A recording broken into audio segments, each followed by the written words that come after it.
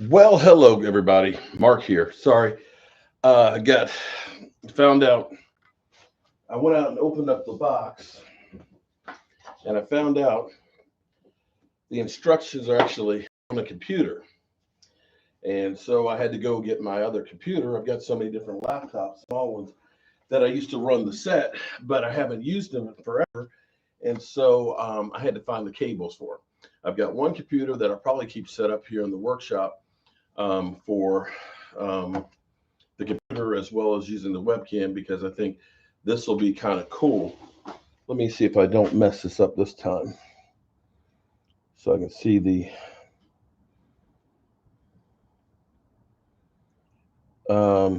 Victor. Hold on.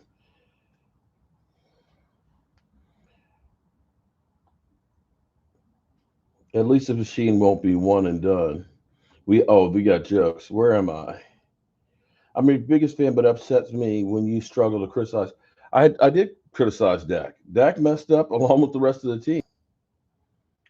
Um, just on my lunch break. What's up, Cowboys up north? Looking forward to meeting you, man. I wish you would unblock me on your main channel because I'm your biggest fan. You know what, Victor? Here's what's funny, Victor. Because I tell you what, Victor, it's funny how you say that, but yet you went on that channel that has since been deleted. I didn't get it deleted this time, and you trashed me on it. You got on the bandwagon of a jackass that was out there actually trashing me. How's that work? How does that you're my biggest fan, and you come in and you do stupid shit, and then you say, "Oh, I'm your biggest fan," but yet you're trashing me. Explain that one, Victor, because it's not like we didn't give you many opportunities. You decided to be an asshole over and over and over again. I ain't got time for that. Um, Now, this is what I like to watch. Not sure I can handle this level of tech. I'm not sure I can handle this level of tech. Actually, let me get my computer started here and see if we can. Okay, if this computer will start, because I've got to get the instructions from it. So let me turn the camera over this way. I've got one computer here for the live stream, and then I'm going to see if I can get this one to get the instructions on. This one hasn't been used in a while, so the battery is dead.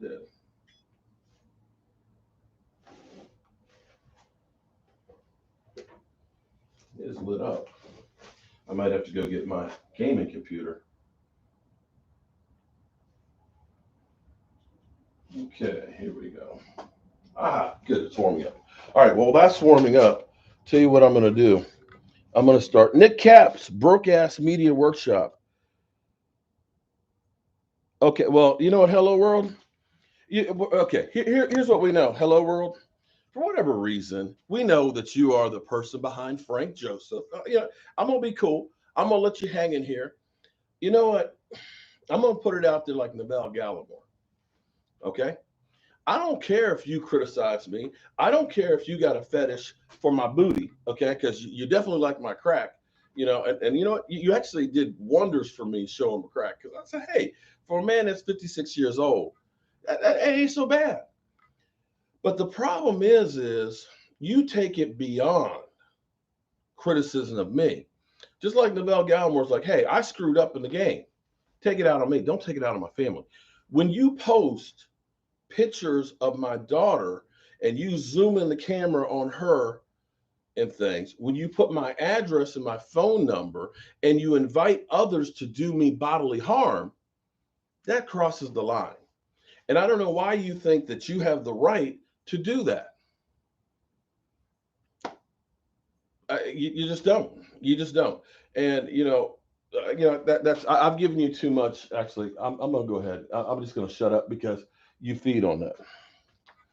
You feed on that. Good morning, Stu. All right.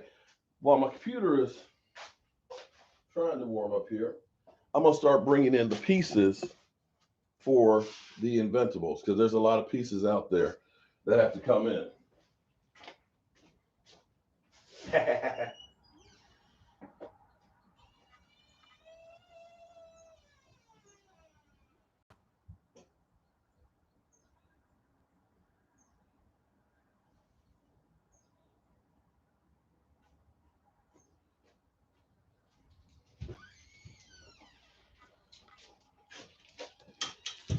take it. These are the bases. This is the framework for the whole thing.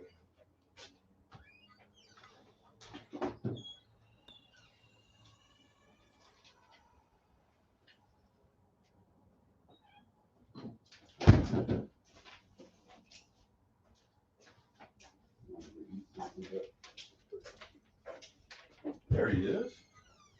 What's up? I've bought 10 packets of stuff. I know I said these coupons. Okay, I bought, you look in the closet, the phone, and I got the bubble wrap too. And I saw that many times yesterday.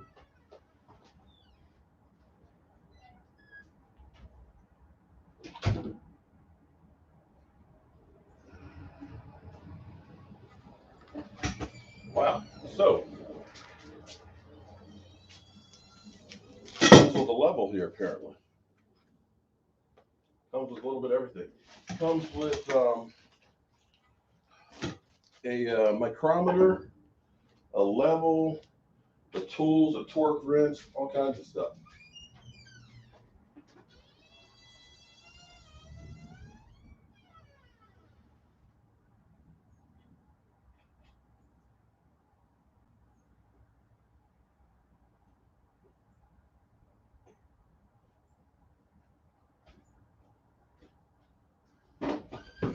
I believe these are the hold down clamps, and these are probably the cross members for this.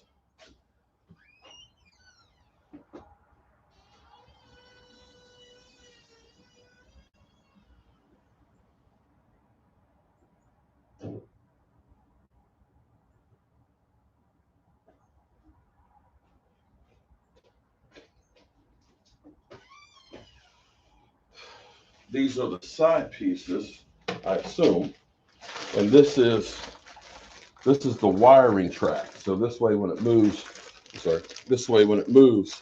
it'll go and keep from messing up the wires. My computer, of course, is doing an update, so there's that.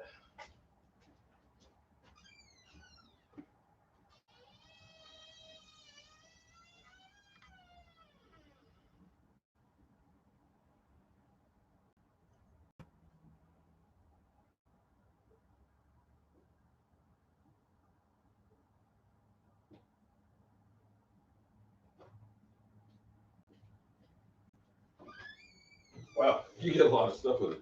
I had my own square, but it comes with their own square here. The cables to tell this thing, I don't know what this is. Maybe this is the toolkit for it. Wow, got a toolkit to go with it. That's pretty cool. I'm gonna put the wires over here because I won't need that at first. I think what we'll have to do first will be setting up the tabletop itself. That's why I'm putting all this stuff here first.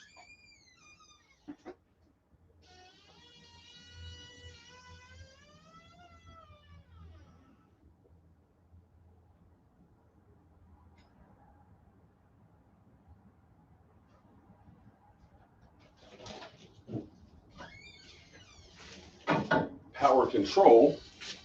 So we've got pause, resume, cancel. We got a whole pack of lots of screws in here. Lots of screws. We got our cullet. We got, yeah, lots of screws in there. Okay.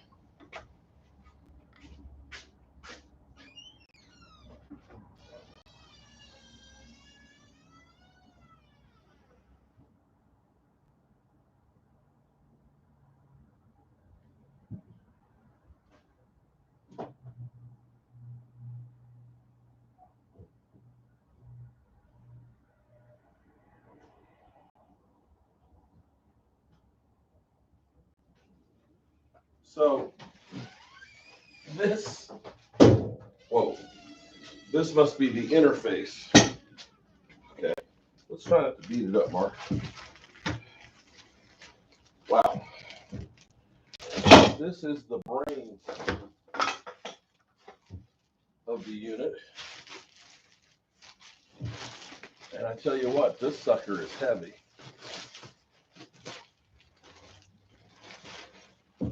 Wow. So this is what needs to go beside here.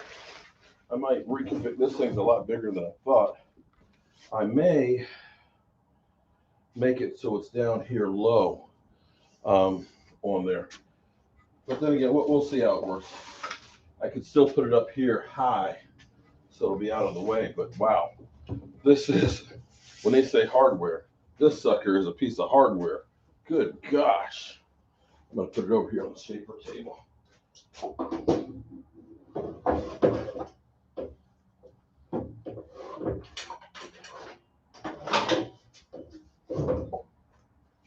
Okay. We move the trash can over here in the corner. So that's always nice.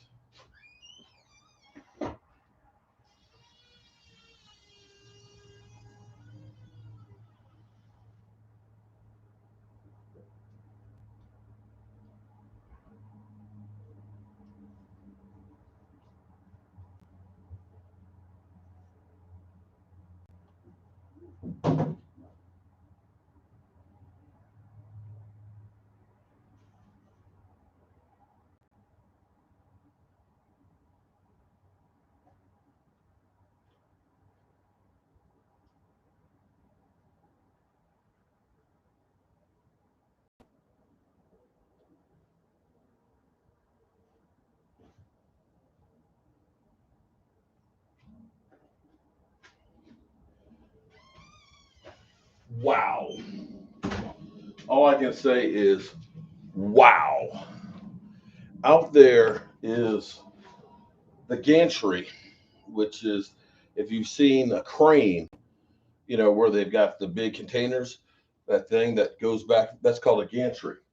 That's what's actually going to go out here. I've opened up the box so you can see all of that. It's huge and it's heavy as can be. So I'm waiting for my computer to finish doing an update because I haven't used that computer in a while, so I can actually get the instructions on this. So I guess in the meantime, I can start unpacking it. I look up to you. I'm inspired to be a carpenter. Okay. And if this computer doesn't get us here soon, we're going to have to go on to grab a different one. Congratulations. Thank you. Okay.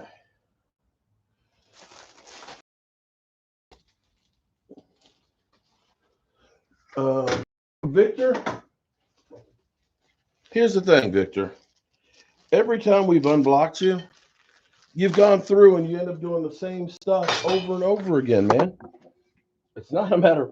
The last thing I want to do is have to block people, you know, for being asses.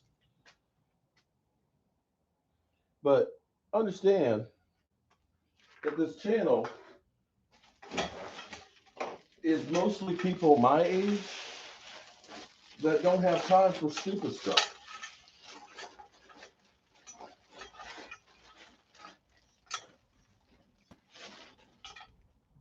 Now the fun part's going to be figuring out each of these pieces. Or the pieces labeled. Warning, void suffocation. Okay.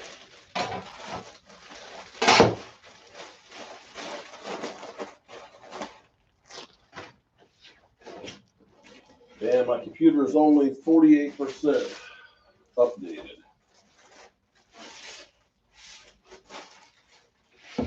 This is going to be pretty.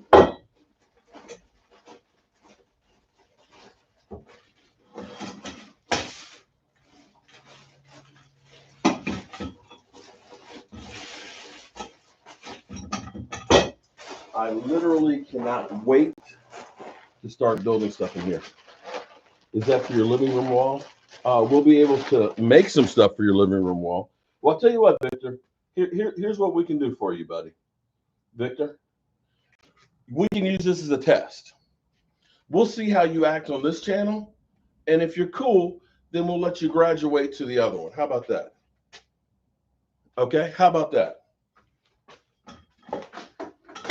If you can act like you got some sense on here, then maybe we'll unblock you on the other channel. And for whatever the world is, that guy who says that Frank Joseph is coming back, I have no problem with people criticizing me and stuff to a point. But when you cross the line like you have, you got some real issues, because seriously, you're putting my family and myself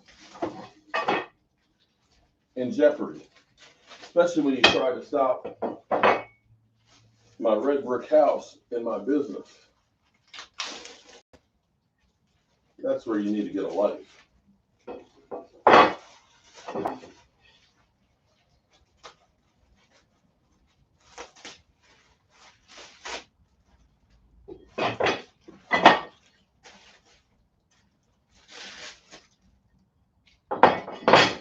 Well, these all look the same, at least.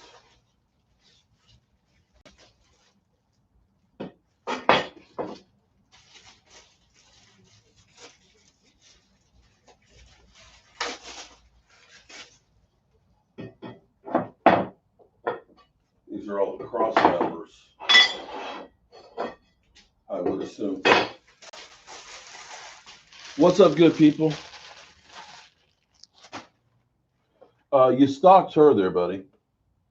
Is Zeke worth $74 million? Doesn't matter. The Cowboys, unfortunately, made the contract for him, so there's not much we can do about changing that contract now. So whether you think he's worth it or not, they're going to have to pay him at least $31 million more.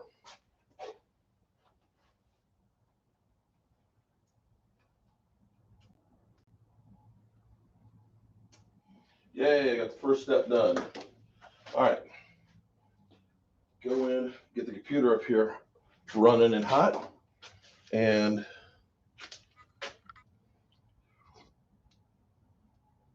Jet in the house. What's up, Jet? Jet, I got to get you up here once I get this thing done, man.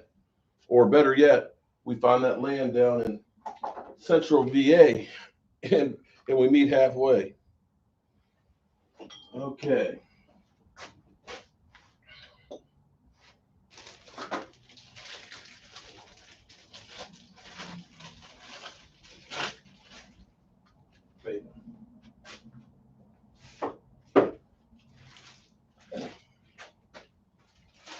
Still waiting on the computer.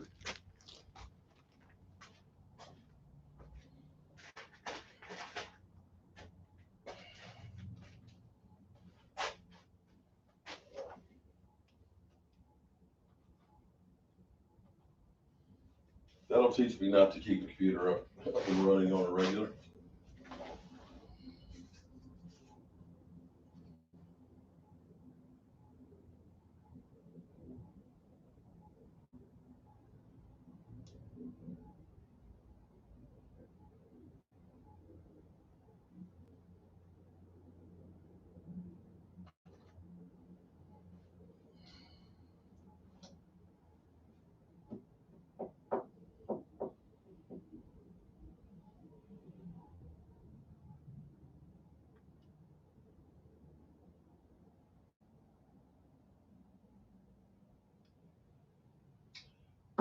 Computer as slow as can be today. Jay Smalls, don't be happy yet, man. Connor Williams is a bum.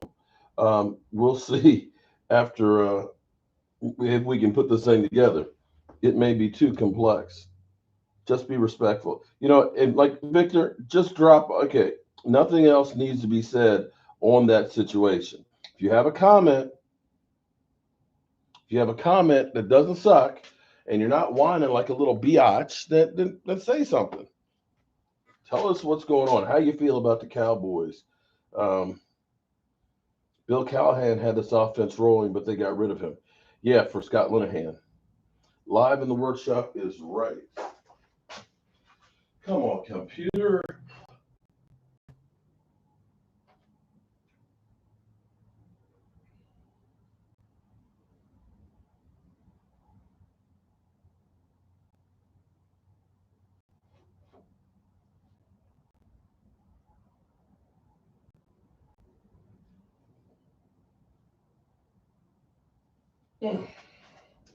And if anything's going on with the Cowboys, please, by all means, let me know.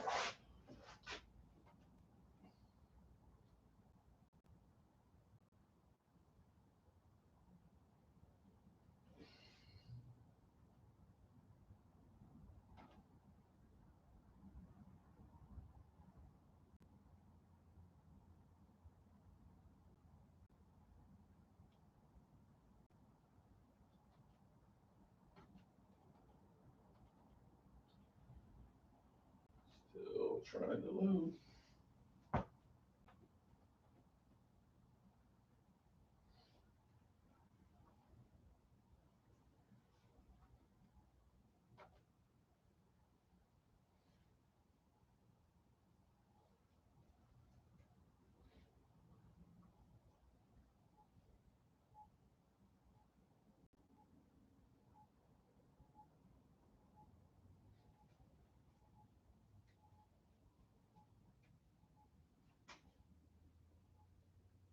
All right. The instructions are supposed to be online. We'll find out how difficult this puppy's going to be. Congratulations on your X-Carve Pro. We hope you're excited about your new machine as we are. These instructions will take you through unboxing your machine, through building it yourself, and using easel. Check your email for easel pro key. Okay, we've got the 4x4 machine. Bam, click on that. Overview. The X-Carve Pro is packed so components can be removed from the box and assembly is occurring. There's no need to unpack everything. Okay, I guess I should have read the instructions first. Okay, video. Uh-oh, here we go. So we have videos here. Okay. We got cool music here. All right, so let's jump into the overview of the X-Carve Pro. Let's jump into it. Now, the X-Carve Pro is packaged so components can be removed from the box as assembly is occurring. Now, there actually isn't a need to unpack everything prior to assembly. As we go through the assembly process, you'll actually pull things out of the box as needed. So let's actually get into what's inside the box. I'm a dummy already. At the very first level, you'll notice there is a big black box, which is actually your controller, and this is like a big computer case. Got that. You also have your cross members, which are going to be parts of Those are right there. the entire frame. You have a level, which we'll use here in just 1 minute. You've got your Z-probe, which you'll use to get the height of the bit for all of the carves that you'll have in the future. You'll see your drag chain, as well as a bunch of other cables that are spooled up underneath that. And then your HMI, which is the interface between you and the machine. You'll be using that to plug into your computer. Okay. And then a square, and then the general toolkit that you'll need to assemble everything together. Okay. And finally, a bunch of different hardware, which is labeled individually into packages for all your screws, your bolts, and your washers. Sounds easy. Everything that is in the top layer of styrofoam is what we're going to be using for these next steps of assembly.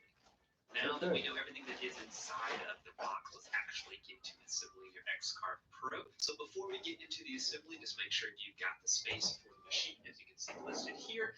And the next step, we'll actually start putting things into place and start putting everything together. Okay.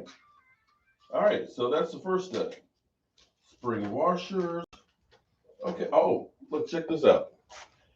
This is made for dummies. They've got them actually. Boy, those are tiny. Look, the tiny screws. Good Lord. So we're gonna set. I'm gonna lay these things out. Try and make it a little bit easier to see. Make sure I don't lose anything.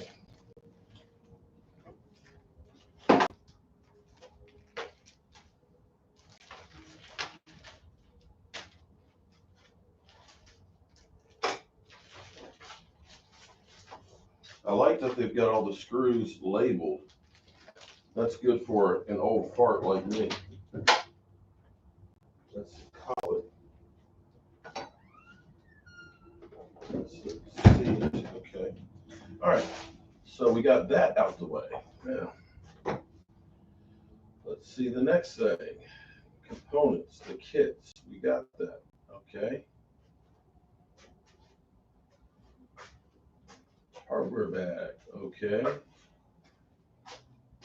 All right. Let's go to the next. This is where I wish I had a mouse.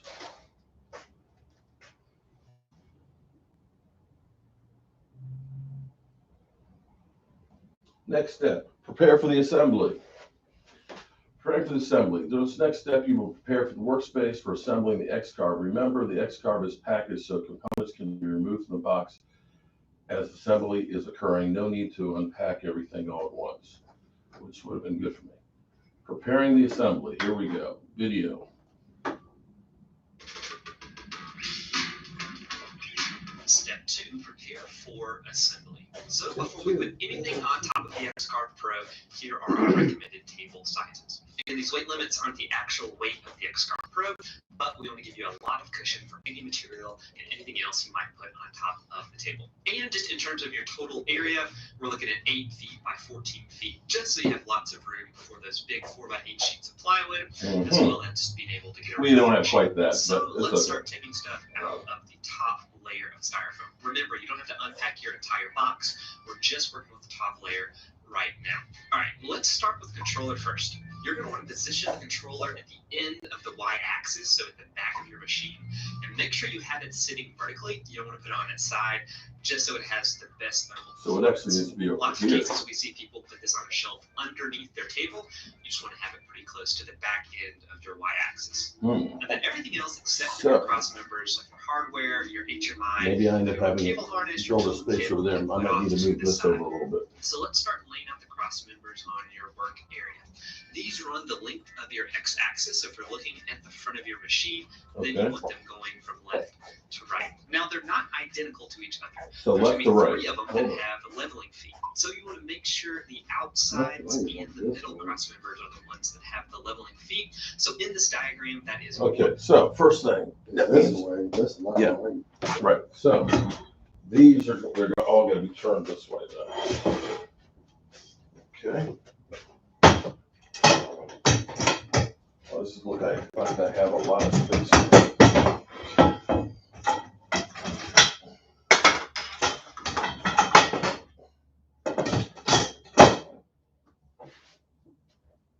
Are they the same? So these have this on both.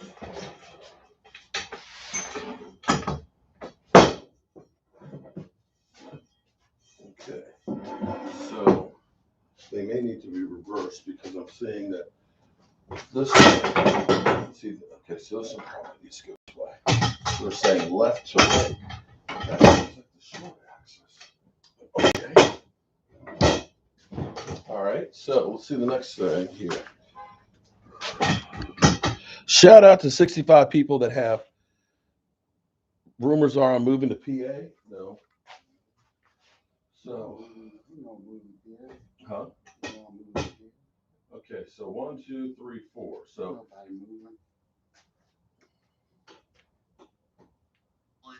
3, and 5. And then for the front and the rear cross member are 1 and 5. And then you want to make sure Do we know the holes are number? facing towards the outside of the machine. So for cross So for member 1 and 5. those holes are facing towards the front of the machine. And for cross member 5, those holes are facing towards the back of the machine. So what's the, do you know the numbers?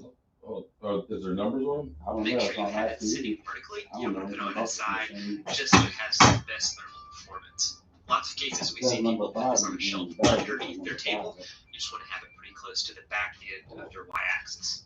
And then everything else, I might be able to put it members, inside of the hardware, shelf. your HMI, your cable harness, your tool kit, you can put off to the side. So let's start laying out the cross members on your work area. These run the length of your x-axis. So if you're looking at the front of your machine, then you want them going from left to right. Now they're not identical to each other. There's going to be 3 of them that have Okay. leveling feet. So you want to make sure the outsides and the middle cross members are the ones that have the leveling feet. So in this, one looks like it has like a looks like it had a loop on it, but let's see. This one has to be, Oh, okay. So this one has to be the wait, middle. one has. They should have more holes. This one has more holes. Looks like it. No, they laid it on the side, and it looked like there were some more. That one has the most holes in it. These two are almost identical. Right, so this has got to be the middle one because that one the sets both ways. I think. Okay, this is right. This is. No, They laid it with the feet in. Hold on, because that's the inner outer ones. Because that's a cross metal. yeah, this one. So okay, It's so the this opposite. goes like this. Is how he has it because they have these holes right there, and then this one will be turned this way. And I'm going to pull that out. So that one goes like that. Okay. And then this one doesn't have any holes in between, so it doesn't matter there. And then these two are right. Can you move those? So we can get this in the middle. Those are all the same. This is the side pieces. Okay. All right, so we're learning on the go here. So we got that. Now the other part of the equation is we have to figure out if that is going to be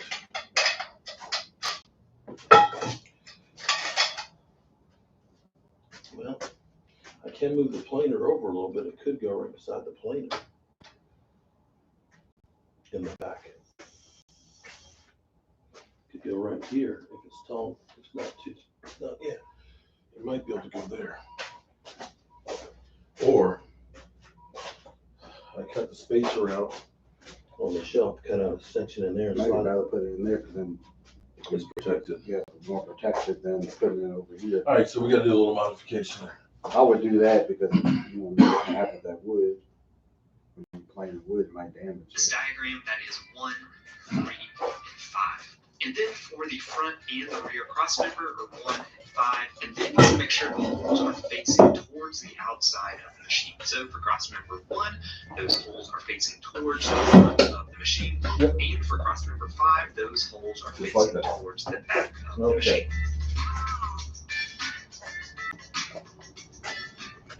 All right, that's what we got right there. Okay. All right, so we're through 2 steps.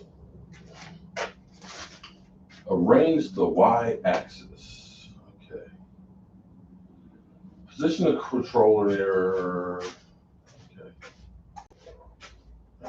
We'll position the controller after we finish this part. Okay. Next step, arrange the Y-axis. Okay.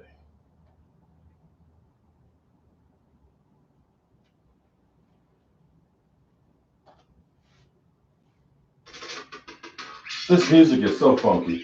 Step 3, adjust Y-axis belt tension. So during this step, we're going to be adjusting the tension on the Y-axis, both Y1 and Y2, to ensure that the machine performs appropriately. And just for reference, if you're looking at the front of the machine, Y1 is going to be on the left side, and Y2 is going to be on the right side. Okay, so next thing is I got to go out and get the axes. Okay, I think what I'm going to do is I'm going to make some space over here for the tools. So that's right there. We'll take the sander and we'll put this away. Let me go back on that and remember. That the machine performs appropriately. And just for reference, if you're looking at the front of the machine, Y1 is going to be on the left side. Y1 is going to be on the left side and Y2 will be on the right side, Mike. So let's go out and get those from outside. Are y'all excited? Video better be damn micro print assembly instruction you get sometimes. Well, no, it's in the it's on, you know, watching videos, and it's all online here. So now this is where I'm going to find out if I have to cut this or not, because I may have to cut that off to make this work.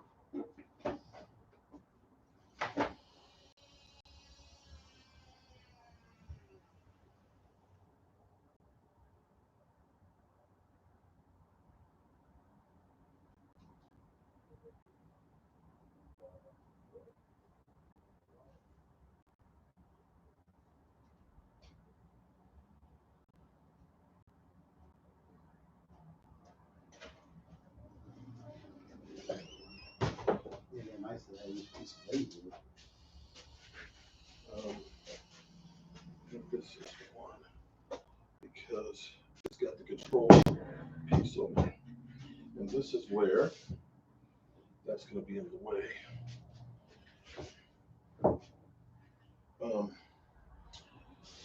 This is a good thing, at least for the moment. Here's what we're going to do. Slide the table out enough to assemble it and find out exactly how much space we need on there. See if that'll work. And so that way we'll know how much this has to cut off. I'm hoping I won't have to cut off all of it, but I think we're definitely going to have to get rid of some of it.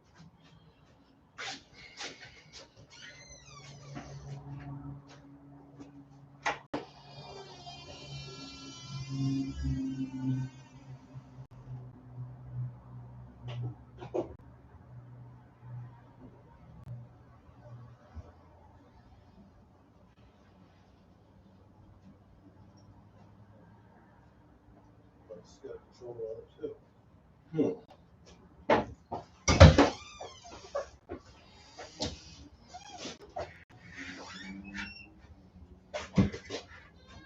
Let's put this in here. This is the same as that. Okay.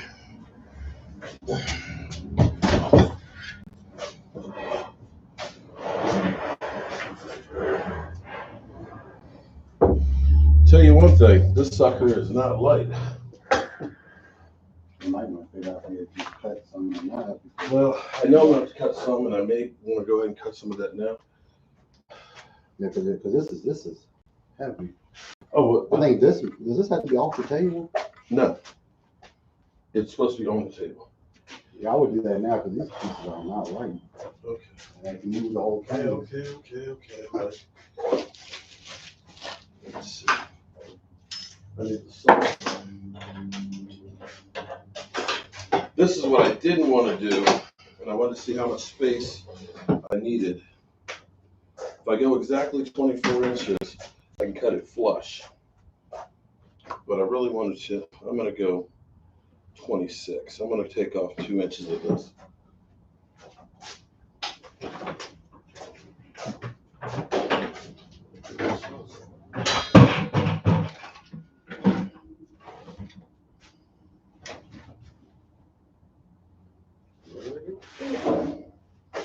Can I move all this stuff?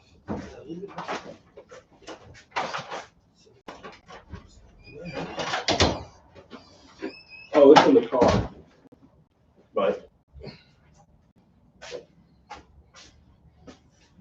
this is what I didn't want to do, because I have the fence here for the table saw that I didn't want to lose the capability on it, but I need to.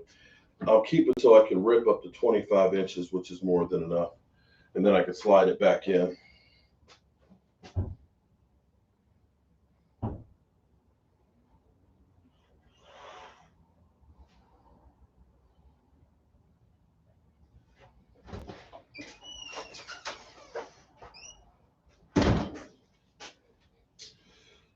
I'm sorry, Vince.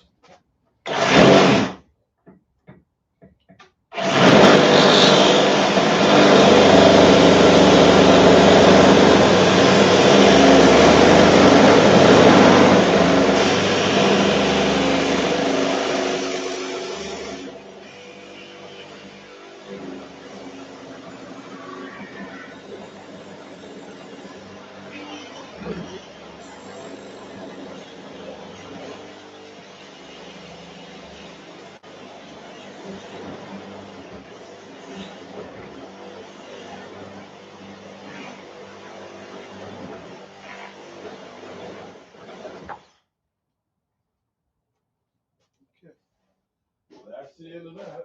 Okay. That gives us a little more space here.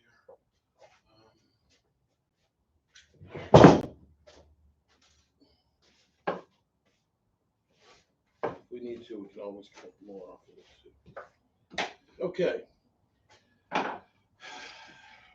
I can still cross cut, and I can still slide that back in more too. But let's get before we put the heavy gantry on, what we'll do is we'll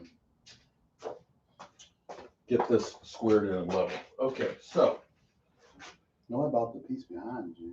the CPU, we'll take care of that after we get this set up.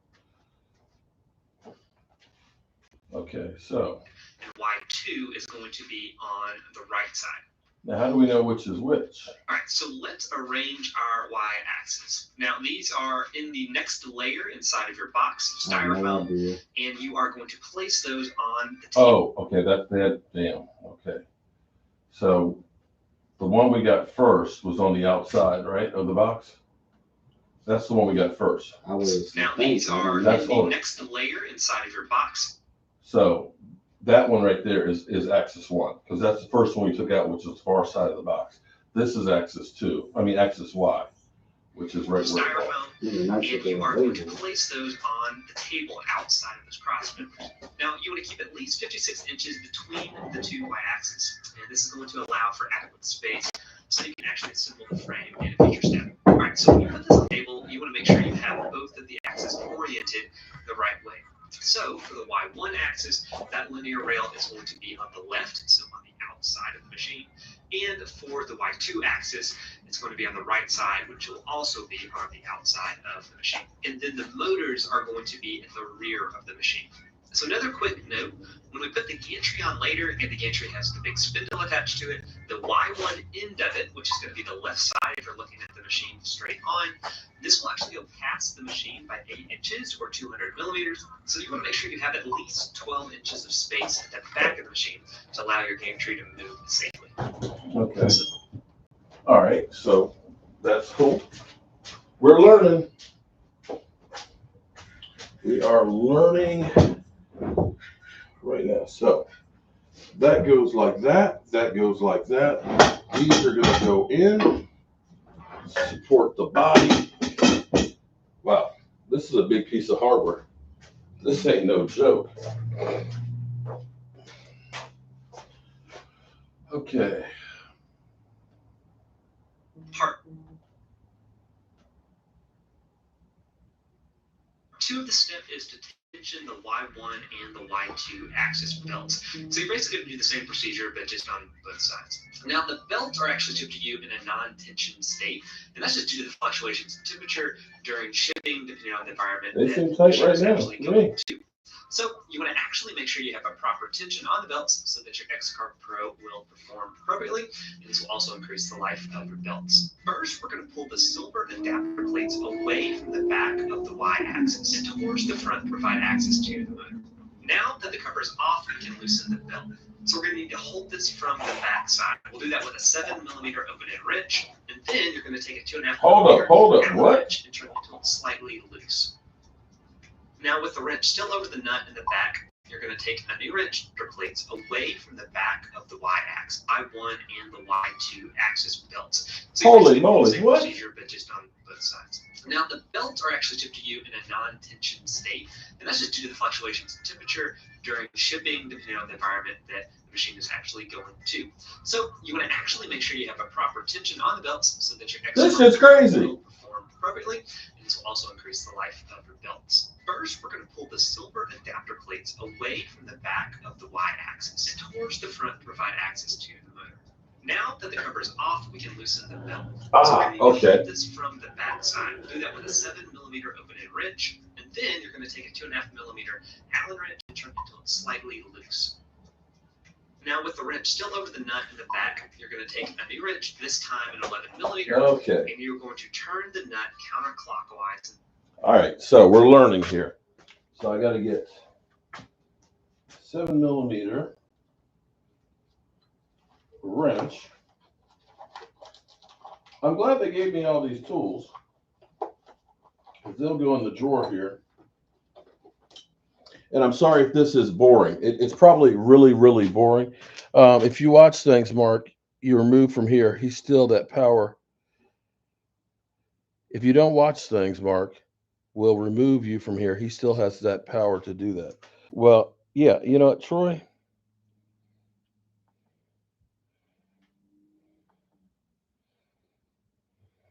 Bam. Troy Daniels, you have the power to take care of business. That seems like it's pretty tight to me, but what do I know? Set the 7mm wrench.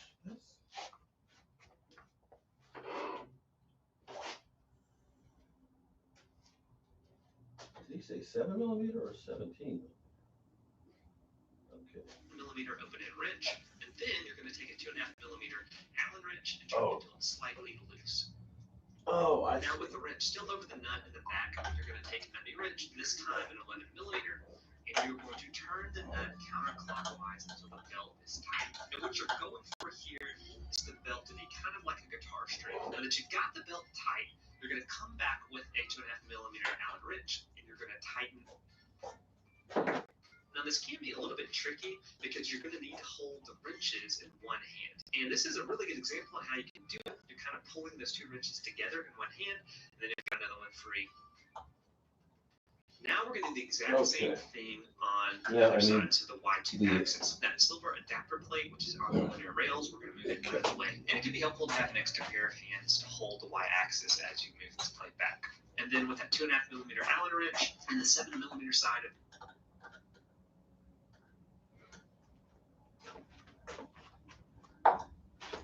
Oh, I see. So that. Okay. So that tightens it. It's like both of them now, both of them. Yeah. So now we can tighten. That's it. Okay.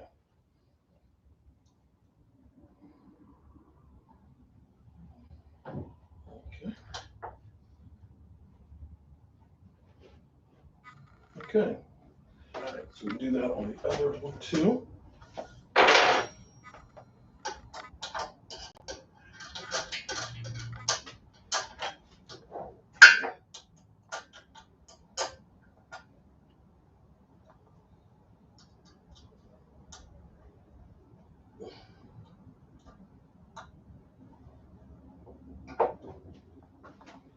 Okay.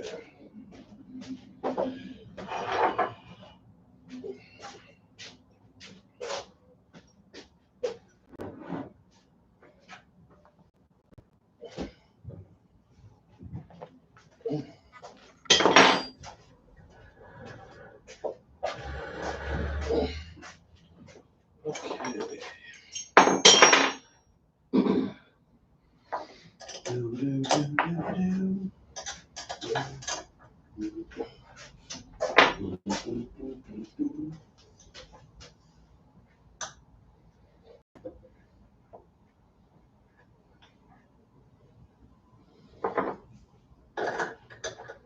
This is one of those things that I wish you had somebody that would just come and assemble it for you.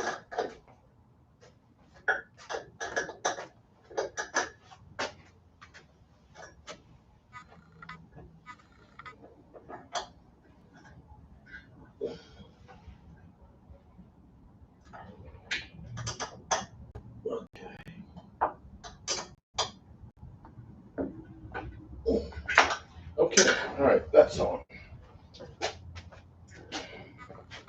What's next? That was one part. I guess you already did that one part. So was moving over. Yeah, I did. You had to move that to get out of the way. open-end wrench. We're going to loosen that nut. Then once we've got it loose, we can take the larger wrench and tighten it until we get the belt the right tension that we're looking for. Then with both of the wrenches in one hand, we can take that Allen wrench and tighten it. So the last part of this step is to reattach those end caps. So then you're going to use the Allen key and install 5 M3x6 flathead screws. Go with those None of these don't have to be super tight, so just be careful when you're tightening them down not to strip the screws. They said 5 of them. No, it's so. No, I had the covers. You talking about those? The ones right behind you? No, it's like a plate. On the belt right there in your hand. Is that them? What you, yeah, are those? No, it's just a flat plate. It's just a flat piece of sheet metal like that. I have no idea. This is on the box. I had set them. I'll move the other ones over there to get them out the way.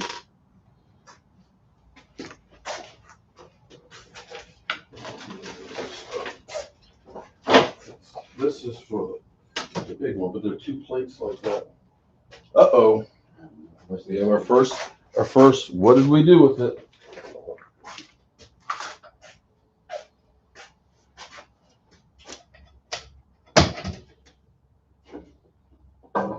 Hmm. 2 metal plates. Let me go back out there and look. Let's see. Okay, I didn't.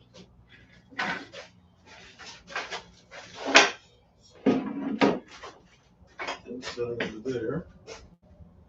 Didn't set it over here. This is what I go through every day because I start thinking I'm losing my mind.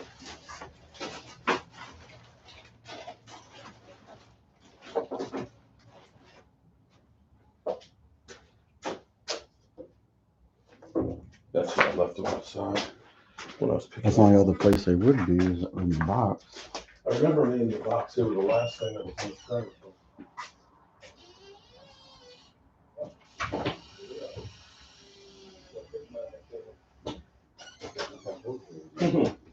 Got him. See, this is what happens when you get to be old. Old and stupid. Giants always first. Channel needs more subs in case things go sideways. Amen on that one. Well, it's don't post all Cowboy stuff, man. From the YouTube channel, won't go sideways. I was looking at that by before we posting this.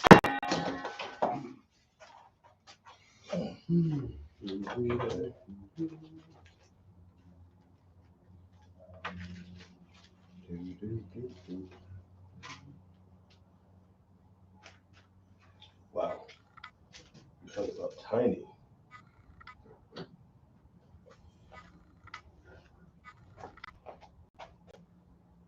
This is the 3mm.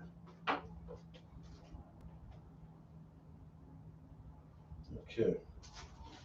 Look how small this is, guys. Look at this. That's tiny. I'm gonna drop these suckers. I'll never find them again. I don't have to be super tight.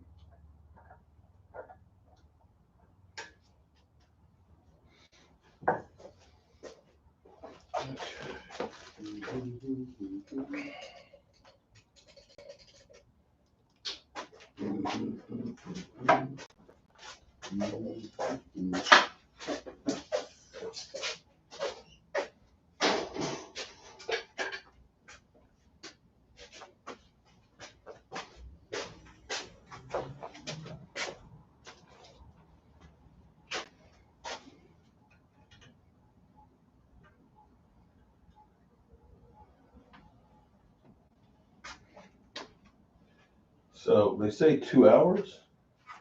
It's been an hour already. Well, the other one would take days. Oh, I'm so happy I didn't do the other one. If you're saying ain't nobody moving. Yeah, Victor. It's like, oh, somebody, ain't no one moving. Well, at least not anytime soon.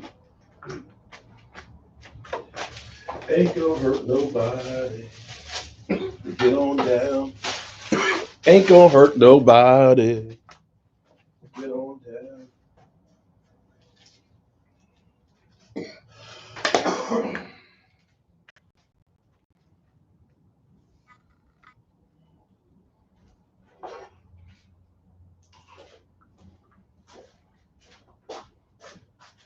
Are you not entertained? Are y'all enjoying yourselves? Watching me lose my mind.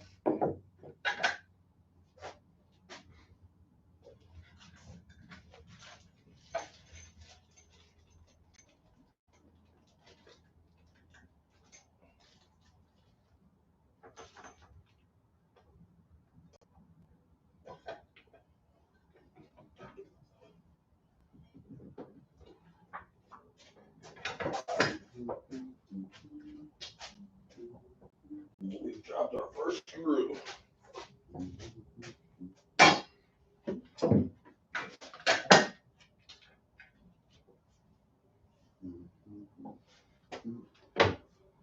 And we found it even. Oh, look who's in the house. Oh. Mr. Eastside Harold. Mm-mm-mm. You know, it's funny that all of the losers out there whose teams haven't done shit all season long are now thinking it's fair game to talk to about the Cowboys that at least won their division and made the playoff. I almost find it comical that a Washington football fan really believes that they have the right. Well, they want Garoppolo.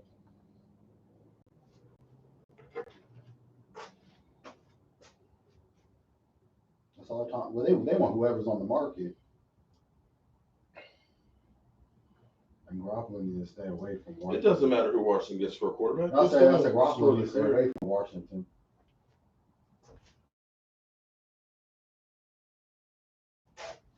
This was cut short.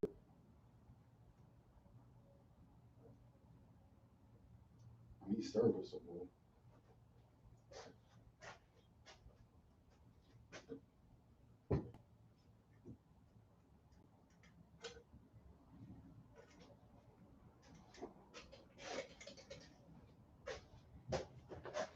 Okay.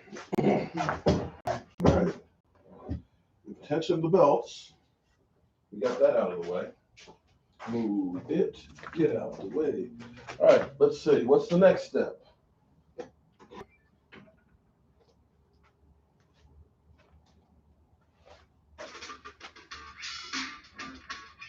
Step 3, adjust y-axis belt tension. So during this step, we're going to be adjusting the tension on the y-axis, both y1 and y2, to ensure that the machine performs appropriately. And just for reference, if you're looking at the front of the machine, y1 is going to be on the left side, and y2 is going to be on the right side. All right, so let's arrange our y-axis. Now, these are in the next layer inside of your box of styrofoam, and you are going to place those on the table outside of those cross members. Now, you want to keep at least 56 inches between the two y-axes, and this is going to allow for adequate space so you can actually assemble the frame in a future step. All right, so when you put this on the table, you want to make sure you have both of the axes oriented the right way. So for the y1 axis, that linear rail is going to be on the left, so to the outside of the machine. And for the y2 axis, it's going to be on the right side, which will also be on the outside of the machine. And then the motors are going to be in the rear of the machine. So another quick note, when we put the gantry on later, and the gantry has the big spindle attached to it, the y1 end of it, which is going to be the left side if you're looking at the machine straight Overhangs by 10 this will inches. actually pass the machine by 8 inches or 200 millimeters. So you want to make sure you have at least 12 inches of space at the back of the machine to allow your gantry to move safely. So part 2 of the step is to tension the y1 and the y2 axis belts. So you're basically going to do the same procedure just on both sides. Now the belts are actually to keep you in a non-tension state, and that's just due to the fluctuations in temperature during shipping, depending on the environment that the machine is actually going to. So you want to actually make sure you have a proper tension on the belts so that your X-Carve Pro will perform appropriately, and this will also increase the life of your belts. First, we're going to pull the silver adapter plates away from the back of the Y-axis towards the front to provide access to the motor. Now that the cover is off, we can loosen the belt. We've So already we're done going all to hold this. this from the Okay. back side. We'll do that with a 7mm open-end wrench, and then you're going to take a 2.5mm Allen wrench and turn it until it's slightly loose. Now with the wrench still over the nut in the back, you're going to take a new wrench, this time an 11mm, and you're going to turn the nut counterclockwise until the belt is tight. And what you're going for here is the belt to be kind of like a guitar string. Now that you've got the belt tight, you're going to come back with a 2.5 millimeter Allen wrench, and you're going to tighten. Now this can be a little bit tricky because you're going to need to hold the wrenches in one hand. And this is a really good example of how you can do it. You're kind of pulling those two wrenches together in one hand, and then you've got another one free. Now we're going to do the exact same thing on We did the that other sides too. of the Y2 axis. That silver Yeah, adapter yeah, plate, you were which is working on on the it with blue your rails, we're wheels, going to right? move it out of the way. And it can be helpful to have an extra pair of hands to hold the Y axis as you move this plate back. And then with that 2.5 millimeter Allen wrench and the 7 millimeter side of the opening wrench, we're going to loosen that nut. Then once we've got it loose, we can take the larger wrench, tighten it until we get the belt the right tension that we're looking for. We're going to start Then assembling the rail. with the wrenches in one hand, we can take that Allen wrench and tighten it. So the last part of this step is to reattach those end caps. So then you're going to use the Allen We did key that and too. install Did we do 5 everything on and this 3x6 flathead screws. Maybe I have to These undo don't have to be it. super tight. Oh, I thought it was Just be something else careful we to had to do tighten on them the down, side. not the strip screws. Maybe it's just doing the belt tight. Okay. Let me first say thank everybody who's in here. 84 people. Tay Cowboys, what's up? You can make Tay a moderator. Because we have remnants of you know who in here who's gonna, he says that he's coming back. Okay. Next step, we're gonna assemble the frame. Okay. All right, here we go. During this step, you'll be assembling the base frame of the X-Carve Pro, leveling it and squaring it to prepare for the installation of the gantry. The way they make it sound is like we're coming down the line here. And that fancy music again. Step 4, assemble the frame. During this step, we're going to be assembling the base frame of the X-Carve Pro. Woohoo! We're going to level it and we're going to square it to prepare it to install the gantry in the next step. Part 1 of this step is to set up your torque wrench. We've included a torque wrench with the X-Carve Pro toolkit, and it has a rating of 1 to 5 newton meters. For this step, we're going to be using 4.5 newton meters, and if you haven't set it up before, we'll give you a quick demo on what that looks like. So to set it up, first you're going to pull the silver handle down, and then you're going to turn the head of the torque wrench clockwise until the 0 on the black collar lines up with 4.5 on the sheet. Okay. Wow. We got a fancy torque wrench here. I guess I could bring these over here by where I'm working. Okay, so.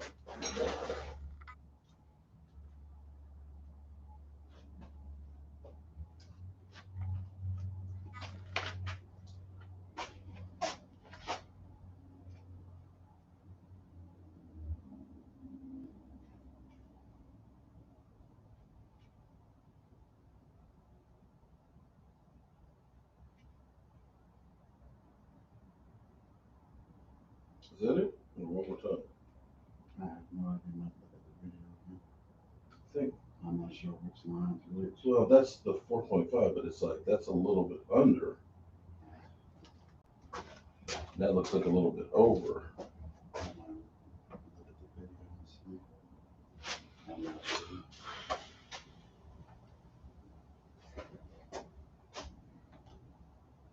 Shaft. Once 0 and 4.5 are aligned, slide the collar back up and it will click into place. Now that we've got our torque wrench set up, we can go ahead and install our clamp extensions. So these are only going to be going on 2 of our cross members. In this diagram, it is number 1 and number 5. And these clamp bars are going to be extending outside of the machine. So they're going to be facing away from the middle when you install them. And you want the top of the clamp bar to be level with the top of the cross member. To do this on your torque wrench, you're going to use a 4 millimeter hex socket. And then to install, you're going to be using 6 socket head screws, feet in 5 by 16 with spring washers, and a 4 5x16 What am I with installing? pin. And then to install, you're going to be facing away from the middle when you install. And you want the top of the clamp bar to be level with the top of the cross member. To do this extension, so these are only going to be going on 2 of our It's cross like members. L-black In this is diagram, it is like number on 1 and number 5. And these clamp bars are going to be extending outside of the machine. So they're going to be facing away from the middle when you install them. And you want the top of the clamp bar to be level with the top of the cross member. To do this on your torque wrench, you're going to be using a 4mm hex socket. And then to install, you're going to be using... Okay, so we got to find those. No, they didn't. They're not on there. I know I mean, they're outside, not. They've got to still be in the box, but this is the size you it put seems like that would have been on with this stuff because the way they had the box set up. It must matter.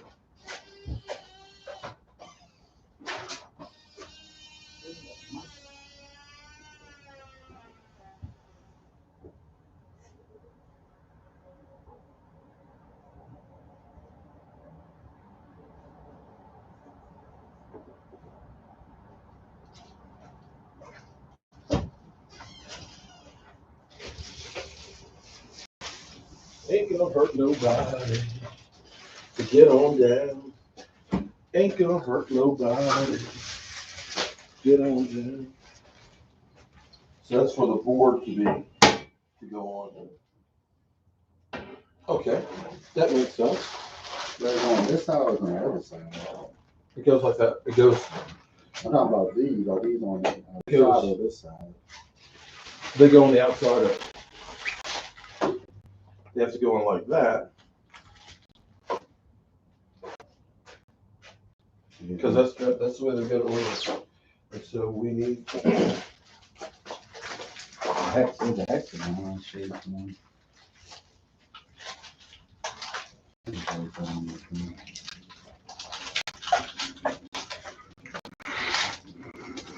This is crazy. I'm sitting here looking at this one, and this one's supposed to be easy in comparison to the other one. Oh, yeah, you got on the other one.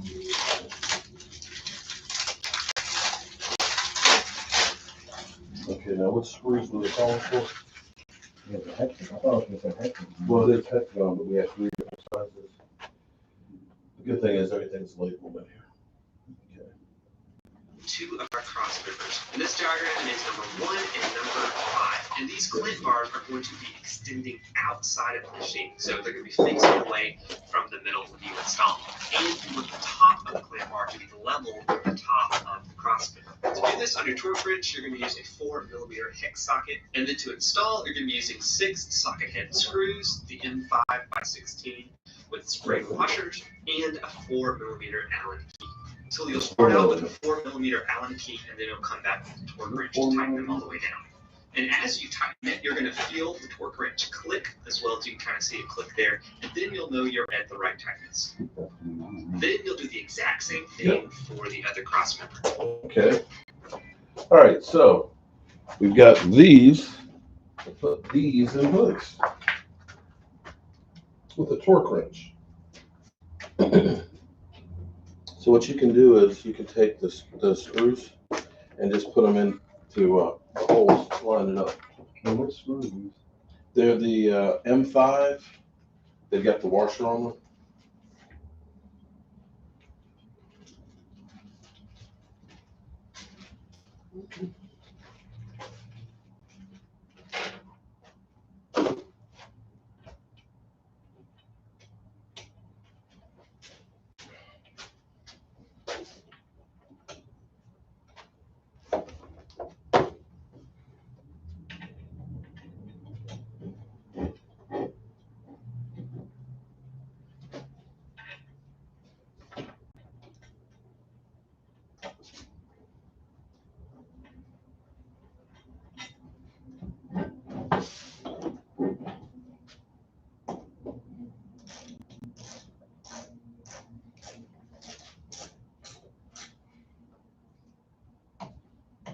Okay. Let's see what they mean by this. What the wrench, what it does, what it torques.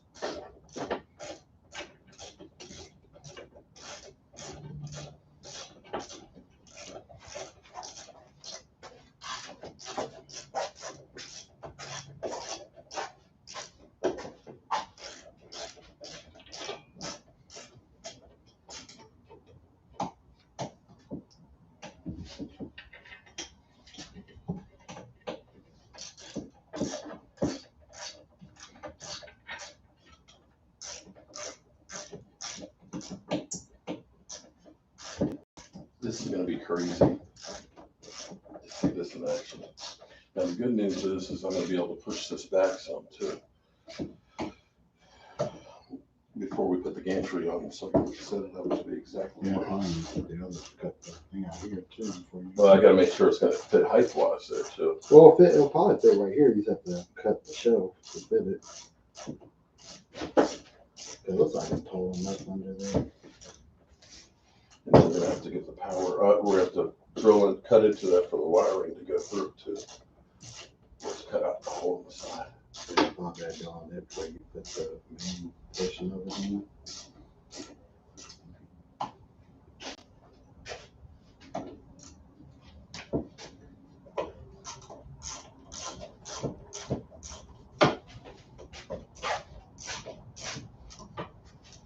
Well, I tell you what, this sucker is heavy. It's definitely going to be solid.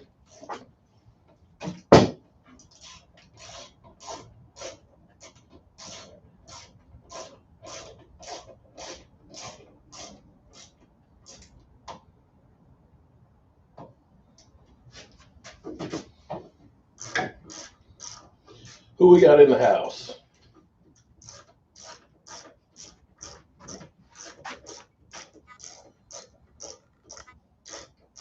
Now I've gotten this table pretty well level both ways, so that's the good news.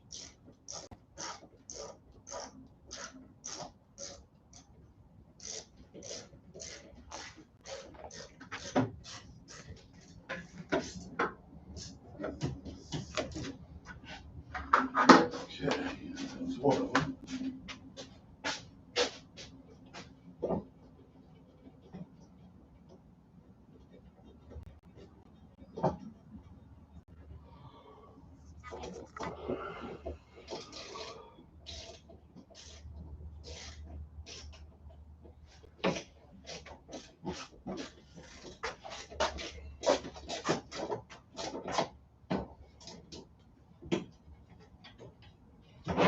It ain't gonna hurt nobody.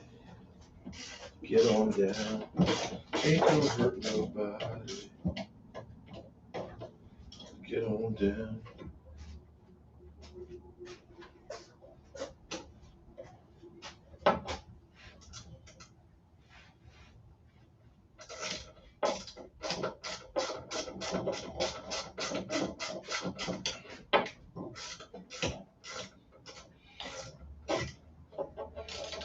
So the gantry can go 10 inches back, so we got to make sure that we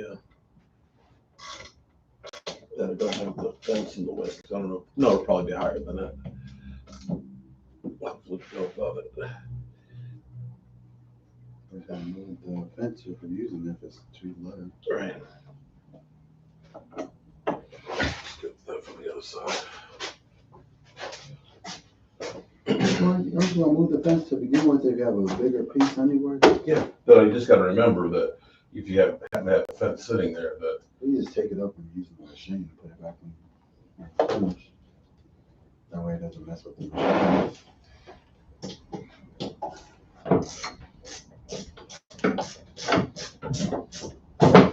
That's easy to take off. oh, it's easy to just slide. If it ends up being a bigger piece. Well, here's the thing with what we're doing here. Shout out to everybody here. I know this is probably like watching paint dry. Because I have a small shop, I've been trying to maximize the space in here and creating this.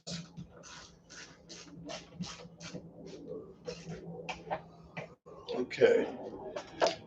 Let's be real. I'd rather have a corner that can cover than catch picks.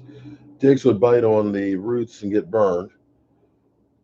An eye to the Jets. Cowboys team reload next year. That's the key on there is we need to reload next year. Amen on A that. lot of the big contests will probably be gone. Okay. moving on to part 2, It's let's weird, those adjust guys the that leveling produce it, feet. then they pay So the the big leveling bucks. feet are on 3 of the cross members, and they're on both sides. To adjust them, you're going to screw the leveling feet into the cross members clockwise by hand, so that the set screws are flush with the bottom of the cross member. We're doing this so we've got room underneath the feet, so we can actually attach these to the y-axis in a minute, and then we can actually level the machine. All right, part 3, attach cross members to Y1.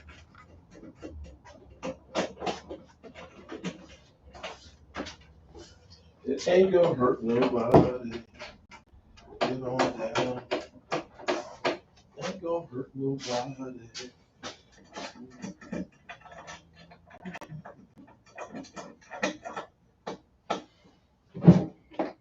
The next part is wherever I find one is. I think it's gonna be that this is gonna go underneath of it into The next is where you put the next part to. okay, so we got the feet down. All right, so we're working with the Y1 axis. Again, that is on the left side if you're looking at the machine from the front, and then working from the front of the machine towards the rear. We're going to attach each cross member to the Y1 axis using 2 M5 by 16 socket head screws with the spring washers and a 4mm Allen key. Now, you want to be sure not to Over tight them. So the ones for the 4mm Allen ones are the ones that you need to hook these two.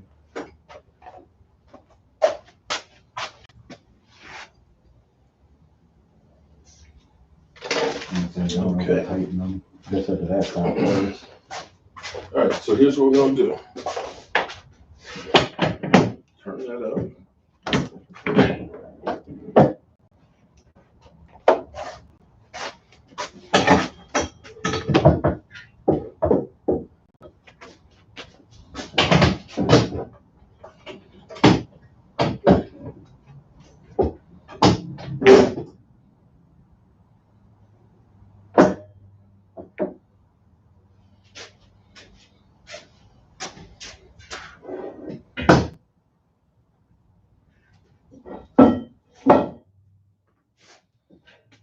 Slide that one.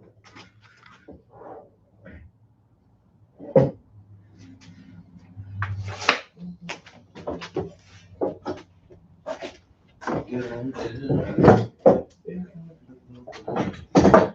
Okay. All right, so we start screwing these in here, but we don't tighten them up too tight yet until we can Until it's locked. until we square it, but we get them in place.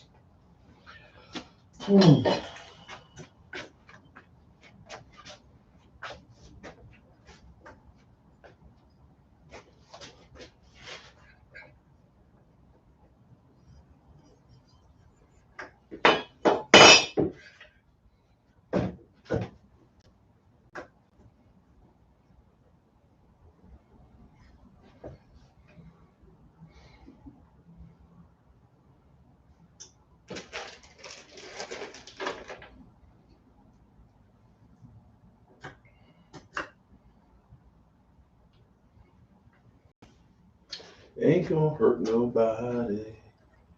Get on down. Ain't gonna hurt nobody.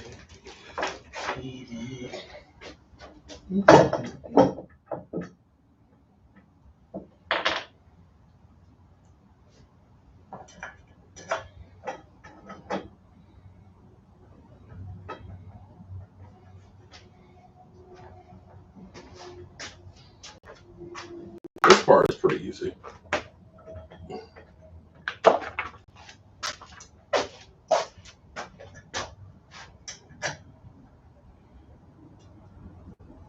That's what these one too. What's what? I know. I was gonna get these on here first, and then That's what they're showing in the video. she's gonna get the outside ones up first.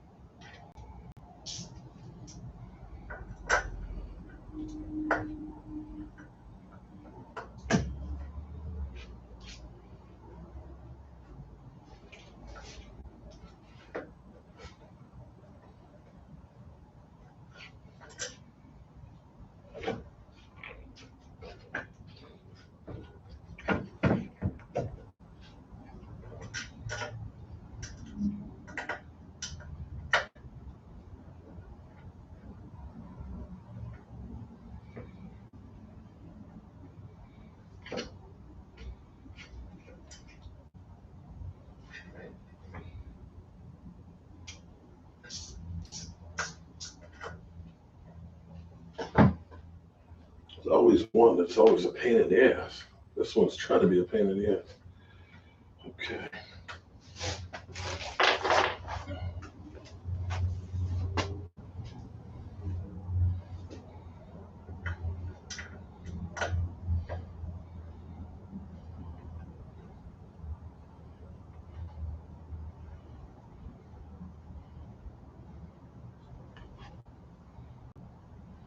This is a big machine.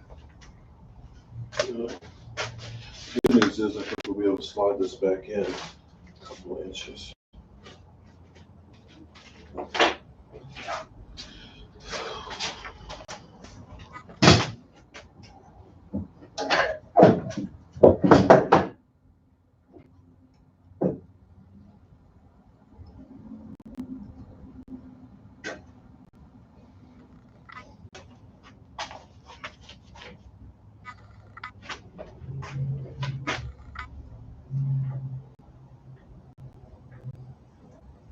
So then the plywood will go on here, and the machine is actually going to plane it down to make sure that it's dead on flat and level.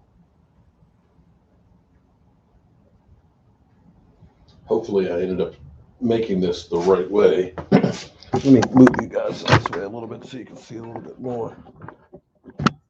Let's see, of the table. Hopefully I ended up making this right. If you hold that up, I'll screw on one side. That's where they get.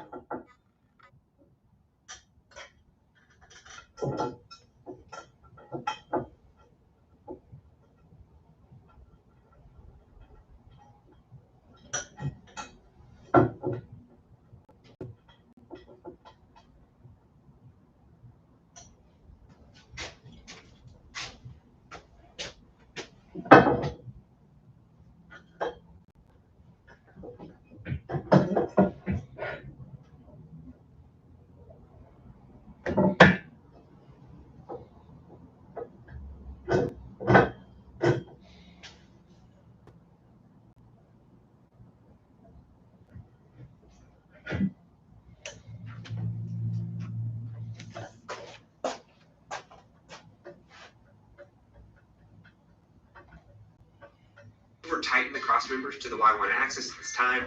We're going to fully tighten these down with the torque wrench in a later step. You can just use your fingers to tighten them down for now. So working your way from front to back, you're going to repeat with the other cross members until they're all connected to the Y1 axis. So now that we've got them attached,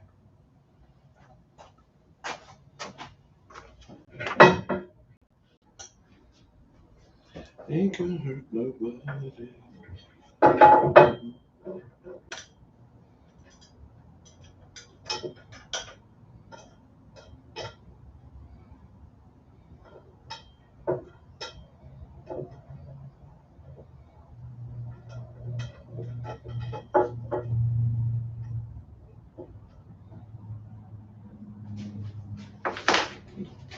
Well, I'm just finished with the whole bag of screws. Hopefully we don't have any parts to the left over. Y1, let's attach them to the Y2. So doing the same process as before, we're going to line each of the cross members up so they line up with the holes on the Y2 axis, and then we're going to attach them with two M5 by 16 square hitch. All right, this is beginning to make sense now, y'all. Is it beginning to look like something? Again, make sure I would have read the comments. I think it would have timed him out as well. I think, who got timed out? This is what the season's come down to? Well, hey, I'm making it look easy, Mark. The hell it is. Shit. Does this look easy? What do you think? Looks like you might call it a bit.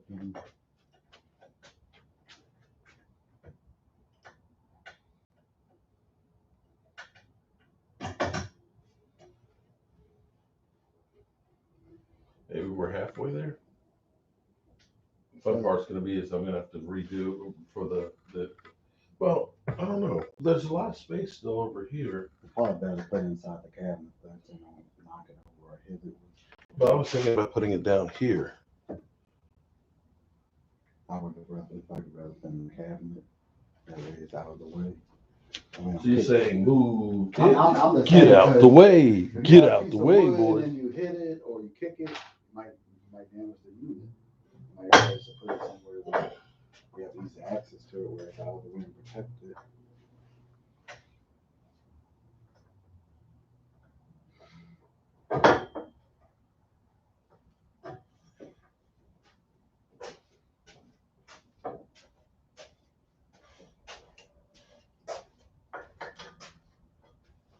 It really isn't access to that part of it, you know.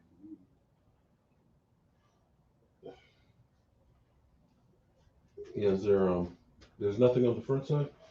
Other than the filter, I mean, other than the thing in there. Well, measure and see if it's, okay. Measure to make sure, if we cut it, it'll be tall enough. That's the big question. That's a pretty big interface right there. I think it's huge.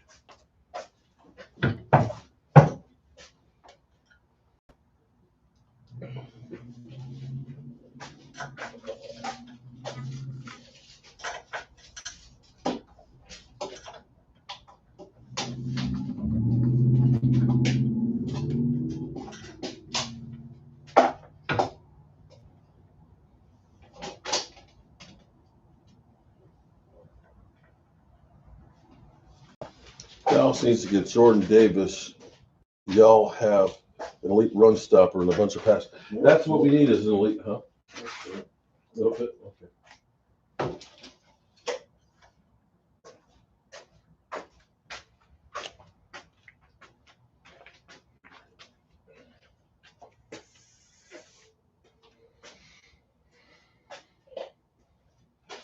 Okay, so all those are now screwed on. Yeah, let's see what the next step is. The fifth part of this step is to actually square the cross members to the Y1 axis. So we're going to be using the square that came with your toolkit. So you're going to place the square between the Y1 axis and the first cross member going from front to back. Then you're going to want to either adjust the Y1 axis or the cross member until both components are flush with the edges of the square. Once you've got the square, repeat with the remaining cross members.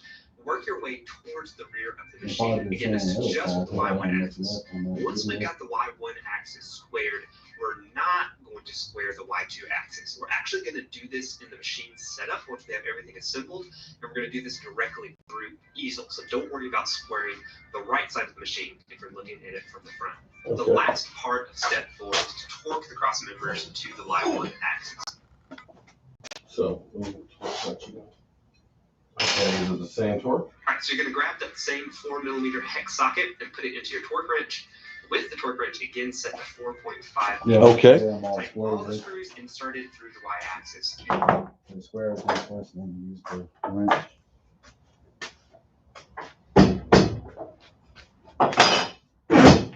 Oops, too much.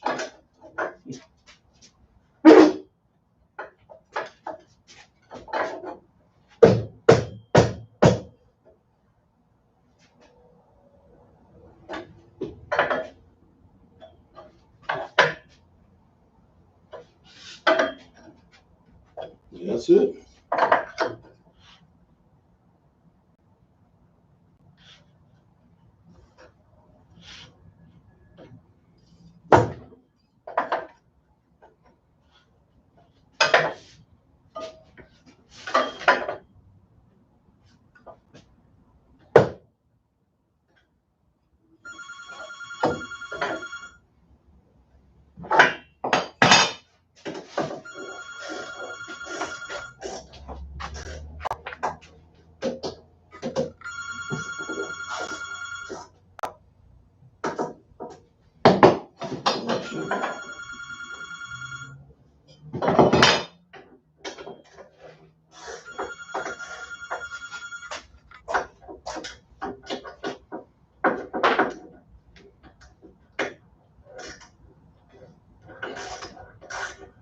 Did they have it tightened up that side? Do you do that in the next day to square up or tighten it? So, okay, so he said we'll do that in easel.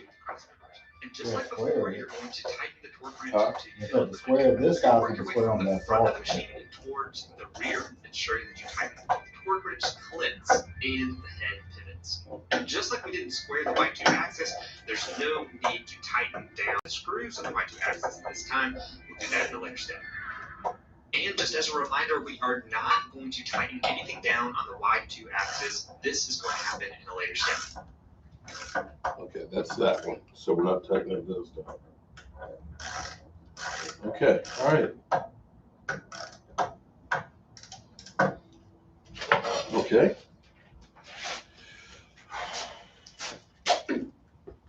what's the next thing? Are you not entertained? I just answered my phone. Can you make a quarterback that will get us a Super Bowl? I think they're watching chat right now, Troy. Victor, how's your mom? I can't wait till you get the machine put together. I'm gonna be ordering something. I hope so. Machine, but you want to do. Hold on. Okay, leveling the machine.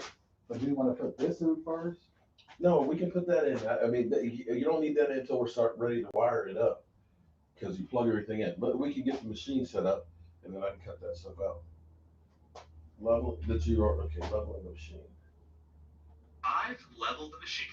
During this step, we will be leveling the X-Carve Pro. Before we do that, if you ensure your table or workbench is level prior to this step, that will make the entire leveling process much faster.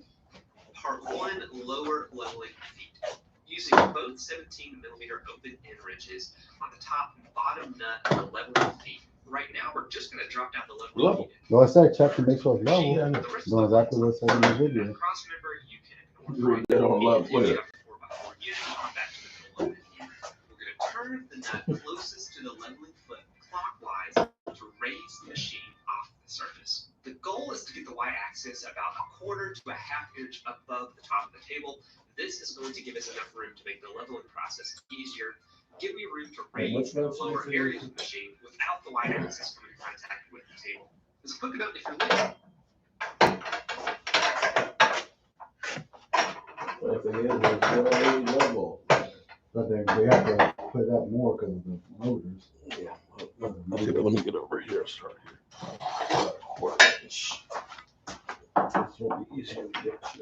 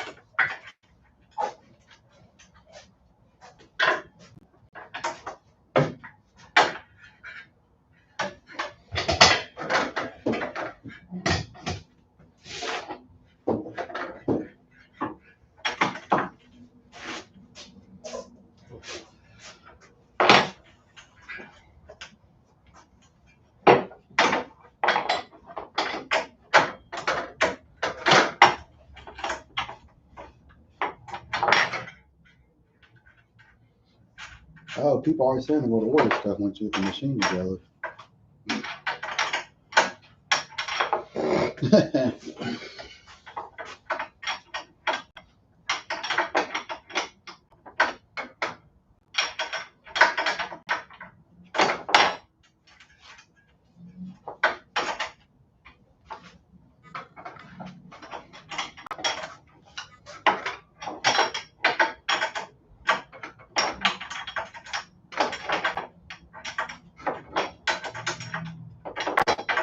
Said about 1/4 inch, right? Just had enough room for the motors to move.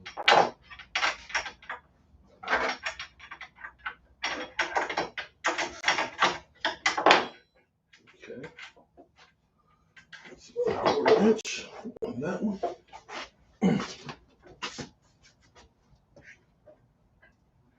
Thing is, I busted my ass to get.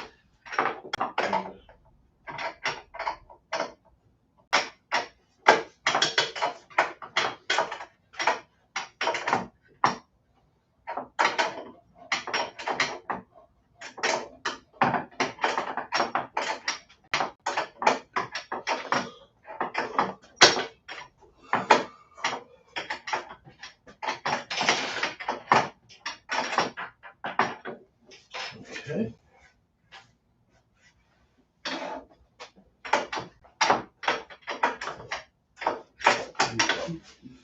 All right, there's the 1/4 there.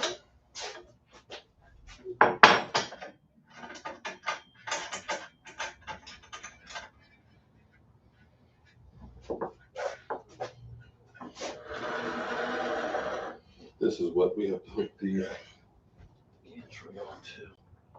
That's going to be the fun part.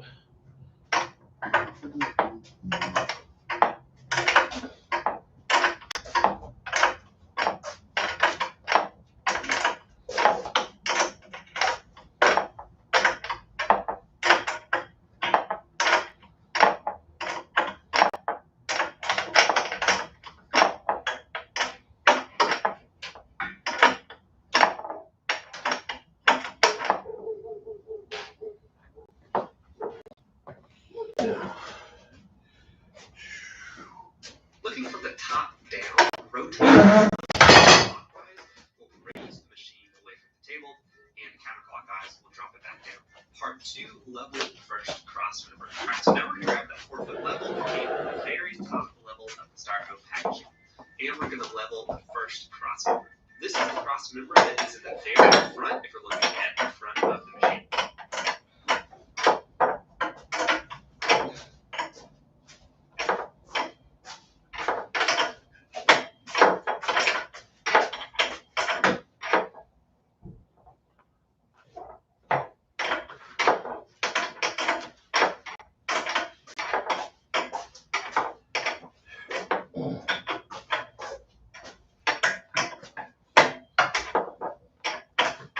So then we're going to raise and lower the leveling feet by spinning it clockwise or counterclockwise on the cross member until that entire cross member is level. Part 3, level along the Y2 axis. Raise or lower the leveling feet along the Y2 axis. So get the front level first, Yes, I did and this then you side. get the sides to it. That's on this side.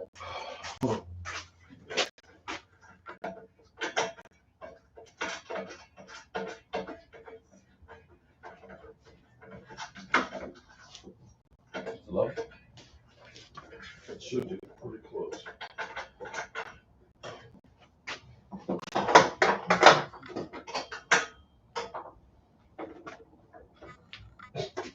Dead on level.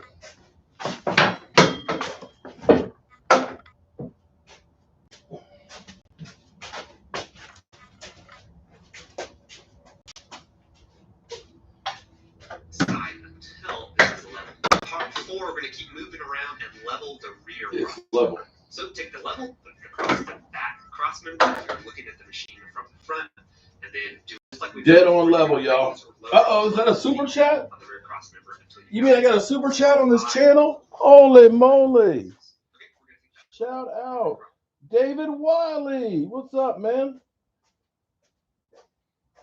Chiefs Bucks again. So now tighten up the feet. Click the thing for the next step. Across the tops of the cross members that going along the Y1 axis, and then doing just like we've done before for the Y2, you're going to raise and lower the leveling feet along that Y2 axis until the entire side is level. Part 6, level diagonally. So now we're going to double check that everything is a level. We're going to place the level diagonally going from the front of the Y1 axis to the Front left is back. to the back of the Y2 axis. Dead on. Then It's butter, baby. you check from Then do it the other way. It's butter. level there, you're just going to reverse that, and you're going to place the level from the back of the Y1 axis to Butter. the front of the Y2 axis. And finally, part 7, we are going to tighten the leveling feet, and we're going to set the nut.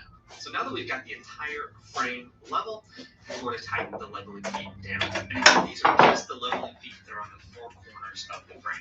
Again, we're going to use 2 17mm open end wrenches and the bottom nut of the leveling feet in place while we tighten the top set nut So then the other side. up against the bottom of the cross member. Again, you want to make sure not to adjust it at this point because you got everything locked down. And then once you have the 4 corners tightened, you go ahead and drop down the rest of the leveling feet that are on the front and the back cross member, so they're just touching your work surface, and tighten them down. And then do the same thing for the middle cross member. You're going to drop it down.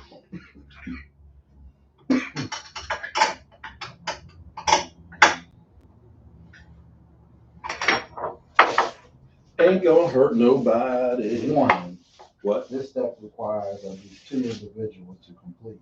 Do not attempt lifting and That's the installing gambit by yourself as a danger to the X-Carve Pro or personal injury could occur. in other words, don't be a jackass and try and lift up the whole thing by yourself, Mark Holmes. Cause that would be some shit. I was like, damn, I don't know what time Mike's gonna get back. Fuck it. I had to I'll do it live. I had to do that. I had to drop off that one package so I get my money. I say, I'll do it live.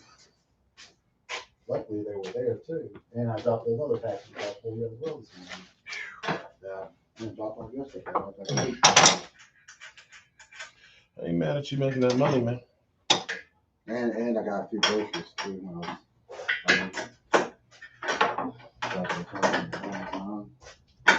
Ain't gonna hurt nobody. Get on down. Ain't gonna hurt nobody.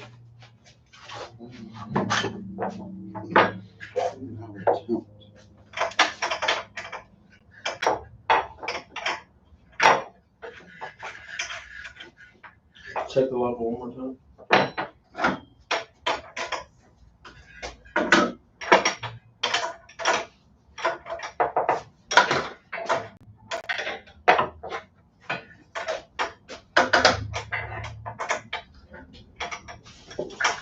Oh, you got a plan.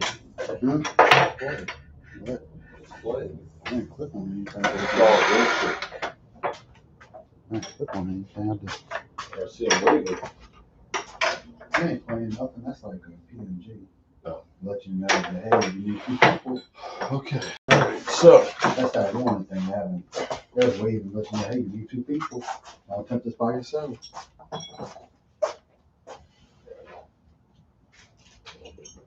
All right. So what are they saying to do? What was that? 2 boxes? Yeah, they have something setting up to keep it up off of the table. Yeah, because the What am I gonna next set on the there? next step is to change and hooking all the electric stuff to it. The next, after this step, they probably need to raise it so that you can hook up all the other stuff to it. Well, let's see. Installing the gantry. See how thick it needs to be. So I might be able to get some like the 1x6 adjustment. Step 6, install the gantry. During the step, you and another person will lift and install the gantry onto the X-Carve Pro frame. Now, a warning before we get going, this step requires at least 2 individuals. Do not attempt to lift and install a gantry by yourself because you can damage the X-Carve Pro and or injure yourself. So in part 1, we're going to slide the Y-axis adapter plates. So using your hand, you can gently pull the silver plates that are attached to the linear guide blocks on the Y1 and Y2 axis. You're going to pull these towards the front of the machine until they are within a ½ inch from the end cap. The next part is to tighten the Y2 axis. Slide the Y2 axis towards the center of the machine. The holes in the Y2 axis are slotted to allow the axis to move from left to right. You're only going to move this a small distance, and it's going to make it easier to install the gantry. Tighten the first cross member of the Y2 axis to hand tighten using a 4mm Allen key. This will help to make the adapter plate on the Y2 axis perpendicular to the cross members, and it will allow for the gantry to easily be placed. In part 3, we're going to prepare the tools and hardware for gantry installation, so you have everything on hand when we I actually don't understand what he meant by locking. So we're going to place the following hardware. So these you have to move all the way up here with it, like a little bit from here. Yeah, half it is from there. And then you're supposed to move this and up this one. Well, he said lock.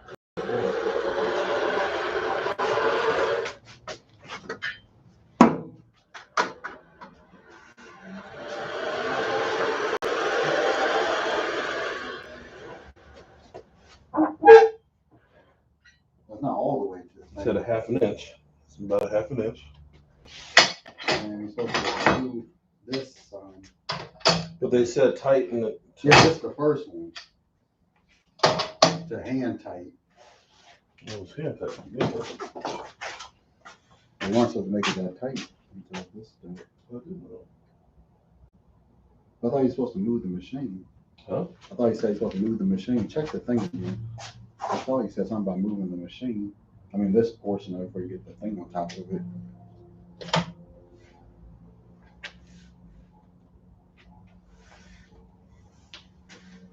Okay, we're having it. The next part is to tighten the Y2 axis. Slide the Y2 axis towards the center of the machine. The holes in the Y2 axis are slotted to allow the axis to move from left to right. You're only going to move this a small distance, and it's going to make it easier to install the gantry. Tighten the first cross member of the Y2 axis to hand tighten using a 4mm Allen key. This will help to make the adapter plate on the Y2 axis perpendicular to the cross members, and it will allow for the gantry to easily be placed. In part 3, we're going to prepare the tools and hardware I don't sure what they're talking about the middle so you one. have everything on What do you hand. mean? They didn't say nothing about Is the to middle. tighten the Y2 on the Y1 and Y2 axis. Okay. You're going to pull these towards the front of the machine until they are within a Okay, that's ½ the inch part. from the end. All right, so we The did next that. part Yeah. is to tighten the Y2 axis. Slide the Y2 axis towards the center of the machine. The holes in the Y2 axis are slotted to allow the axis to move from left to right. You're only going to move this a small distance, and it's going to make it easier to install the gantry. Tighten the first cross member of the Y2 axis to hand tighten using a 4mm Allen key. This will help to make the adapter plate on the Y2 axis perpendicular to the cross members. Only the first and will one allow the tight, gantry hand to tight. easily But what is one to the middle of it? Three, we're going to prepare the tools Supposed to and move it. hardware for gantry You know, rewind it installation, back so and you have shit. everything on hand when we actually get the thing in the air. So we're going to place the following Mhm. hardware and That's tools right. on the front of each Y-axis near the adapter. Injure yourself. So in part one, we're going to slide the Y-axis adapter plates. So using your Yeah, hands, that you part, can gently there's a pull come the up the silver middle. plates that are attached to the linear guide blocks on the Y1 and Y2 axis. You're going to pull these towards the front of the machine until they are within a ½ inch from the end cap. The next part is to tighten the Y2 axis. Slide the Y2 axis towards the center of the machine. The holes in the Y2 axis are slotted to allow the axis to move from left to right. What is that about sliding?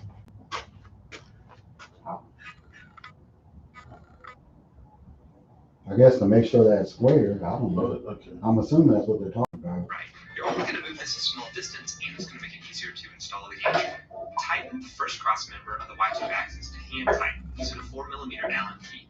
This will help to make the adapter plate on the Y2 axis perpendicular to the cross members, and it will allow for the gantry to easily be I wish you had to tighten In it part for square. 3, we're going to prepare the tools and hardware for I'm gantry assuming installation, they're so you have thinking everything that on means hand that's when we square. actually get the thing in the air. So we're going to place the following hardware and tools on the front of each Y-axis. Okay, so we need Just a hand tighten nose. 5 by 22, M5, M5, it's 25. Okay, so these are the ones. Okay, so those are those two, and then M5 and 25s.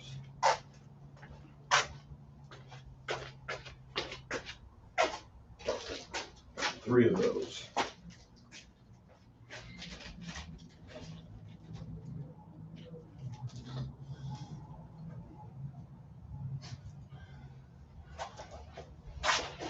Okay.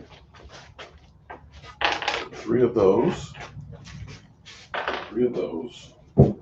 This shit's crazy, y'all. Uh-oh, did I get another? Oh my goodness, we getting super chats up in here. Let me drink some coffee. You know, I'm sorry. I'm forgetting that I'm here. Who is that? Will Jones, what's up, fellas? Shout out to both of you. Gonna sub to the channel too. Appreciate that. I tell you what, when we get this thing actually working and start doing some carvings, I'm thinking about just having the webcam here so we can just do live. So shout out to you. Thomas Garrett said he'll buy something. Oh, I tell you what, I think a lot of people are gonna buy some stuff when we get this thing together. If we can figure out how to make it work. Shout out to you. It's all, once you get it set up, this is the software. And putting the piece on there. Once you get it set up. All right, we got the screws there What's the next step? that we needed. So we got the torque wrench and the Allen key. Near the adapter plates. Having the hardware and tools within reach is going to make Oh, it and you need the process other plate, much these easier ones too. and limit the amount of time that you actually have to So those just go on the sides after you get the, so you don't need that just with normal. That's what it says on the thing there. closest to the screw head. And these riser caps are packaged underneath the drag channel. In part 4, we're going to lift and place the gantry on the frame. Warning, again, this step requires at least 2 individuals. At least 2 people. Do not attempt to lift and install the Not gantry by yourself. one. You can damage the X-Carve Pro, or you can injure yourself. So we encourage you to watch this entire section before you Okay. actually go and do this yourself. And a quick note, the gantry has 2 different types of screws for each side that we'll be using to attach the gantry to the Y-axis. Here you can see we have both M5 by 22 and M5 So by the 22 go on the And outer to make top. this a little bit easier, the M5 by 22 screws have a red mark on the screw head to assist you identifying the correct screw during assembly. Now, with one person at each end of the gantry, lift the gantry by the riser over the Y-axis adapter plates and slowly slide it down until the gantry rests on the Y-axis adapter plates. Once the gantry is on the adapter plates, be sure to keep at least one hand on the gantry to keep it from tilting backwards until screws have been inserted. Now, with Okay. the gantry properly seated, the machined face of the gantry plate will then contact the linear guide blocks. While still holding the back of the gantry, install the M5 by 22 and M5 by 25 screws You can use your free hand or a 4mm Allen key to screw them in. So the screws do need to be threaded onto the y-axis, but they do not need to be tightened. And finally, ensure both machine pads are contacting the block before fully tightening screws. Got that, In our man? final part 5, we're going to tighten the gantry screws using the torque wrench. Before we torque down these screws, we need to loosen the 2 screws on the first cross member that are near the Y2 axis. This will allow the Y2 axis to slide more easily and allow proper alignment to the gantry with the Y2 riser screws. So we're going to use the torque wrench with the 4mm hex bit to tighten the gantry screws on the Y-axis. To tighten the gantry screws on the Y-axis to 4.5 newton-meters. Now you want to tighten the screws in this order, so going from 1 to 2 to 3 to 4 to 5. Install the M5x22 and M5x25 screws. You can use your free hand or a 4mm Allen key to screw them in. So the screws do need to be threaded onto the y-axis, but they do not need to be tightened. And finally, ensure both machined pads are contacting the block before fully tightening the screws. Okay. In our final part 5, we're going to tighten the gantry screws using the torque wrench. Before we torque down these screws, we need to loosen the 2 screws on the first cross member that are near the Y2 axis. This will allow the Y2 axis to slide more easily and allow proper alignment to the gantry when the Y2 riser screws are torqued down. So we're going to use the torque wrench with the 4mm hex bit to tighten the gantry screws on the y-axis. To tighten the gantry screws on the y-axis to 4.5 newton-meters. Now you want to tighten the screws ones we just tightened up? So from 1 to 3 to 4 to 5. Then screws have been inserted. Now, with the gantry properly seated, the machined face of the gantry plate will make contact with the linear guide lines. While still holding the back of the gantry, you can install the M5x22 and M5x25 screws. You can use your free hand or a 4mm Allen key to screw them in. So the screws do need to be threaded onto the y-axis, but they do not need to be tightened. And finally, ensure both machined pads are contacting the block before fully tightening the screws. In our final part 5, we're going to tighten the gantry screws using the torque wrench. Before we torque down these screws, we need to loosen the 2 screws on the first cross member that are near the Y2 axis. This will allow the Y2 axis to slide more easily and allow proper alignment to the gantry when the Y2 riser screws are torqued down. So we're going to use the torque wrench with the 4mm hex bit to tighten the gantry screws on the y-axis. To tighten the gantry screws on the y-axis to 4.5 newton-meters. Now you want to tighten the screws in this order, so going from 1 to 2 to 3 to 4 to 5. Then you're going to do the exact same process, but to the Y2 axis. And as we're tightening these screws, you want to make sure that the adapter plate is sitting flush with the gantry. Okay. All right. So now it's money time, y'all. It's Wait. Is there 2 people? Is it 2 people? Okay. So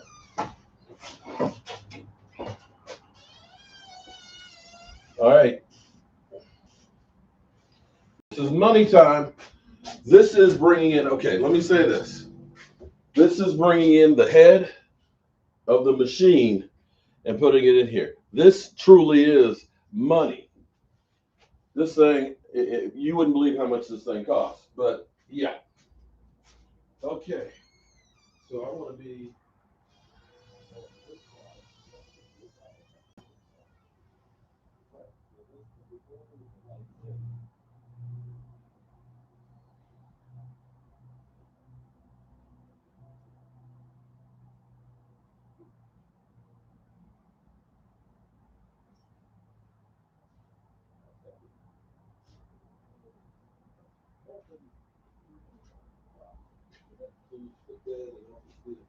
So this is maybe 100 pounds.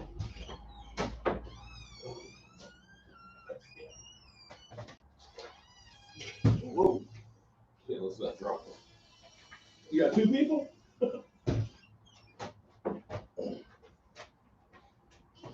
Okay.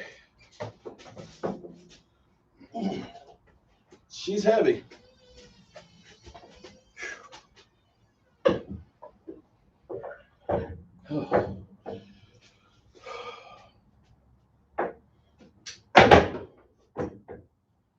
Okay. They said the red ones go on the outside top, right? And then the other ones go which are the shorter ones. We did it, y'all. Oh my goodness. Is that a $20? The next thing is to hook up the other one. Now that part is the next step. Hold on.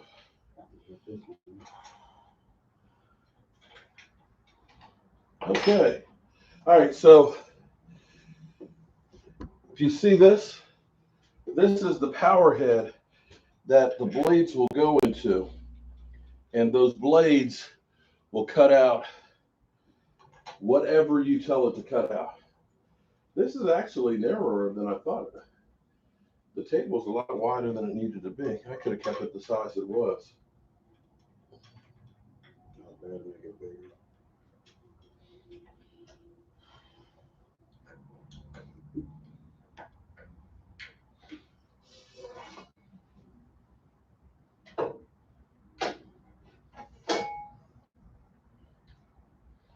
I'm gonna go over there and say thank you to whoever did that super chat.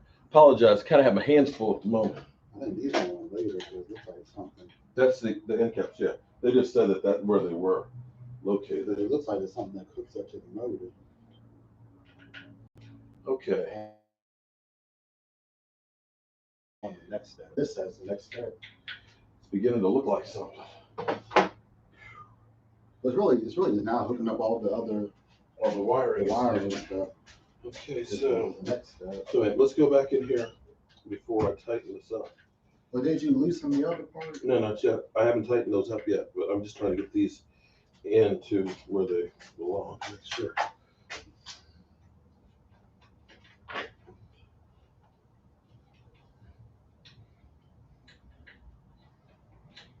So is there enough space behind you there? Actually, you know what? We're going to be okay because how high this is. We're going to be okay with that, with the fence on there, whether it's tight or not. I mean, there or not. We can still take it off. We got bigger pieces.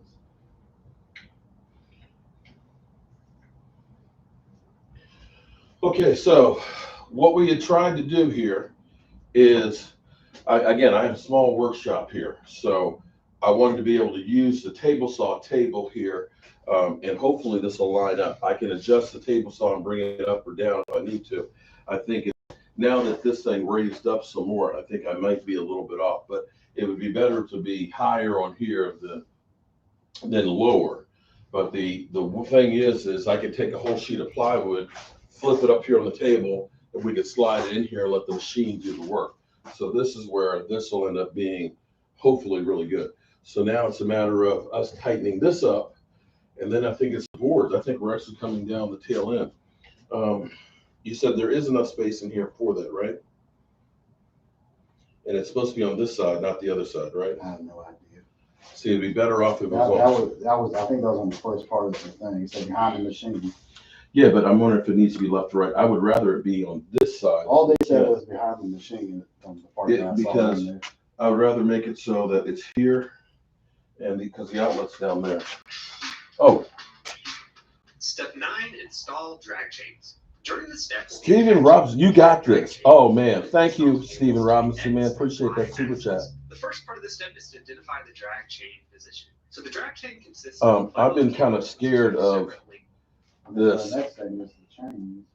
The drag chains, which is the wiring for it. Okay. All right, so But need a 3 millimeter now. That was the 4. 3 millimeter and M5. I love how they have all this stuff labeled. M5. well, this will be easy to hook up because everything is 816. So that's these. once you get to this step, it's easy to hook it up. Wow. Isn't she beautiful?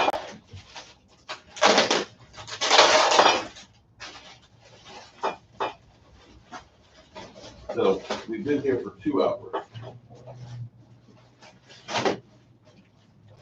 Okay, so each loop chain will lay across an axis. So first we're going to cut the zip ties holding the cables at the end of each drag chain. This is going to allow you access to the mounting holes in the drag chains. The end of the X-axis drag chain includes 3 connectors, one for the spindle, one for the Z-axis motor. Okay, so which way? Man, what, you were talking about the zip ties.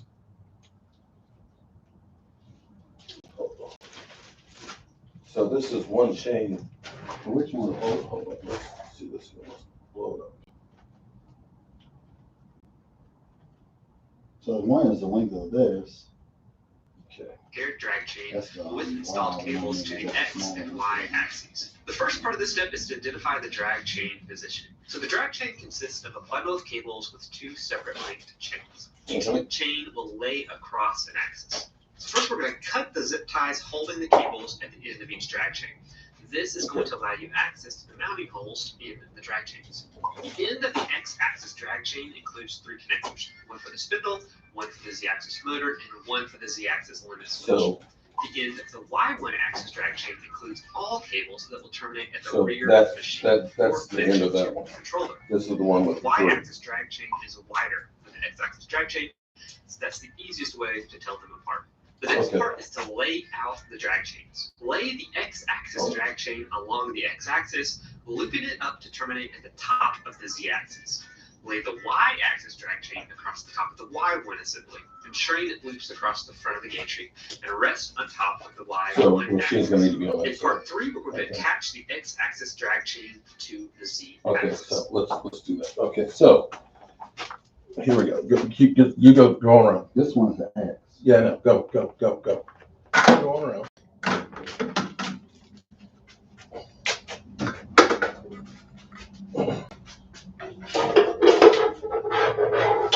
So this one's gonna go this way. So now we're gonna look at it that way. And then does that wire go? Oh, it's gonna go. Okay, so this is probably gonna tie like Yes, that. you have to cut these Okay, so you can get So- access to the screw. let's take that, grab that.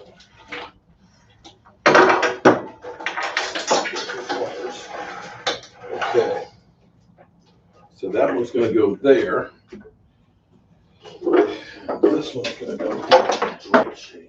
Wow.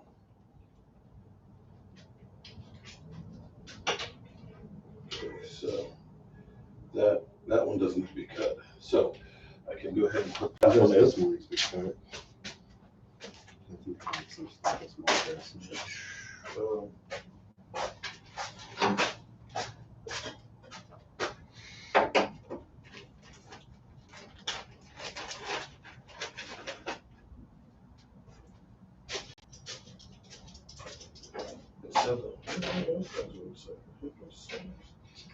Okay.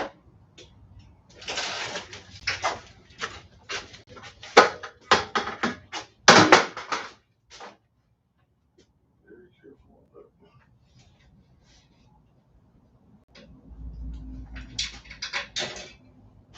This one, I think that person so good with. Or grab a pair of wire cutters over there. That'll be easier. But these, Just snip the top of the thing off. I'll let you know.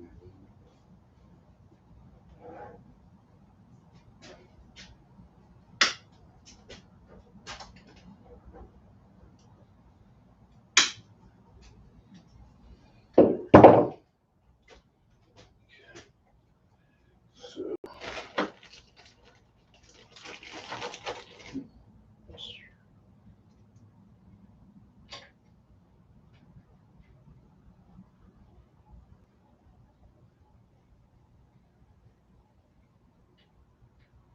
This is crazy.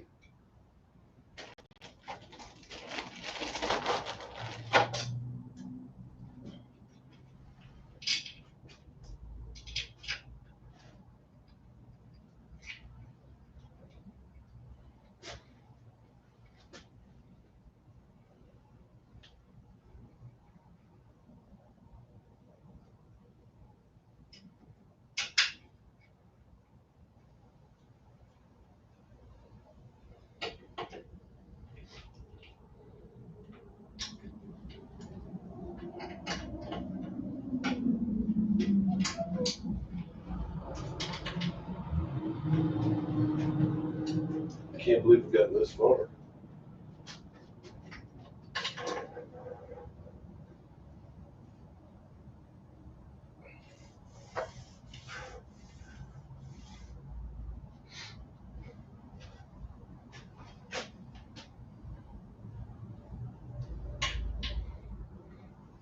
I think once you connect this, you can put the plate on, because it's not everything connected.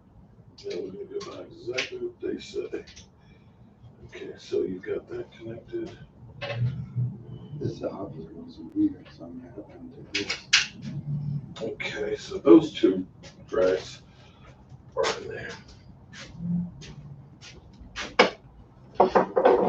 Yeah, this is gonna have to be right down there.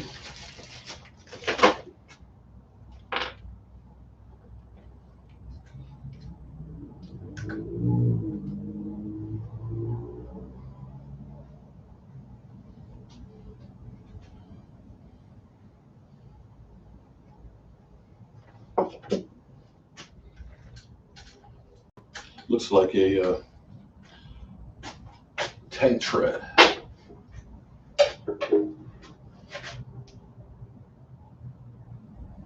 Now that's got to, I guess, yeah, that one attached. That attaches in there. Hang on for a second because we got to see how that goes. So it may end up being. Oh, that's right here. Yeah. Okay, so that's those two.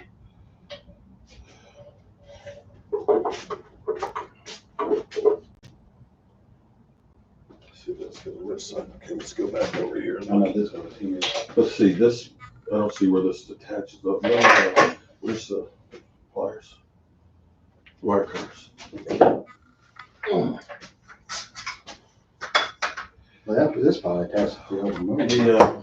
The one thing I'm concerned about, for whatever reason, the dust collector, when you step it down, it doesn't get that much suction on it. So it may be that I've got to use the vacuum instead. But there's got to be a place for this to attach onto. Look at them. Let's look at that. It might be Okay. a motor. It might be. All right, let's come back in here and look some more. So we're gonna add a flat washer to 2 Okay, five so by we're 6 gonna It might top take, off. yeah, take this off, but it inside of here. and the last And this drag one goes chain on here link. somehow. Then we're gonna tighten the screws down and lay the Y-axis drag chain across the top of the Y1 assembly, ensuring it loops across the front of the gantry and rests on top of the Y1 axis. In part 3, we're going to attach the X-axis drag chain to the Z-axis. So we're going to add a flat washer to 2 M5 by 16 What they didn't screws. show was taking it off. So what's What's this, whatever? what size? However the size is. Smaller one.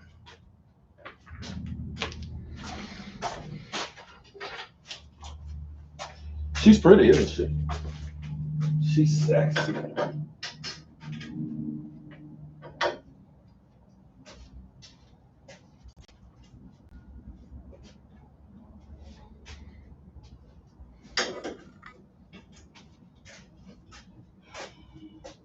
Let me say, has there been any news on the Dallas Cowboys, good people? We've been in a vacuum here working on this. And, Les Cullen Moore got fired. huh? Who got fired? I said Les Cullen Moore got fired. Well, It we're not really getting fired. You see, he gets hired by somebody. He needs to go ASAP. I don't want a coach that's learning on the job. I want someone with experience. Cullen Moore just. I know you love him, Dak Prescott, but he's not what you think he is. Okay. We're gonna get screws in that. All right, so the drag chain. Can Oh, here's the other part right here. That's what I you want. hand me two of the screws? The other one's for the pit somehow. I think the other one goes to the machine. What I do with the Allen wrench for that? You're talking about the blue ones? The blue ones? Yeah.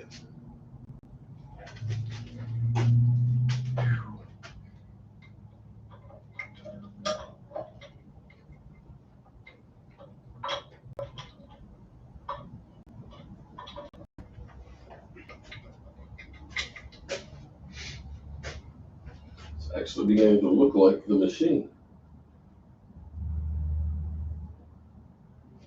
No, it's right there.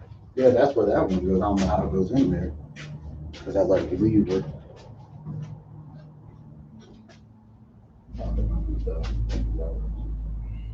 These two are self-explanatory. Are they? They just line them up. I can't explain shit.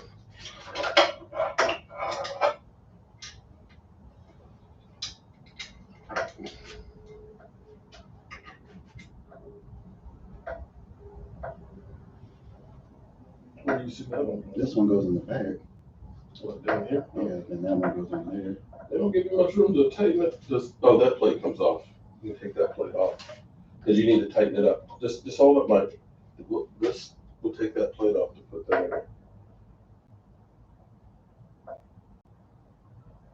I bet you we got to tighten this one up too. Well, they'll probably tell you when it goes. So this that cover's gonna have to come off.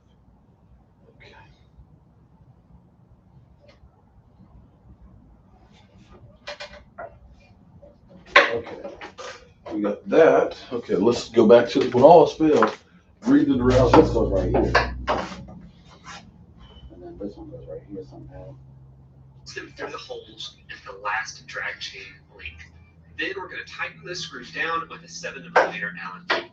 So in part 4, we're going to do the same thing, but this time we're going to attach it to the X-axis. So again, we're going to add flat washers to each of the two M5x16 screws, and we're going to place those through the holes at the last drag chain link.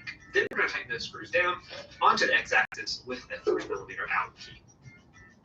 In part 5, we're going to attach the Y-axis drag chain to the X-axis. So still keeping the same process, we're going to add flat washers to each of the two M5x16 screws and place those through the holes at the last drag chain I did not link put the washers along on the there. Y-axis drag chain. Place the drag chain plate between the drag chain and the gantry and tighten the screws. Oh, with the 3mm drag, Allen. see? The drag chain plate will ensure that the cables maintain their proper Where bend is the- radius throughout the machine motion, extending There's the a life drag of the train cables. plane. The last part of the step is to attach the Y-axis drag chain to the Y-axis. Again, take the flat washers to each of the two M5x16 screws and place them through holes at the last drag chain link. Hold up. Two plates. Two little flat plates. Drag train. See, that goes in between here for those. And I didn't put the washers on the. Let's see if there's anything else in the box. So, some wood.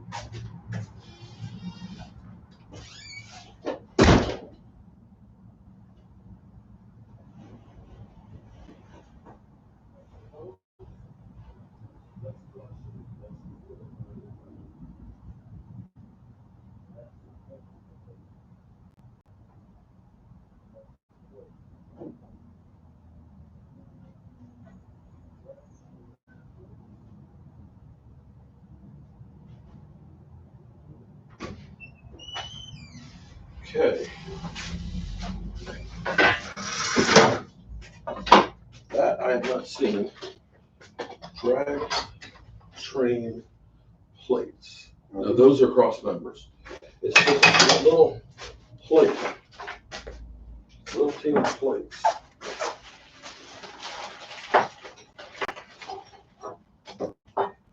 Oh, here it is. Aha! So let's go back in here because now I'm going to redo this because I messed up and didn't put the washers on it. Like I said, these are wires. When we get to that store. Okay.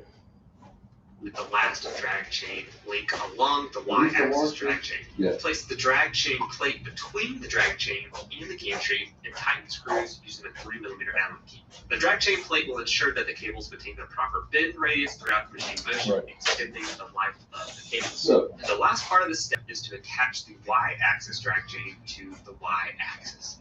Again, take the flat washers to each of the two M5. okay, so we got to redo those. Okay, watch out. Let me just slide over here.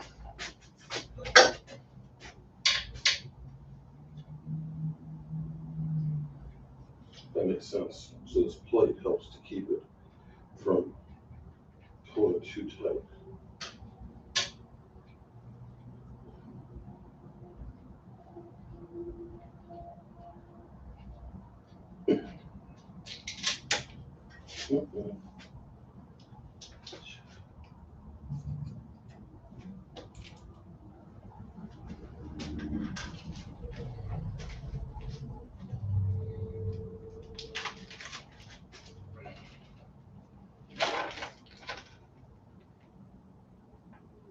These are lock washers, so these are ring washers. I think it's supposed to be lock washers. These washers.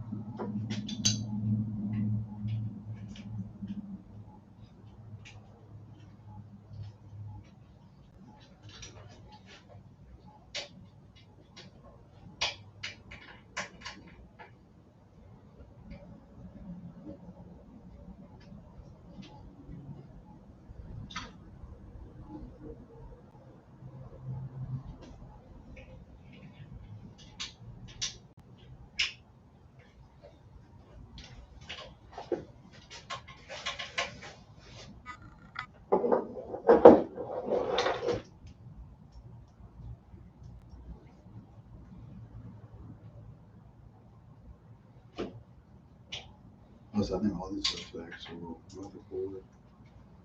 Yeah. I mean,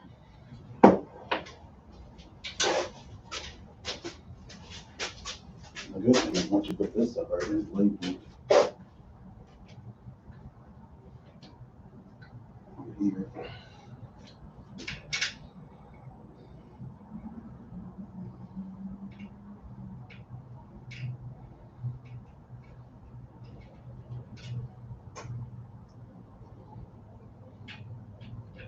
And that's how it goes now.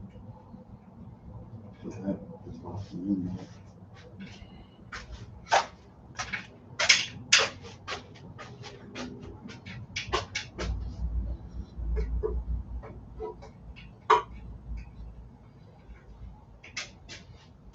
That has to come off. I think if you take these screws right there. Yeah, this goes back forward. That's how it goes. Machine on the other thing.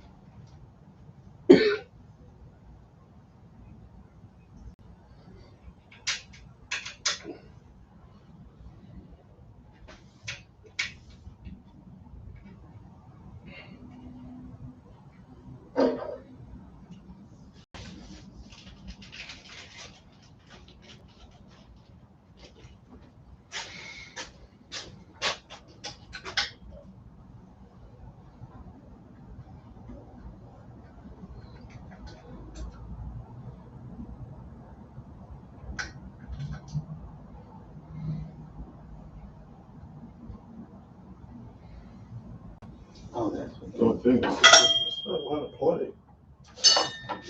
That can be able to reach over. It's gonna have to go right there. that should be enough for these simple wires. So get extension cables.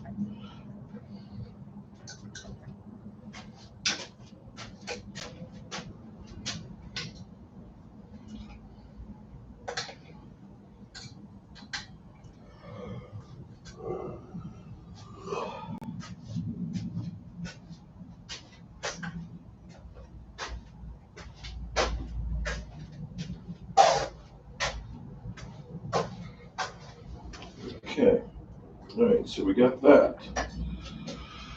Okay, so we've got these cables hooked up now. All right, the next thing. What is the next thing? We got the drag lines up in there. We're running out of pieces. By 16 screws and place them through holes at the last drag chain link. This is near the end of the Y1 axis. Tighten the screws down with a 3mm Allen key, then reinstall the zip ties at the end of each drag chain so that the cables are directly attached to the drag chain. Okay. That's what the little piece of plastic sitting out is there for. Okay, that's the end of that. So the next one is Connecting cables. the power. All right, so now I've got to get that figured out too. All right, so while I'm working on that, you want to go ahead and, they didn't say anything about the stuff up here plugging, or about plugging the stuff in. Oh, I guess, okay, That's on the next step. okay. I guess you have to hook this All up right, first. so I need to see how big a space I need. The thing I'm worried about though, look, is,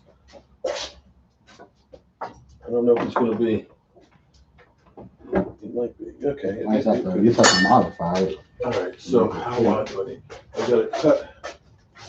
I've got to actually make some cuts here to make this work in there.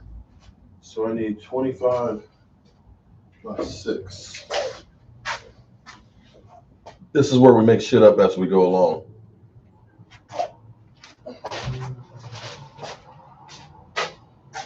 Now, assuming you take this off when you get to that step, because that lever has to come out far enough that you can get that lever there.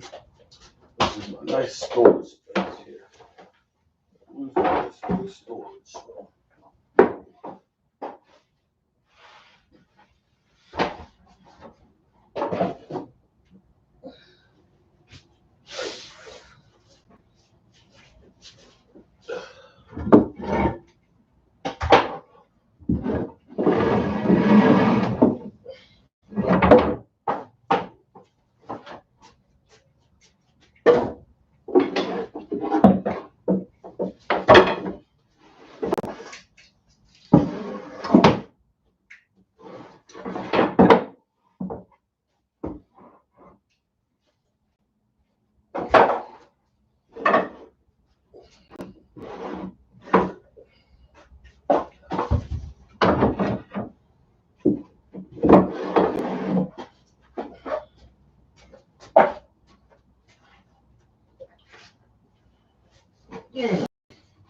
This is going.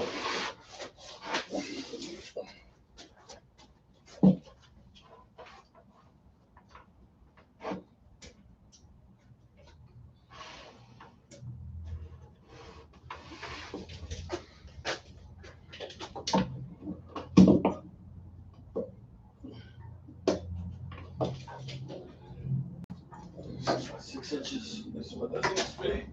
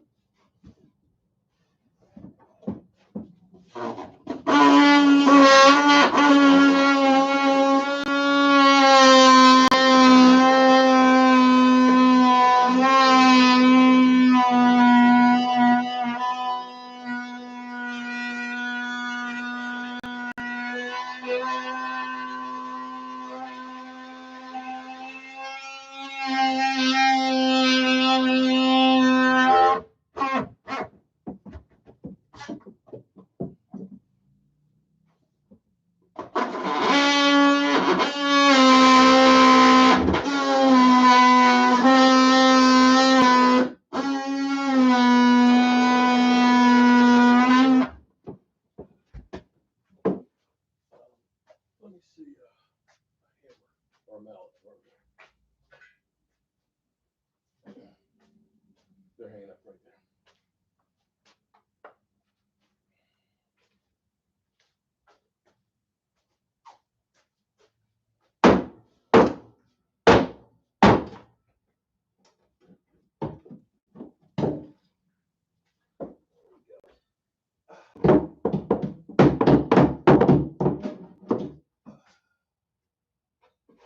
So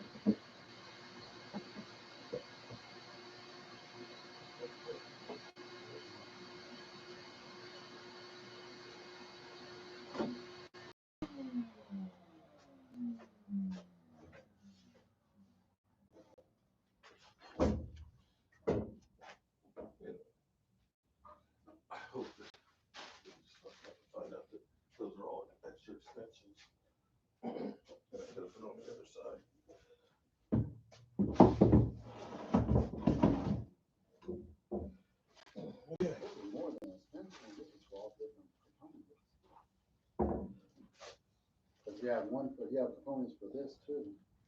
This seat So- cables for here. I need to cut that a little bit deeper. This one. Another inch.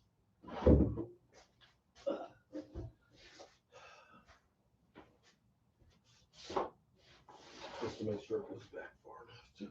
You're gonna have to hit that part of it.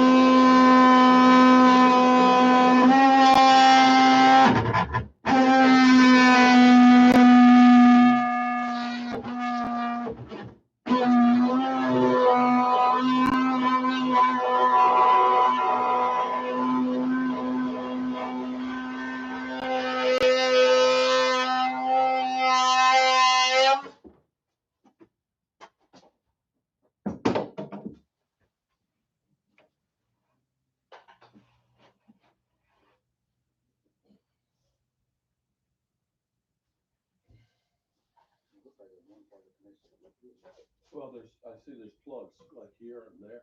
I know about saying, it looks like there's one cable connected to the computer. Yeah, there will be. And then there's gotta be a cable that goes to I guess the for the software.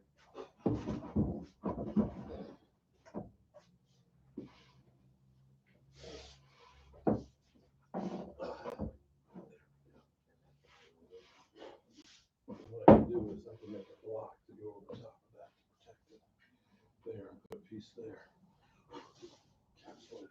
All right, so before we do all that, what I may do, how about if we try and push this over and then should go a hole through the table to bring the wires out of that way. It's too late to slide this thing over because we got several inches still over here.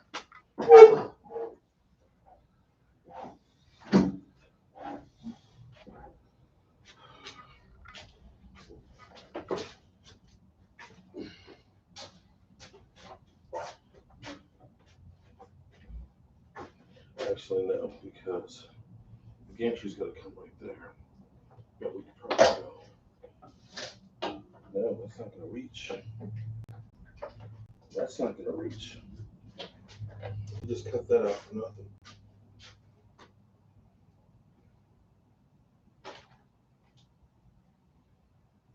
I guess we could put it up on blocks to get it up higher. But this one, yeah, that's all I have to do. Raise it up some so it gets up to the height of that. It should be okay. So we'll put that up on blocks. Okay, let's get back to what it tells us to do next. So the next one's I'm hooking up all the So, cables. actually, we can go back. Right there, keep it so it's up in the corner.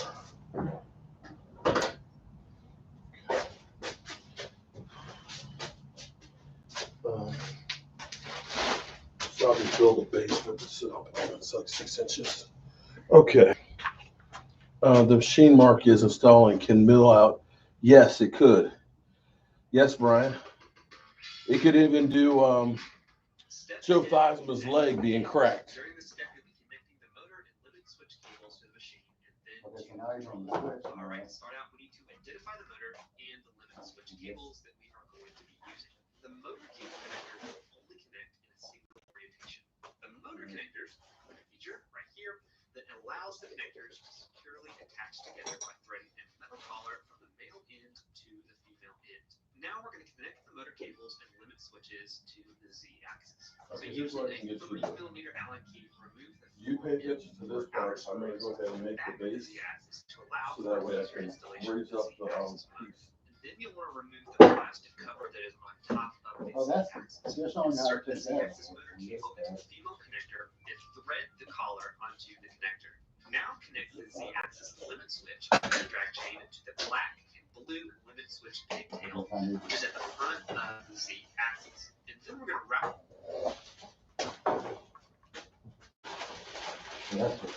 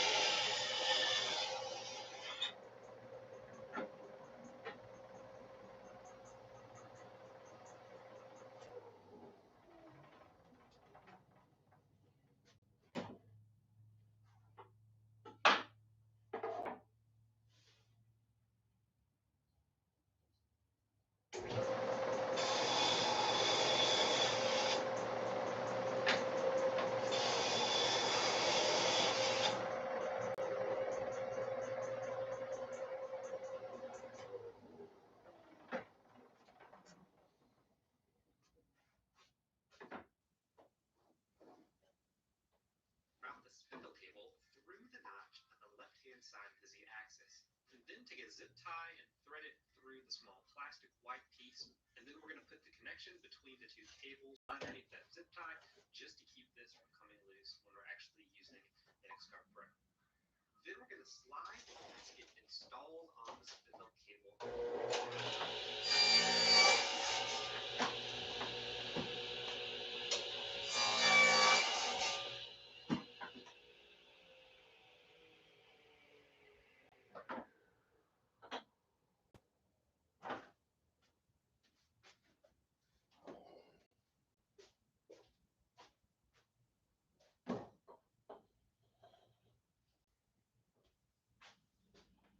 Are you having fun, Mike?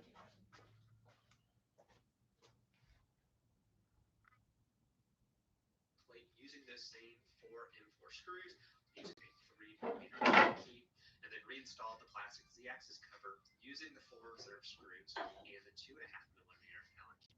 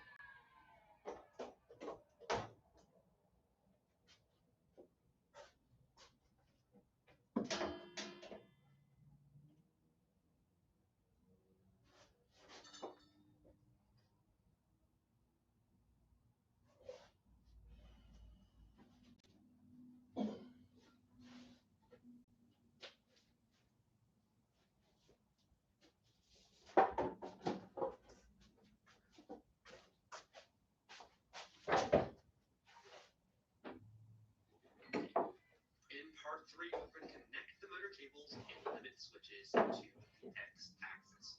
So insert the X-axis motor cable into the female connector behind the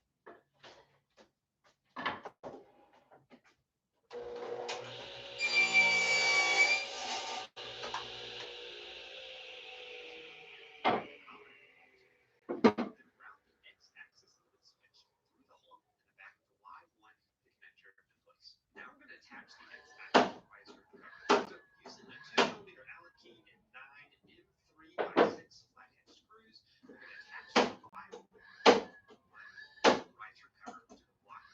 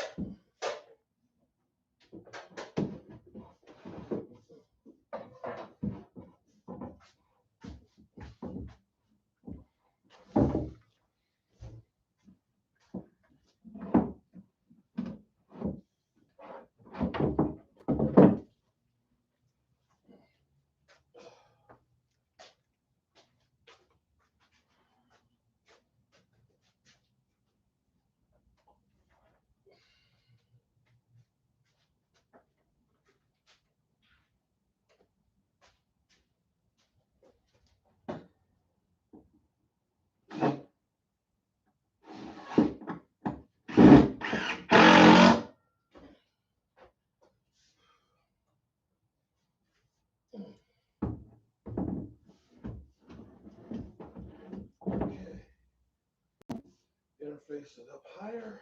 Let's see. Still short.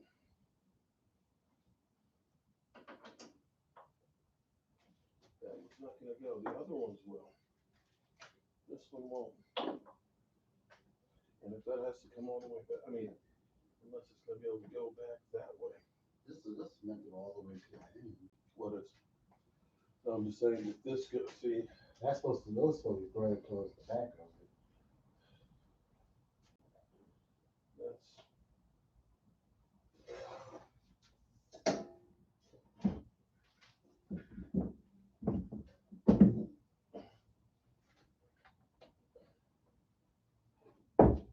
The only thing I could do would be is to put it right there. Could put it right there. But then it's right next to the planer. So that's maybe what I have to do.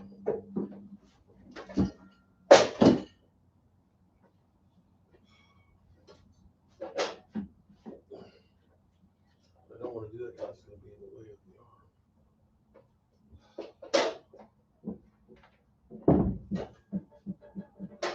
Well, the other thing we can do is we can slide it out back that way a little more would help.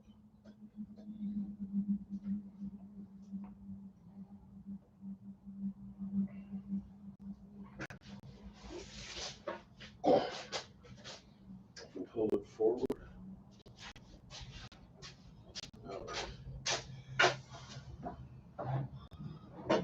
Like that. Help so.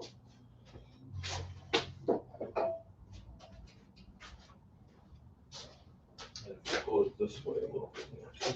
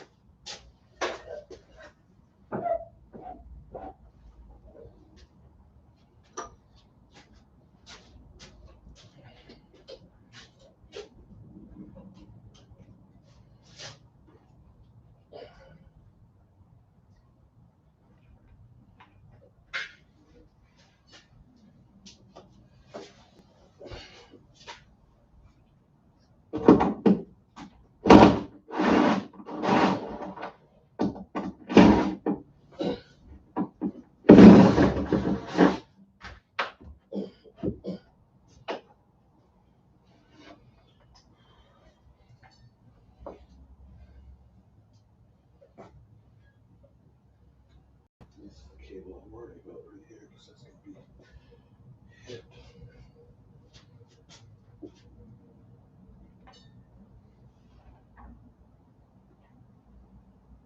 Which cable is that? Look, this is the main power one right here. What you probably have to do is pull more of the slide. Can you get more of it? I'll cut these off on my If you could get like an inch or like 2 inches. Well, Can you cut these off? Because I don't want to damage the wires. is there no, do you have it? All you have to do is just cut these off and just pull more of it out. Oh, I can do that. We can do that. I just don't want to damage the wires. Yeah. Because I don't want that to be too close on there.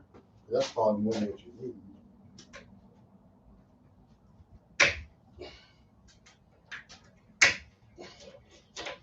So, problem is you're gonna have to You have to probably gonna take the top off. And just throw them get the Allen wrench for that. This is where you find out that shit ain't working, that you gotta change You it. just need enough for this to go back and forth. That's all you need. Right, because this has got more than enough. We're getting closer. Actually, I feel better about it now than I did a little bit ago. Actually, you can almost use a little bit more on that one if we're able to. That one breaks right there like that. But nothing will really hit that. This will be okay. You just need more for that one. That's gonna go back and forth. So this is okay. And what you could do is put it in another one of the high ones so it lays down more.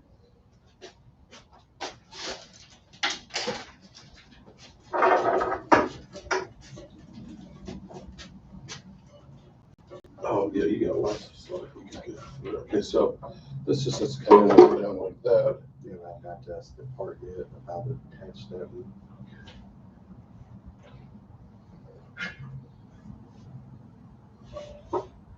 Where's the little ring that was on there?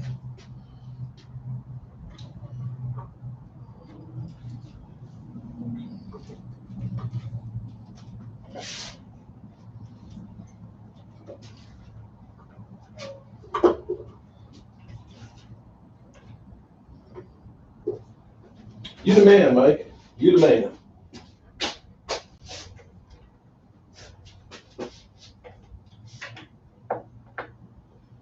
Okay, so that could almost drill the hole through here and then bring You know, it back that's up. the once you Take the hole saw in there.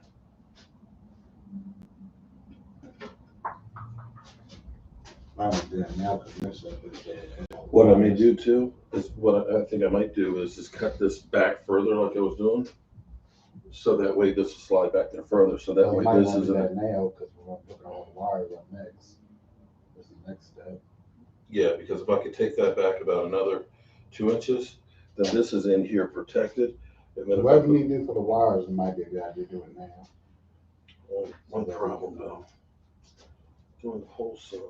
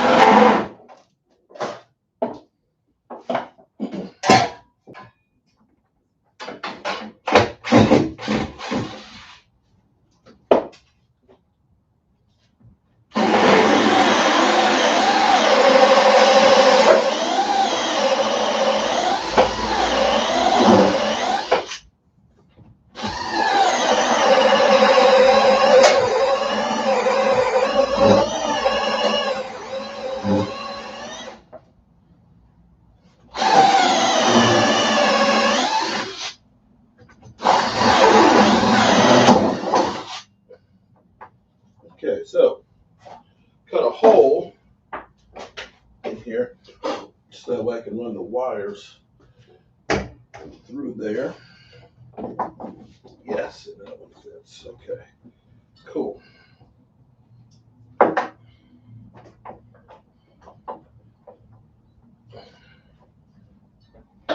Okay, so the good thing is that means this can be slid back over more that way than too.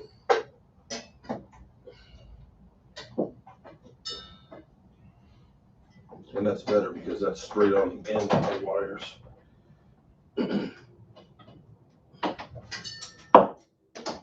Okay, so now I gotta cut this again.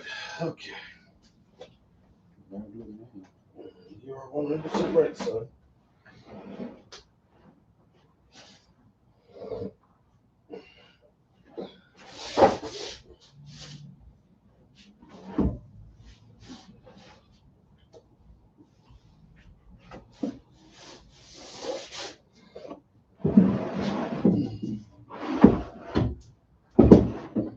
This is called learning on the fly.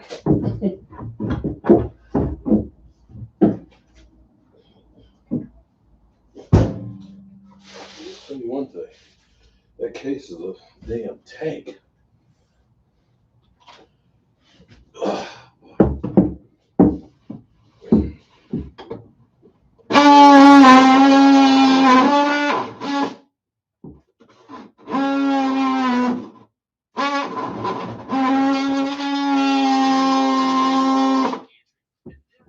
Same step for line 2 metal rights recover, but this time with 8 and 3x6 flat screws. And we don't want to over tighten in 3x6 flat screws because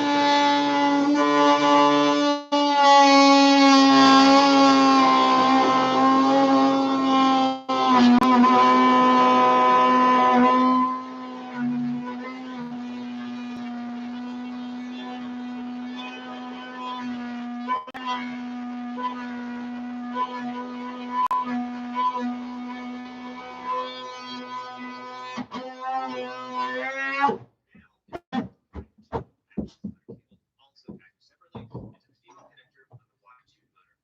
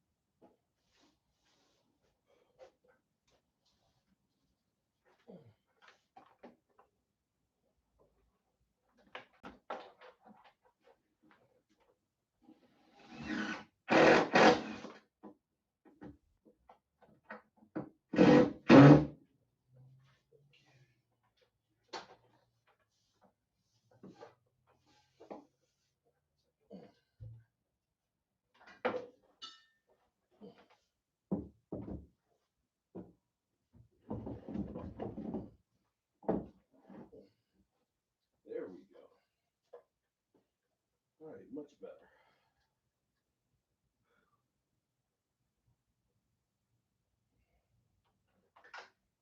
So I think, yeah, that's gonna work much better.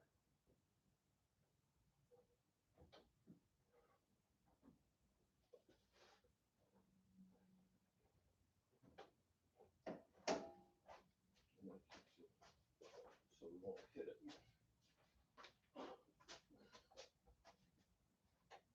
Connect the limit switch cables to Y1 and Y2 axes. First, we're going to need to remove the end plates on the Y1 and Y2 axes.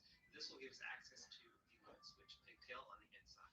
So attach the Y1 limit switch cable. This is also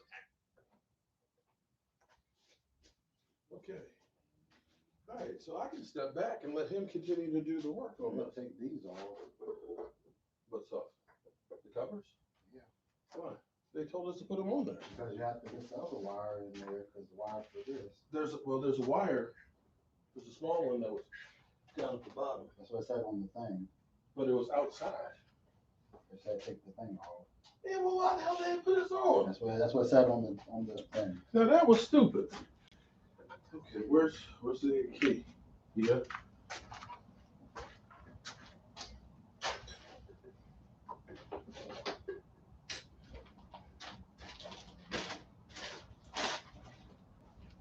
Getting less and less parts left here.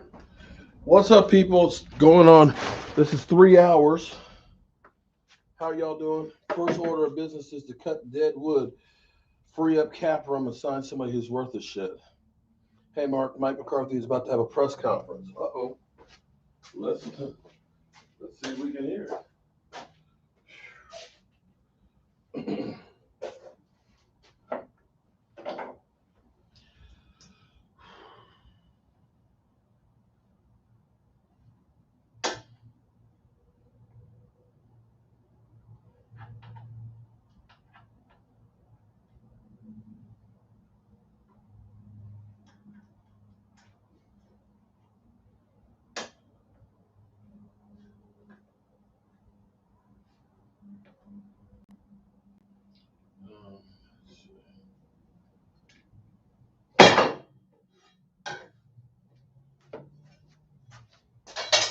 There was a little one that was sticking out.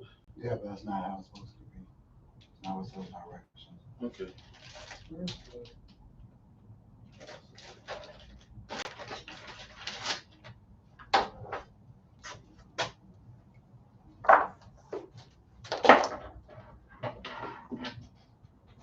Okay, now. That one's Oh, they're marked. Okay.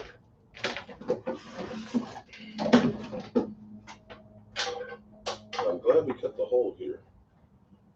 So run this stuff down. A lot of wires.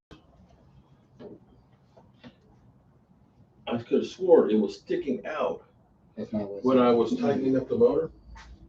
No, I understand that, but I think it's. I don't see it. Hold on, wait.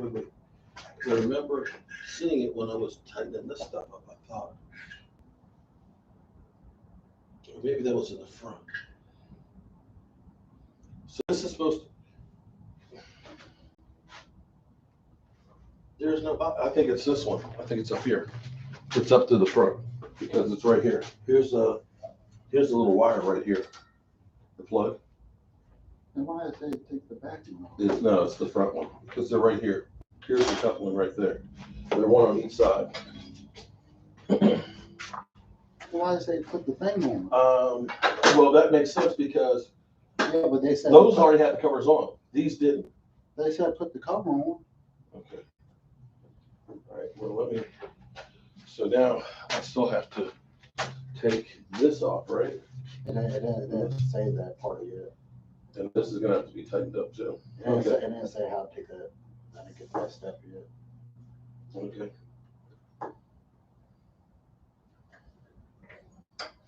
It's getting interesting. Oh, I was gonna look from it. Yeah, just don't show it. No, I'm not gonna show it. I don't know. Does the sound get copyrighted? I don't think they can copyright this sound. Knowing the Dallas Cowboys, they can do a lot of things.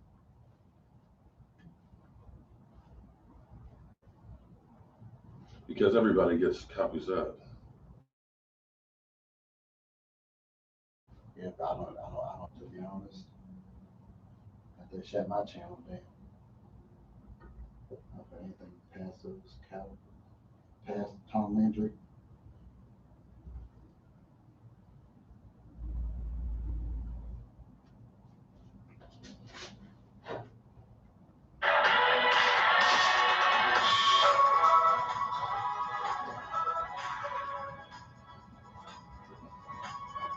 Okay.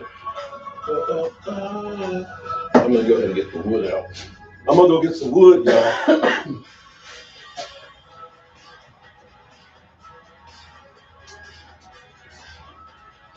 Okay, so we don't need to get into this one anymore tonight. The top. Well, you do just need to get all the excess, that's too much. Oh no, we gotta tighten. You know what? Because that belt is loose too. that's going to be one that has to be addressed as well. They didn't say anything about But that. I can tell you that. The Metro 17 in my records.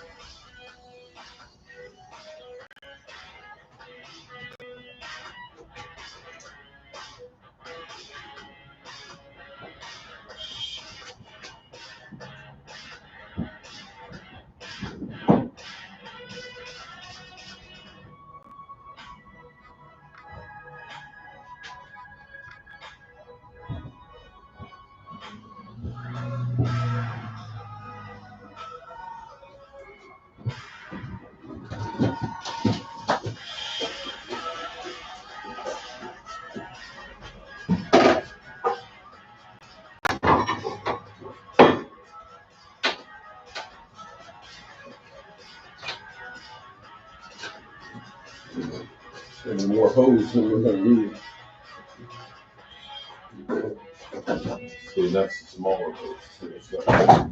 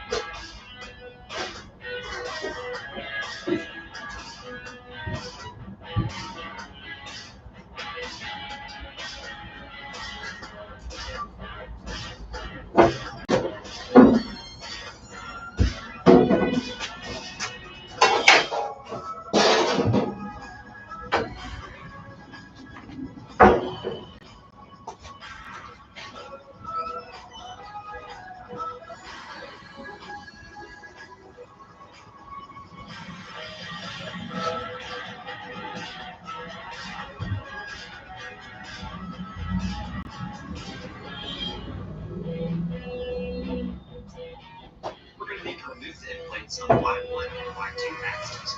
This gives access to the switch pigtail on the inside. So attach the Y1 limit switch cable. This is also packaged separately. Oh, here we go. Do you agree with that, and how do you reconcile how you finished based on what you thought you had going into the? Here we go. I mean, as a football team, we didn't reach our goal. Of You course you think? didn't, because you're an asshole. We all You had need to be fired. high hopes and expectations, and definitely, felt that we did a really good job of putting ourselves in position to make a run in the playoffs. So I think just like anything, there's only one team that gets to answer these questions and feel good about your final lap. So, but yeah, I mean, we're disappointed, but we're in the evaluation process, and we want to build on what we have accomplished, particularly from last year to this Can you year. guys hear that? But yeah, no doubt we did not reach our goal. That is You need clear. to be fired. Given Prescott's comments on the official of the game and a recent apology, did you think to blame too much on officials and not take enough accountability after losses, given that they were the most penalized team in the league? So it doesn't stay. Well, I think it's about officials. Officials don't lose games. I mean, that's clear. I think comments after games, people are emotional, particularly when it doesn't go the way you think it should go. Players are asked questions and encouraged to give honest answers. I think, but when they come back, we talked about. I just did 3 days of exit interviews. Talked to every member of our football team. Just concluded about 1:00, and they're very accountable. And our number one focus forward is the penalties. I mean, it's way too many. You look at the pre-snaps. There's no excuse for it. So there's no excuse for you to switch on the team. It's been a focus all year. The thing I struggle with, as a head coach doing this, what was winning? No, you said I struggle. I have compared. I struggle with is winning. What are we doing in Green Bay then?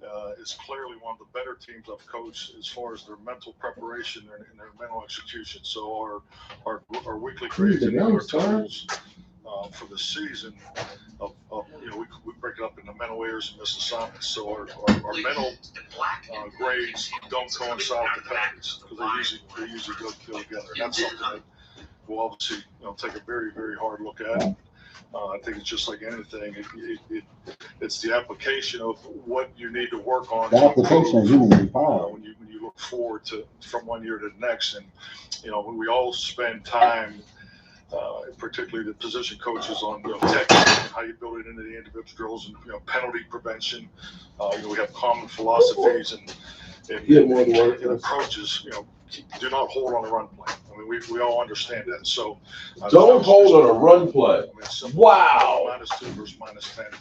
Do the math. What you need to do is hold we do too many so that's something that You have to continue to work on. continue to take a hard look at, by individual, by technique, by concept, situation, and so forth. Because we'll react to it. We'll apply the teaching and to it. I mean, I'm a big believer in ROI. You only have so much time, and how you utilize the, all the way down to the individual time. So that process needs to be better. Because we've been coaching penalties since week 1. I mean, And you've gotten good at getting them. Particularly the holding and the pre-snap penalties. Those are the two that jump off the charts. We definitely need to be much better in that area. Like in addition to teaching about penalties, how much of a danger is there when there seems to be a mindset among some team leaders that when you lose, it was somebody else's fault? Well, yeah, no, that's a very fair point and question, but I don't agree with it. I mean, I don't think that's the mindset of our team. That's not how the workings go, internally. I mean, it's every penalty that's been ever committed here is put up. It's addressed in the Monday morning correction. I mean, the team meeting. So it's corrected. It's emphasized. But there is a process, and this is not an excuse. Let's not talk about the process. Let's make signals again. As a head coach, There's a PS. the first couple of years, up north, The process is you need to be filed. Penalized, and my experience has been no different coming here. Every coach has a way he wants to practice. Every coach wants You're talking about practice now? aggressive play style, and with that, it's just not most guys. It's getting everybody to play with that aggressive play style. And we were here last year. We didn't have it, so we didn't have it consistently throughout our team. Felt like we had it a little bit down the stretch there in the later games, but that's something we made a vast improvement on. But with the aggressiveness and the tenacity of the whole team comes a little more, room for error in the combative penalties. Our combative penalties, we break them into 3 categories. They're too high right now, so and we need to do a better job as coaches. Start emphasizing, teaching it, and had some great conversations with a number of our veterans about the individual drills that we're doing. Are we spending enough time? And and it's always the line play, because those guys are always the challenge. They're the ones that have the biggest challenge, particularly starting in the off season, because they don't really get the nitty gritty hand-to-hand combat at training camp. So I mean, that's part of the exit interview process. But yeah, the penalties, make no bones about it. We need to be much better there. 7 pre-snap penalties on Sunday. 2 of them were issues on infractions on Randy. Are his eyes? Whether he's kind of settled into his stance a little bit. Like, what's the point of correction for him there? Well, I mean, in fairness to all that, I mean, I have not watched the games in detail. I obviously spent some time with Kellen and John Fossil. Just some game situation conversation that we were part of. But yeah, I mean, Randy's ready to move into the tackle. I think that's as far as where his eyes are and so forth. Yeah, the actual specifically what happened on the play, I haven't studied that yet. Mike, you're likely to lose members of your coaching staff. You're guys free agency. How would you, sell to the fan base that this team can be better next year? Oh, we're going to be better. I mean, we're going to be better through the process. I think, I trust, number one, I trust our personnel. Is he saying trust the process? The collaboration. I mean, I think we have to give our personnel. When Gregory moved into tackle, what does that personnel department and just what we did last year. This year, I mean, we had tremendous. I mean, that was. Now you checked the wires we had on right? defense from a personnel and coaching standpoint. I mean, that's the biggest change. Both player and coaching. So to pull all that together, there's a lot of hard work and a lot of credit that goes to a number of people. So, you know, I have the same confidence that He's you good. know, we'll do that moving forward. Now, it's going to be a challenge. I know there's definitely, you know, you can't keep everybody, but every team, you know, that's the era that we're in. We'll go through that and count on another, you know, another really, you know, excellent draft class to go with the two that we have. So, no, I can't remember. I coached the youngest team in the league for a number of years. So I have great belief in draft and development. You know, this will probably be, hopefully, be the first year that we can have a normal off-season program. And so I think with that, the combination of veterans and young players that we have, you know, I think we definitely can take a step forward. Mike, you told us you think handling success is more difficult than handling failure. After y'all started the season 6-1, how well did your team handle success? I don't think this is something you just put a grade on. There's definitely moments that we did not, you know, and I think we're different handling success during that run there. But you know, just take the playoff game too. I think that the fact playoffs. Now that we played. Are you talking about playoffs? The expectation of Playoffs? like Are you kidding me? Playoffs? I think all the things He didn't deserve to be part of that handling success challenge. Pressure on the first year. How much pressure will be on you? You know, it's weird though. The 3 games I saw, I don't know if they took, but the 3 playoff games I saw, every team got blown out. That's what we focus on. Isn't that funny? The 3 games I saw, everybody got blown out. That's part of the challenge. It's Cardinals, us, and I think the Raiders got all blown out in the first half. Sustaining success is clearly Eat that whatever something. level of success you attain. Sustaining it is the biggest challenge in this league. You know, I think history will point to that. I know it's been my personal. Oh, here's a bunch of empty. You know, to do it every year, to be in position, You can turn that that's a huge nonsense off. challenge. But, you know, I think with the group that we have, love the guys, love the locker room. I think the culture that's been created, we have an incredible foundation to build off of and prepare to take the run next year. The running game, without halfway through the season, seemed to kind of take a step back. I think dropped by about yards per carry at the halfway point. Were you able to pinpoint something, or was there a reason there? And how much did that impact you think you guys had the offensive struggles down the stretch? Well, the run of the ball was you know, definitely was not a strength. I think And you don't talking like about to it run on the ball. there, you know, the combination No, of it's rushes not. and He was calling completions. more. I mean, to me, running the ball is, you know, you're running the football from the whole team. You know, the run game helps the whole football team. Now, you also can take it a step further. You know, the rushes plus completions is really the most important. You know, the ball distribution. You know, if you look at the games that we weren't successful, including this last week in San Francisco, you know, our losses, I think we averaged 46, 47 Okay, you know, so- rushes plus completions. You know, the goal's 55. And I would say, you know, wins, we had to be 57, 58, somewhere in there. So the ball distribution is the most important part. But the run game, as far as the efficiency of it, yeah, it's clearly a constant conversation for us consistently. You know, just as far as fitting it all together with the action pass camp that we did a really nice job. I think a lot of changes that we had, you know, with the offensive line was part of that.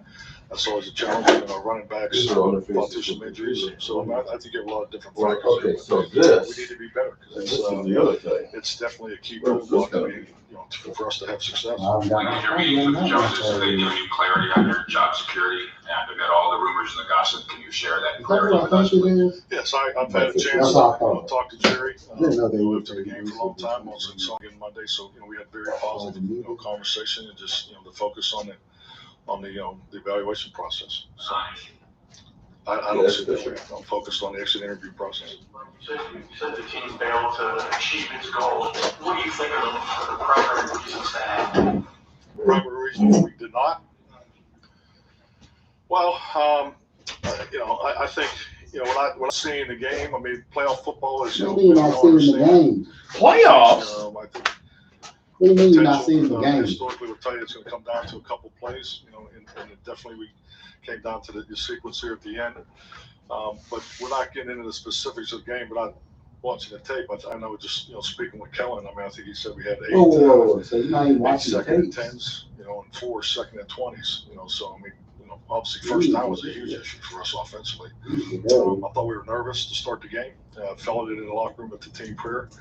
But I thought we fought through that okay. I mean, we held them to field goals, and I think once our guys settled in, I thought that, you know, it balanced out and the competitiveness here. But, you know, the up and down was a challenge. You know, the offense not getting into a rhythm. You know, the defense played stronger in the second half. It gave us a chance to stay in the game. And, you know, we needed to make a couple more plays on offense. You know, I thought the special teams had a good day. You know, had a big play there on the 9 stop, and, you know, potential for another big play. So we just, you know, you could say we were close to being on the doorstep, and that's playoff football. We got to be 2 or 3 plays better, and that's not something you just say, hey, we'll be 2 or 3 plays better next year, and we'll be fine. That's not the right mindset. We need to start over. We need to, you know, take the good things we have. You know, Yeah, because I don't. fortunate being here. I never liked my recording. Most of our guys live here, so everybody's going to be around. So, you know, hopefully we can get off to an early start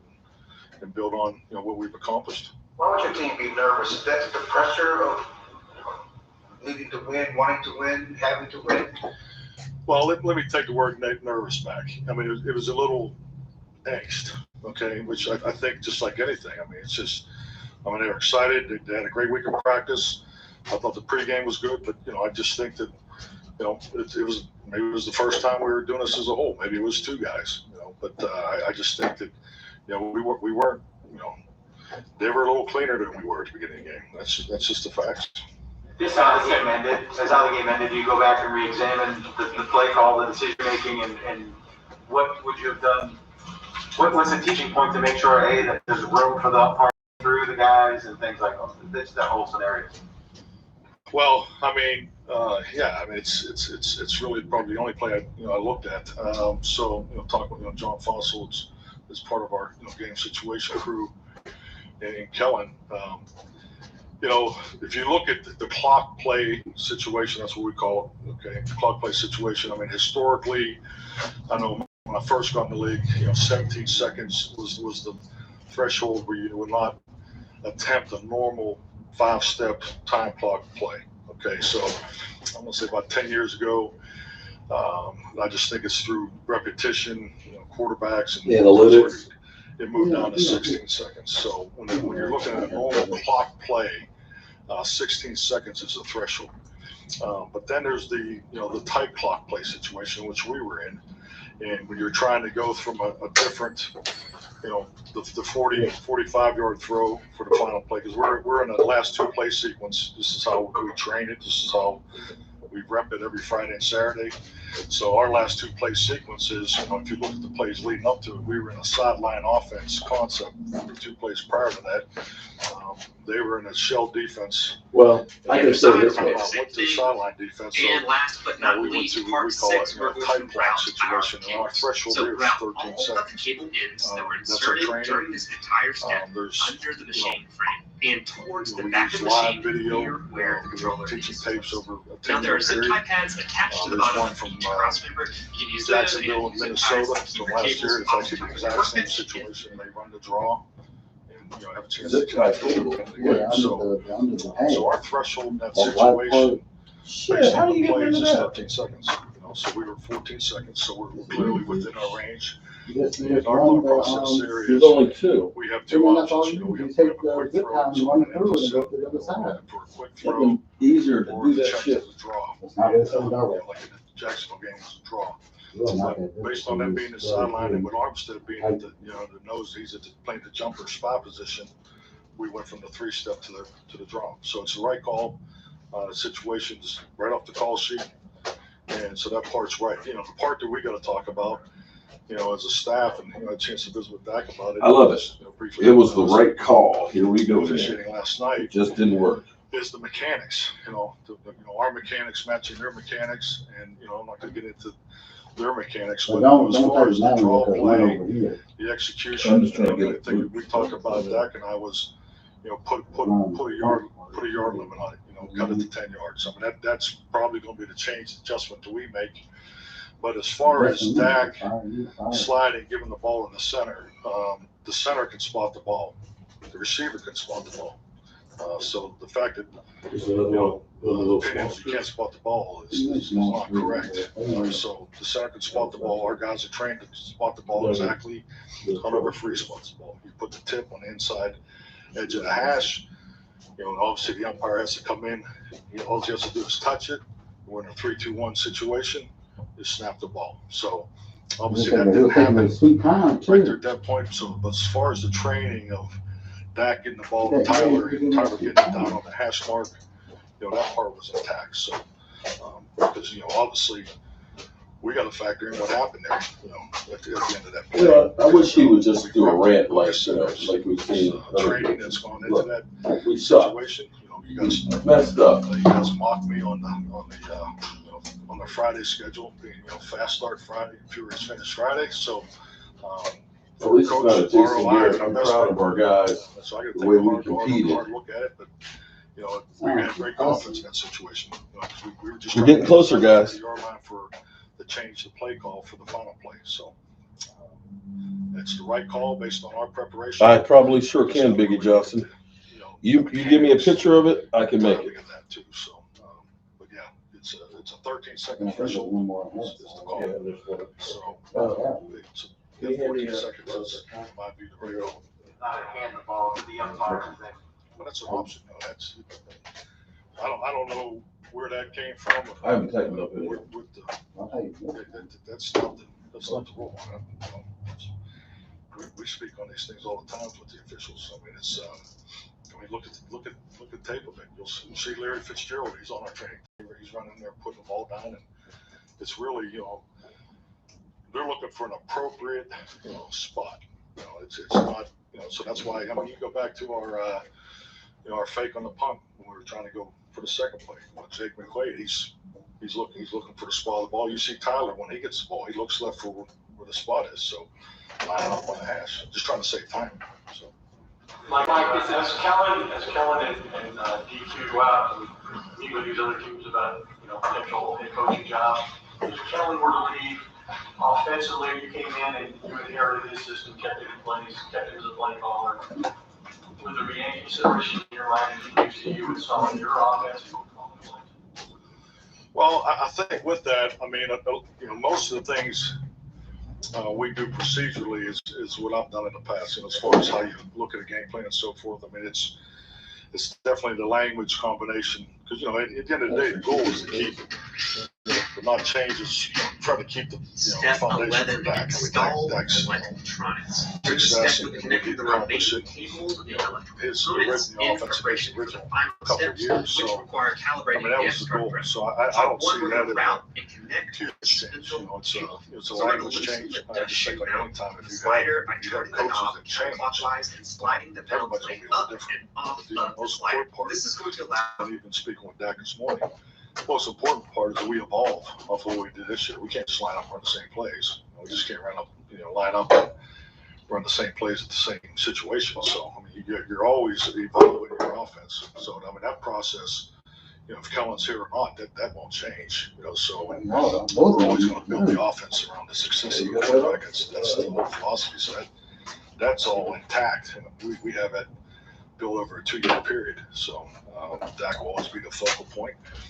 That's we believe in him and we want to continue to define our system of offense. It's the Dallas Cowboys offense, and it's how Dak's running for a long time because it's built around making him successful. The foundation of the offense will change this all season. It's just about evolving and taking what's already in place. Definitely. I mean, hell, just look at first down. You got me standing around like I'm the first down hasn't been great, in certain games. So I mean, our normal down distance offense is under high review. So I think situationally we got better in some areas, but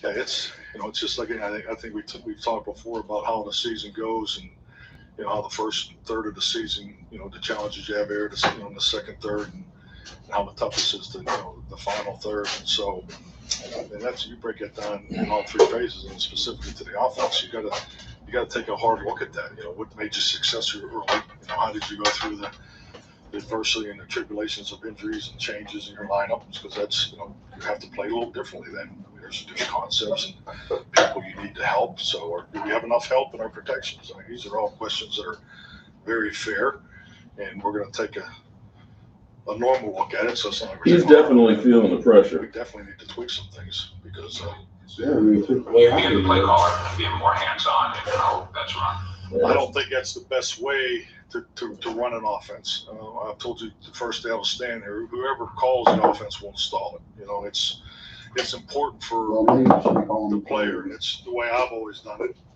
Excuse me, it's important for the play caller. It's the way I've always done it, that every call on that play sheet he has to believe in, because you won't call it. You know, I've worked for some defensive head coaches that once in a while would have a great idea, and you know, he's your boss, and you put it in the plan, and I'd run it in the first days just to get it off the goddamn calls. So I mean, you know, sorry, I apologize for that. But yeah. So I'll be honest, I laugh at that stuff, but you know, I don't. You don't need to be laughing about that. I ain't laughing. I have been about things I see, and I tell them, this is how I think the game. Be aware of this and that, but for him to be, or anybody, so the way we do it on offense, defense, and special teams is the same. You know, the play caller is installed. So obviously the head coach. So he's putting it on Kellen Moore. Is what he's doing. Even during Kellen the game, Moore is the problem. What he's saying is you install. For us to be the best. The guy who installs is the play caller. So Kellen Moore installed and was the play caller.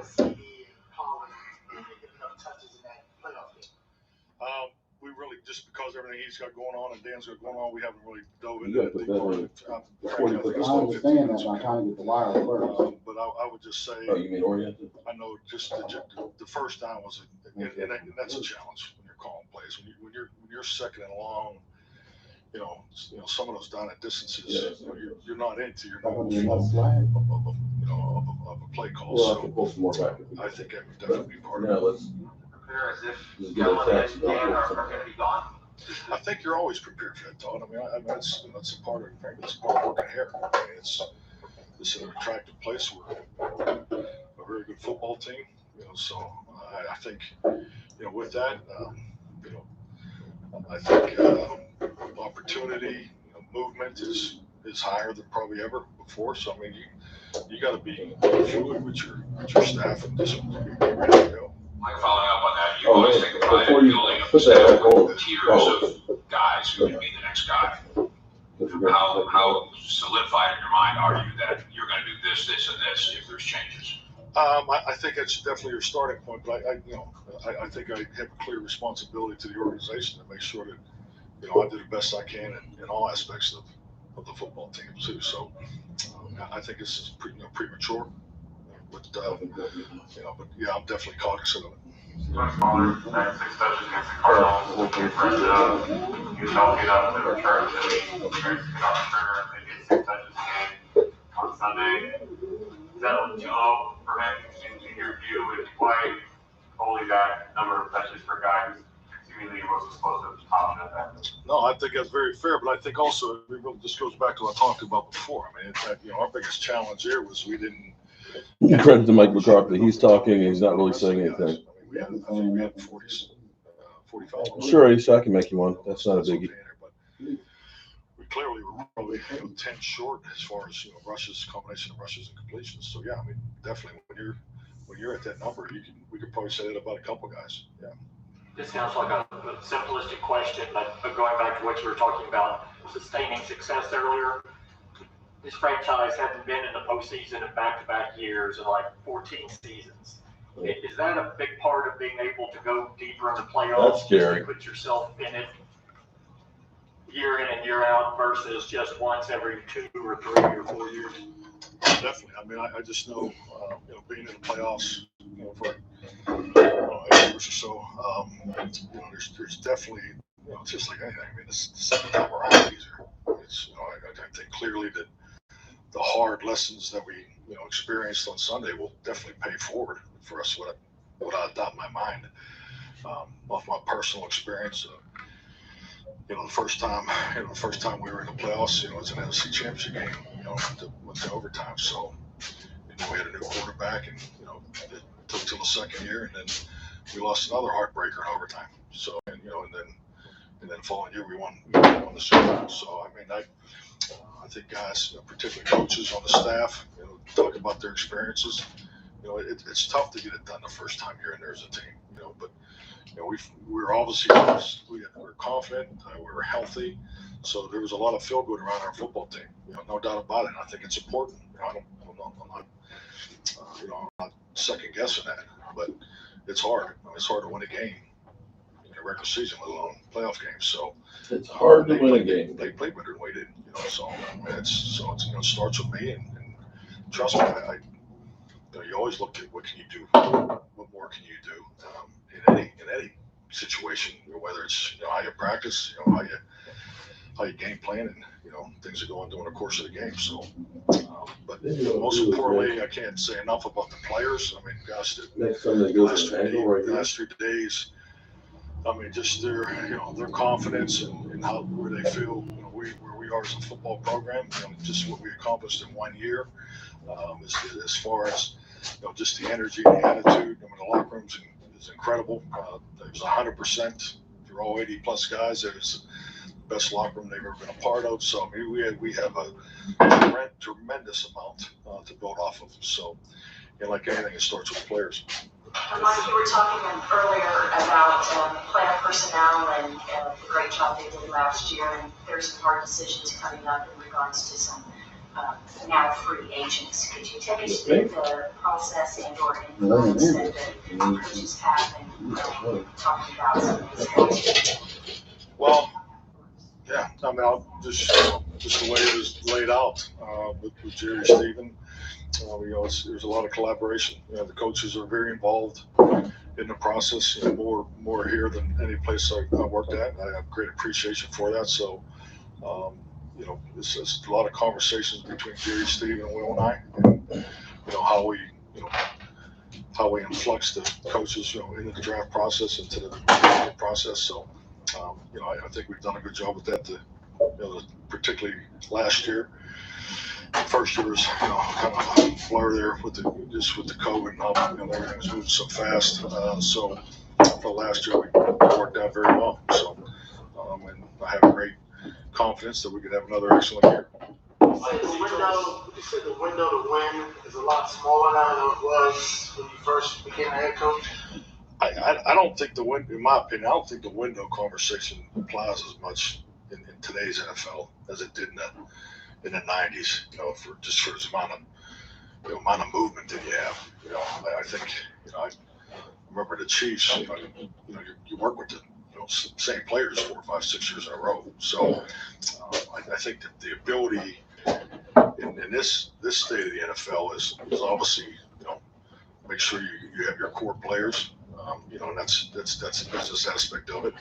But you're going to have change. I mean, change in your 53 is going to be 20-25% a year of your players. So that's, frankly, today was a lot of the younger players, and the importance for these first-year players taking that second-year jump. I mean, that's going to be a big part of being able to be successful as a football team, is the development of these young players. The young players, and they just, you can speak with the veterans. The veterans have a lot of love for guys, particularly in this class that came in. The respect and then we're going to the way insert they the spindle plug coverage so of the Z-axis through the combination top of of the the spindle the cover. guys we Now have we're here, going to attach that spindle cover to the top of the spindle, ensuring that the orientation of the plug matches the connector on the spindle. See the spindle connector by flipping up the silver bracket with the stud. And how different will this offseason be for him to maybe not have to worry about his rehab full time, and he can worry about football more than he's actually. Yeah, definitely. I know Dak is, he just wants to get past Part two, we're going to plug. like all of us, the pain of Sunday. But hey, his work ethic and his regimen is second to none. So that's not going to change. But yeah, I think it's a great point. I think that being in a normal off-season program, I think we're all hoping for.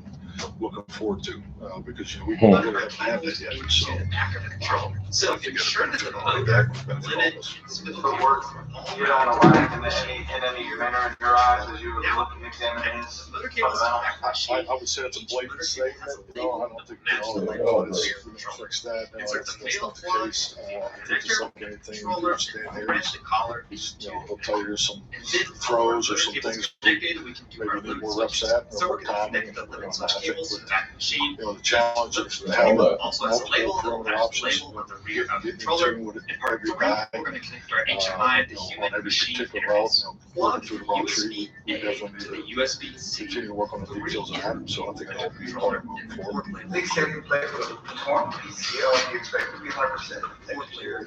How did that affect you? Yeah, definitely. I mean, I definitely think it, time away, he'll be ready to go next year. I thought he had a tremendous start to the season. I thought all the way up to Carolina, the Carolina game was when he was injured. I thought that was clearly the best he's looking in my time here, physically. But yeah, it's something he dealt with and practiced with throughout the year. I think it tells you something about Zeke and not only his commitment, but his toughness. But yeah, I think he'll definitely recover 100% and be back. Mike, in what ways do the offensive line need to improve for next year? And when you look at your personnel needs for this offseason, how much do you look at the offensive line? Personnel changes and things. I mean, it's really too early for that. I mean, we haven't even had a personnel meeting yet, on our players. So, as far as improvement, I think number one is always availability. I think you always look at that for. You look at successful offensive lines. That successful seasons for an offensive line. Availability is probably the number one statistic in that. So, just guys, getting healthy, trying to stay healthy, and but I think really we've got to look at some things fundamentally, and look at things, particularly pass protection is going to be another area that we'll take a little longer look than normal. So, I think all those things will help those guys. You're talking about how you'll have a 20 to 25% change every year, just the way the NFL is constructed now. You have 21 free agents on this roster, which could put you outside of that 25% range. Do you feel you need to be in there if you get beyond 25% change in a year? Is that counterproductive? For a team coming off a 12-5 season. I mean, I hope we're not, more than 25%, because I mean, how can you not love this locker room? I mean, it's a locker room that came together quickly, and but has so much more growth in front of them. So, the business part of it, I think you learn. Maybe we're going to plug our Ethernet Really to your the card. career, Probably would be right here, actually. Every one of these. So maybe we put it back here. There's tough business decisions. So how it works out, you deal with it. But I do know that, Maybe what I'll do is I'll make like a shelf right here for the computer and stuff. The time and energy, Definitely. and Over here is where we and are. how we operate, how we train our team is reflective of that. So that's really what we're here to. John and Dan aside, are there any other changes maybe or departures from your coaching staff? Premature. I'll start the coaches exit interviews will start Monday morning. Me? This is what I want. No standpoint as far as any. Putting machines together like this. Oh, wow. There's a number of guys, I don't have that in front of me, but yeah. We had the larger boards and all that stuff. Like tomorrow for ankle surgery. Okay, so now this has got a Now, this one might not be long. So is- though. Longer Brandon Smith. This one's gonna go to the computer. When you look I at think either what or the we kind of was wait able for to it do, and you talk about second year jump. Well, This one goes to the computer. They seem to be pretty good at So first that job. has to go Making a second year jump. on this. I have no idea what to do. Okay, so this, I just know that one. this is a C right here. Yeah, but one goes in the front, one goes to the back, and they're different. Well, this is a USB. That one goes into the computer. Really on kind the of on back. that topic, what he can do, coming off of this, his rookie season. So There's one to end, the clearly other made an one. impact. I think the biggest thing I he's just going to have use this to computer in here. get accustomed to is Right. the changes people make for him. So and that's where we got to make sure we have him prepared because he's a targeting. So maybe I challenge make a shelf this for right here offense, for the power, really to move him and around. I just plug in. But it's just like it's So really, you use the program and set it up on the program. And a test of this. That, once you have Yeah, I mean, we can always set it up. that's all it is. Right now, it's just so we can work. Okay, so this, oh yeah, Takes that next step to. so if I put a shelf here, that's where this will go. Like this goes to what? The Denver game, the strategy. I think a couple things, but Denver players like that, Plug the Ethernet as well as the USB-C cable. frankly, we saw more shell than anything. So, yeah, I think the passing game as a whole, So that one some goes. little things, the details. It's gonna be over here, so I can always unplug it when I make the shelf. During the season, we could be better. I'm gonna reroute some of the stuff this year, Going into the once we evaluation finish process. this all working. You've been a head coach in a high profile situation for a long time. Do you ever get used to speculation about job security? How do you deal with that? So what hooks to the computer? I think, Oh, internally, and I think for people in this profession, it's accepted, it's part of the job. I get that. I understand why you're asking the question. It's part of the job. I mean, you have a job to do. I have a job to do here today and answer your questions appropriately and respectfully. But yeah, I don't put a lot into it because I know what I personally put into this. I understand what goes on here every day. I know how to win. I know how to win in this league. I know how to win playoff games. I know how to win championships. So I have great confidence in that. We've built here. Yeah, 15 grams on 12.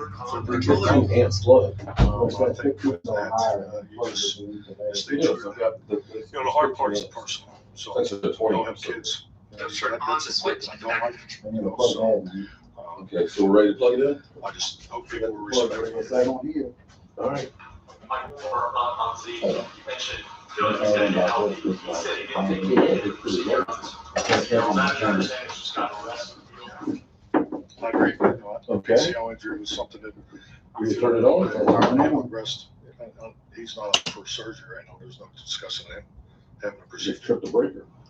Mike, how do you handle the rest of your playoff stuff? Do you watch with all of us? Is it too hard to watch? I won't, so I won't watch it. What's nice is we'll have a video that you make, I'll come in, maybe. Yeah, you can't, no, you got to plug it back. So But it's The emotion of it all on So you might TV. have put one on there for It's just 50 something amps outlet. participate in it, so it's, we're disappointed, make no bones about it, so.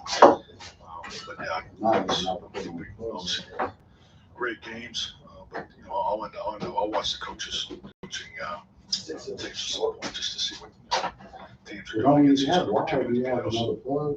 You talk about the offensive line things. Tyron's not played a full season since Have 2015. plugs. He missed 6 or 7 We have games a this year. thing to put in the wireless and we'll put it, Can you count on him? we got a dedicated plug Play to this it. whole season next 20 years? Well, I just think like anything, I get to see Tyron every day, but also I have an understanding of not only, how it happens and what goes into it. So, I think, players go through strings of injuries. His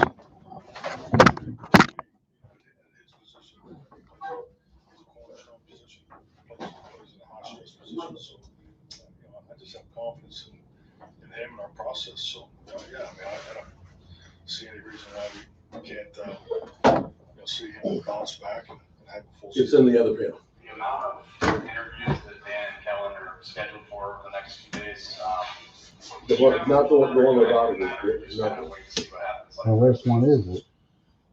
Active, which one? Communication with that. One about it, yeah, sure. Something that we outside. Should be one of the trips.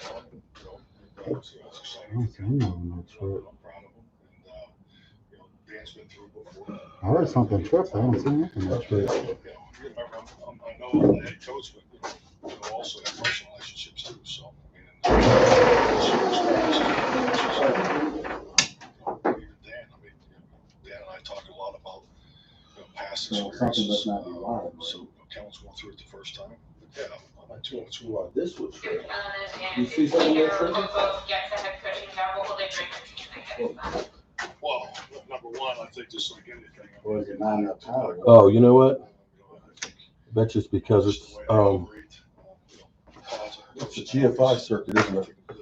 Why do we have that as a 20 amp? They might change that way, so they- I mean, that's an arc fault breaker interrupter. So so we have to not change they it. have the ability to bring Let's put it on there. people together. So I think that common characteristics, I think, is this is someone that has a tremendous amount of experience. fast track. You know, I think he's definitely someone that's worthy of this. You know, he's Go ahead, prepared no. very well. I might not have enough power. No. It is enough power, but it's our fault.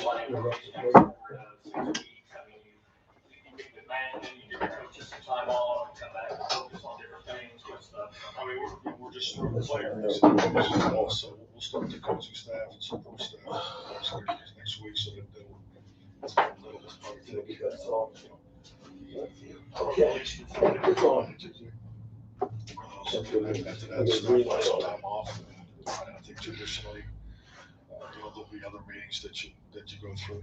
So we'll work through all that, and then, just like most years, I think the day after Valentine's Day, we are to kick off for scheme evaluation. Color, and make sure that you see the green light right above it. It's Then also got check with your green light on the I'm sure if you're gonna go to Super Bowl, and couldn't find it with the pandemic in some instances, we build that this year. Great We question. got the green light. I haven't thought about it. That's part of the meeting. On the head of off-season, this will be the first off-season you have where you know Dan will be your quarterback next year and under contract. Not that worried about that right now. We just have to modify. I understand. Install dress list. And next time, He brought up, hey, how did you? Well, and, also we gotta put the base on. So, just the conversations about just having to spend Step time. Yeah, 12, so this is install like dust install collection. phase. The attaching the components So of the much, dust collection so system much. to the X-Carve Pro. Part 1, we're going to attach the As what they have. first part of the slide is That's to an the awesome dust meeting. hose. It's basically evenly limited to let's install under each section.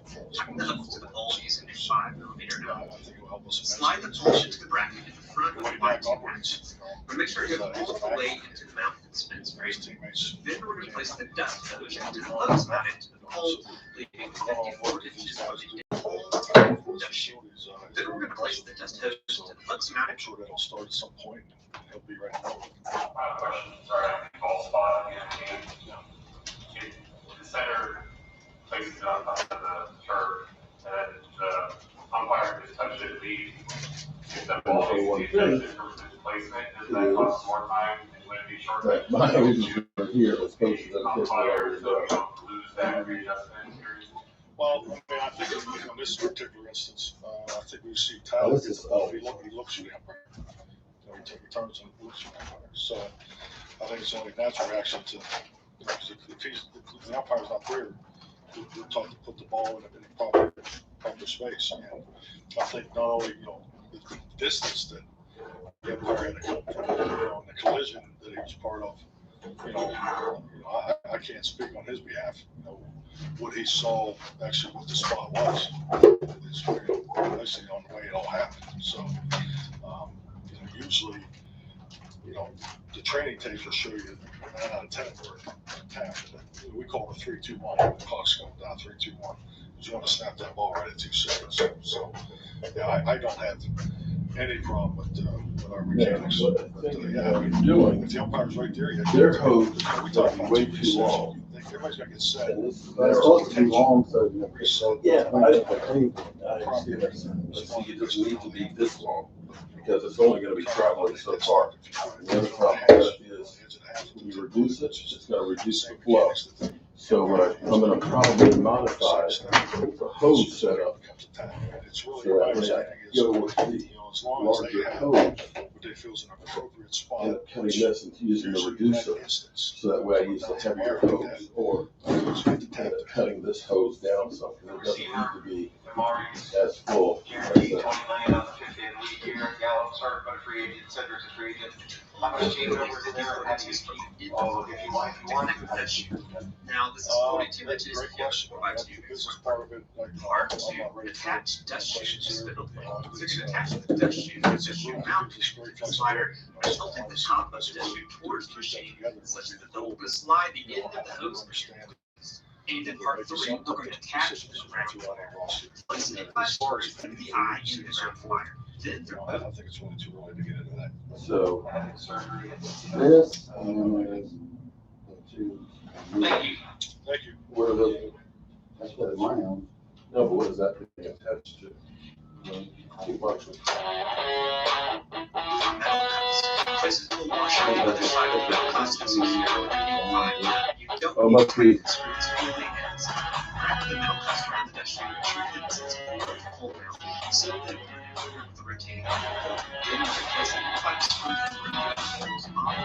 Okay. I'm not sure what that connects. That goes into the machine. Yeah, I don't know if it's storage or something. Okay. So that goes on this. On this. Yeah, check that one. So that's going to connect onto the hose. The problem for us is changing out the hose because I can always loop it back up in here with the reducer. Yeah. But the thing is when you use that dust collector with the reduce like this, it won't really suck it. Yeah, it might be. Oops. Let's see how much section.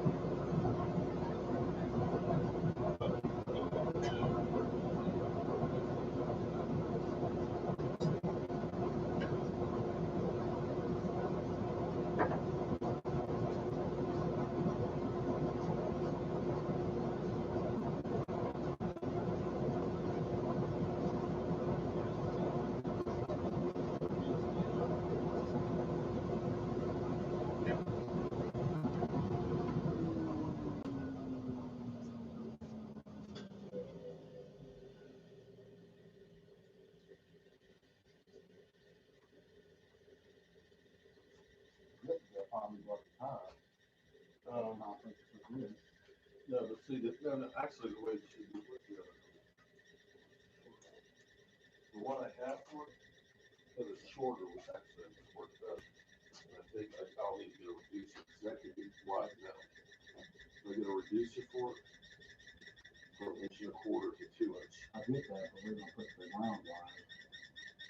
The ground wire, I may have to get a longer. But the rest of the system is actually grounded.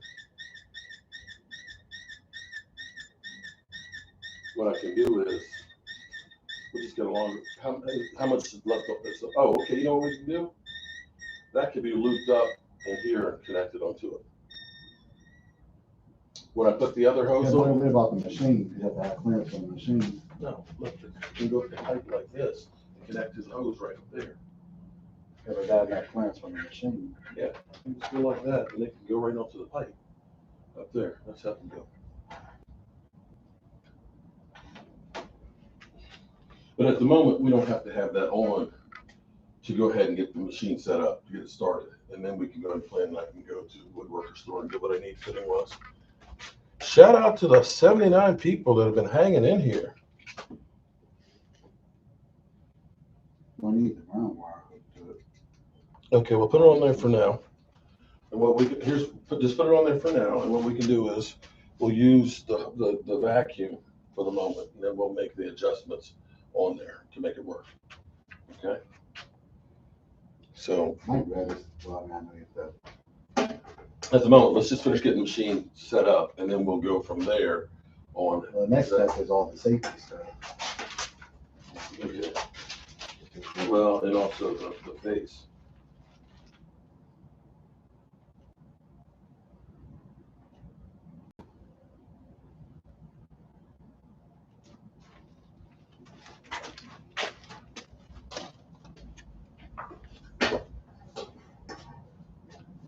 The thing is, I may go ahead, since this stuff is over here like this, is slide it back this way.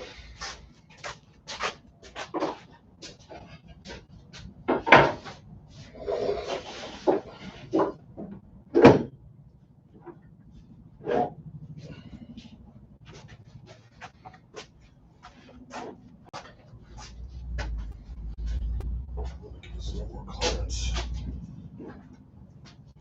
Okay. All right, so I still think that has to be tightened up. They're gonna say anything on direction on doing that. Okay. All right. Who else?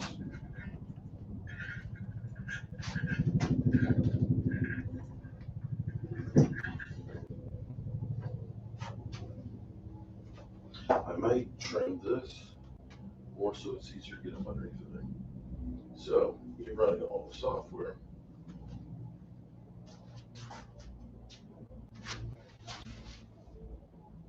Do you have the bits? Yeah, that's in the house. Connect the computer. But it still hasn't told us about what? putting the wood on here. It's not finished being assembled. They didn't say anything about that. Maybe, Maybe I think that's in the software. It says something about putting the wood on there and it levels it out or something. I don't know.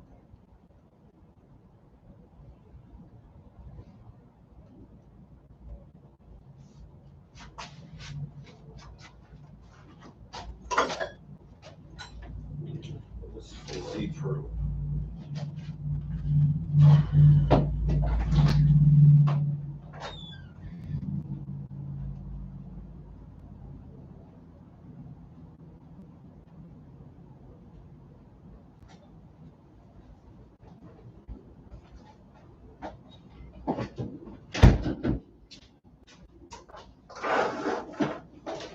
These are the bits.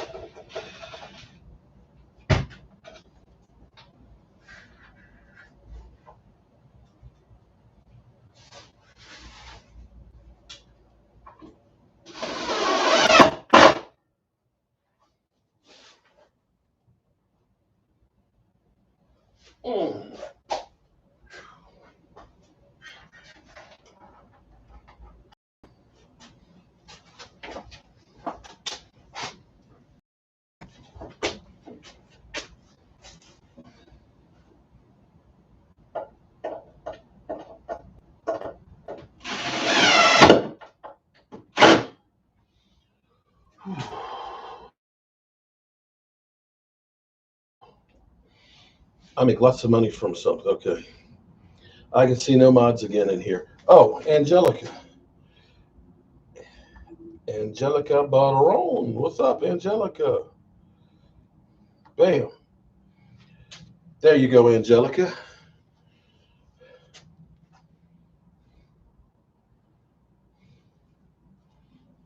Yeah, we screwed the pooch on the Cowboys. We suck. There's no other way to put it. But I'll say this much, at least it wasn't as bad as Jason Garrett and this whole shit-eating grin that he usually has. You know, hate that fool. Next year we're going to win the Super Bowl. You know what? I'm tired of even thinking that. They got me, so I'm all messed up in the head. Wait till you get out of there. Whew. I might be ready to take a break. You gonna download the software and work those?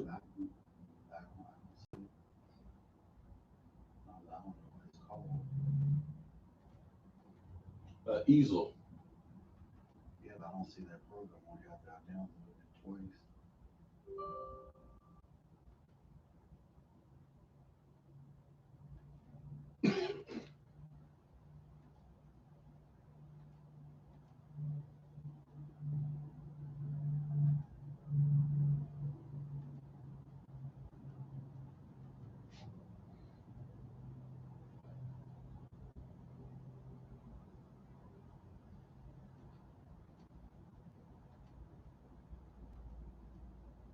I hear the fan running.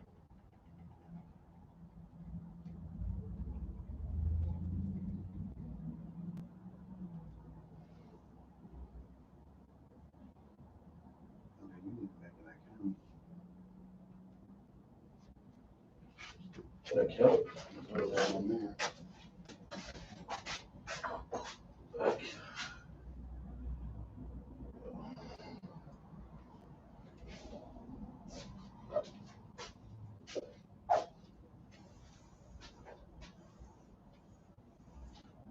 I wonder if I have to go into them to get, because you had to buy it.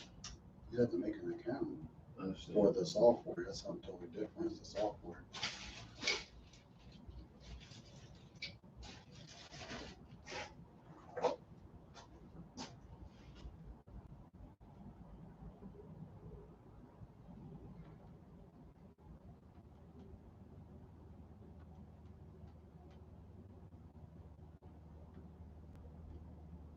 Start free trial. It's not a free trial. This email's already been used. And then you have to already use that login. Turning users. Let's see. Email password. Okay. Trouble accessing your account. Reset password. We need whatever the email you use. Email. Account.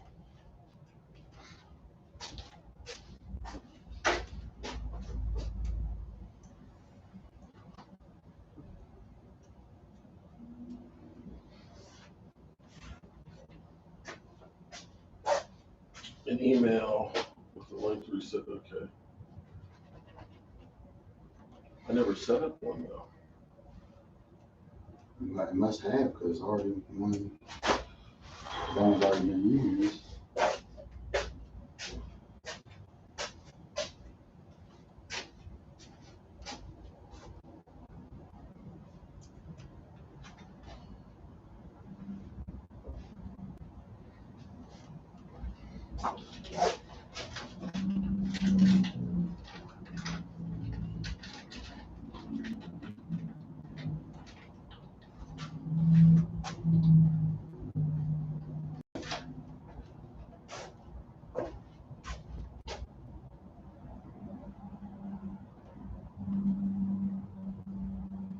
Set your password.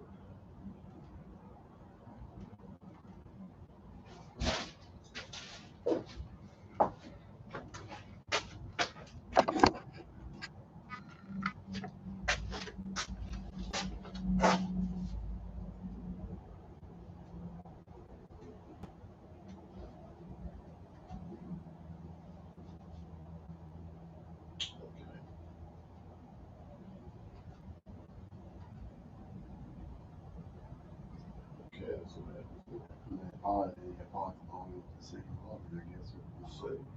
on that easel. Okay, so easel.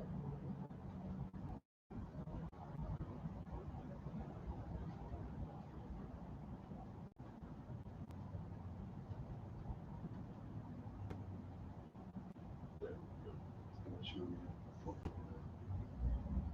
a pilot. Confirm setting, yes.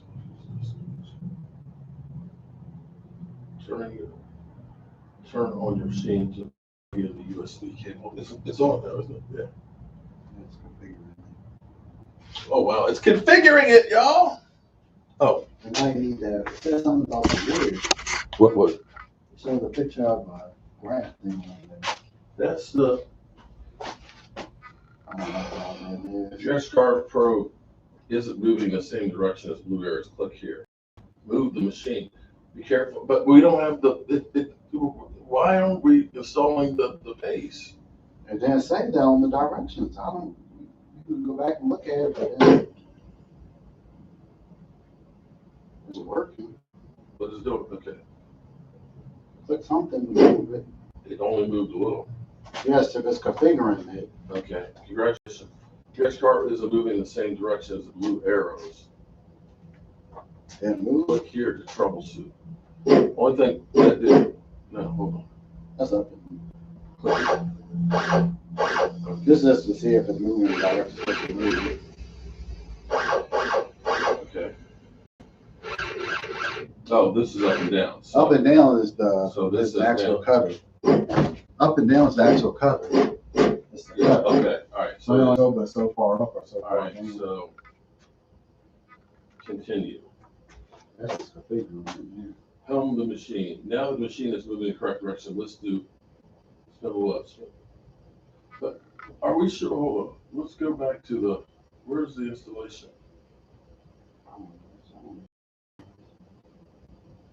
They just told me to install the software. Oh shit. But so You know what I'm saying? Anything else about that? okay, here we go.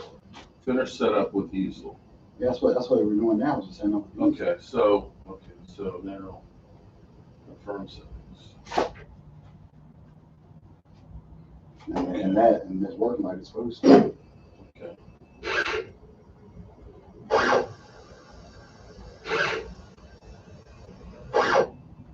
Okay.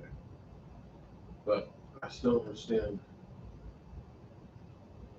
So I'm gonna continue.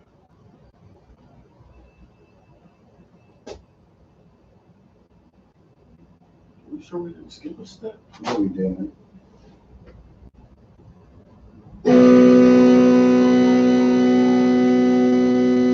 This is crazy, y'all. It didn't say anything about the Twitter or nothing. Man. It's doing something. It's centering it or whatever. It's supposed to be doing. I don't know what it's doing. Homing sequence, whatever that means. They broke it. We didn't break it. The machine doing what it's supposed to do. It's reading the software stuff.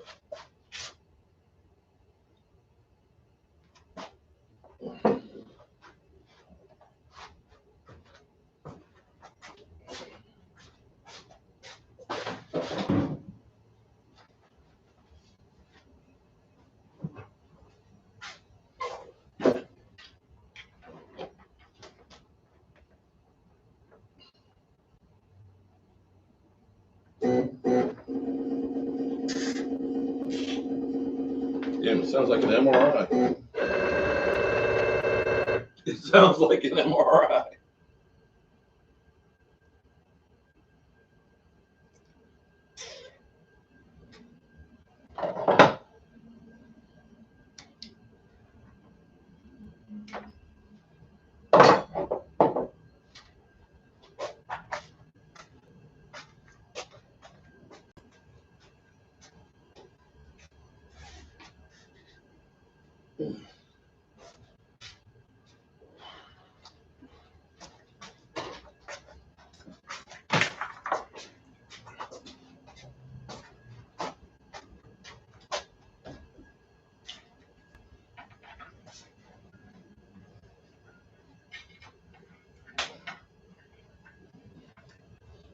of wires on this thing.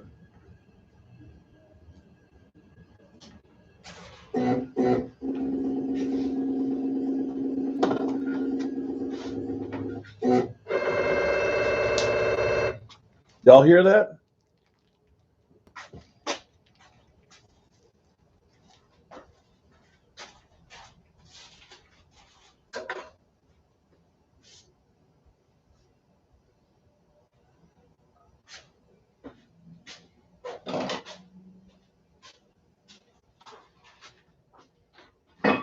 Still doing this thing, huh? It sounds perfect. Okay. Yeah, I'm sure we can. I'm a grown ass man, Mark Holmes voice.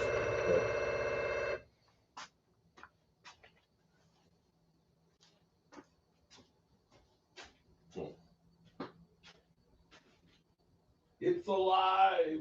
It's alive.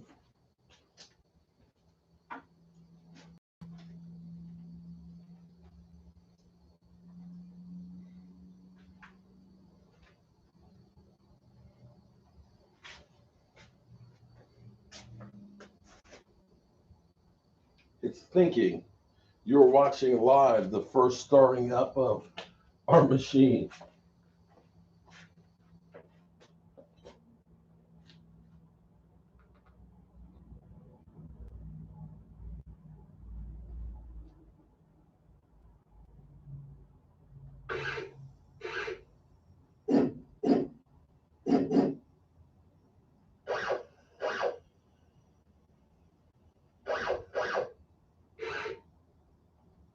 Okay.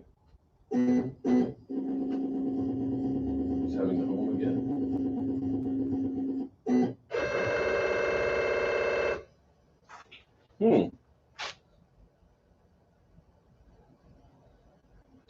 Jason, well, we'll see what it does. I'm still.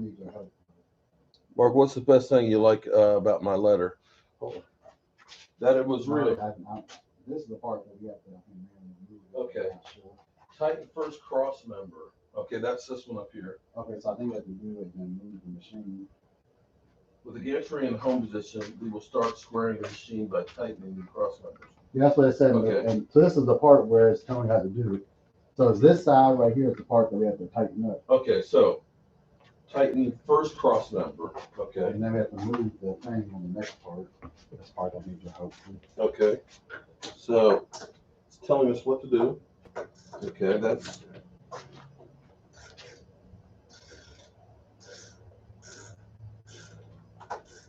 Okay, it's done. All right, first one tightened. Guys, this is exciting. This is crazy. Now we have to manually move it. We have to manually move it? What? What's that on the machine? Just push it? Let me see what it said. It says manually move it. You sure about that? Well, you come over here and you look at the dot where it says on here. You have to move it to past the next one and square it up, I guess. These are, okay. Move. Don't click the next button yet. Oh. Shit. Ah, shit. Shit. I done messed up.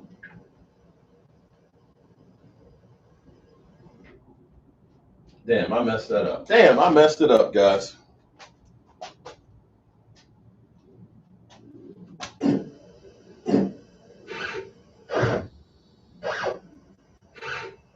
I guess that's why you don't put the wood on it. But... Not yet.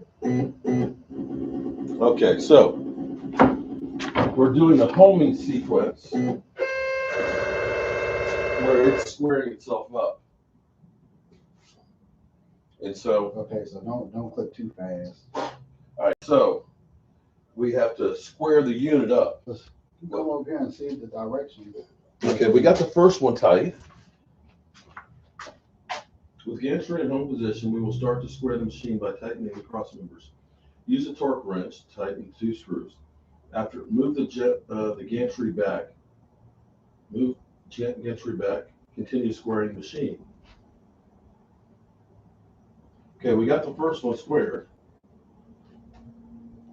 Throw this step when you click the X-Carve will move automatically back 11 inches to square up with the next cross member. During the next step, when you click Move Gantry Back button, the X-Carve Pro Gantry will automatically move back 11 inches to square the cross members. I didn't do that. Go back.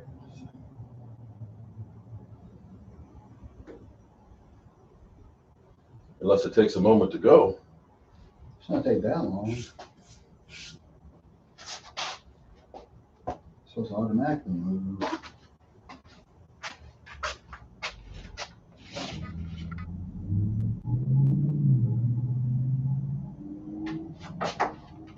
During this step, when you click Move Gantry Back button, the X-Carve Pro will automatically move back 11 inches to square up the next cross member. Make sure nothing is in the way to prevent the gantry from moving backwards. There isn't anything in the way. Using a torque wrench, tighten up the screws.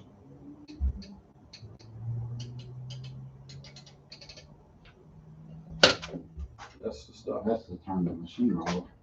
Okay, let's resume. Okay.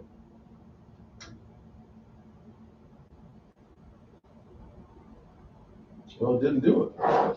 Now what happens if we, so what happens if I push it again? Then we got to start all over, right? Yeah, you do just click that button, just turns it off. It's stuff on USB off.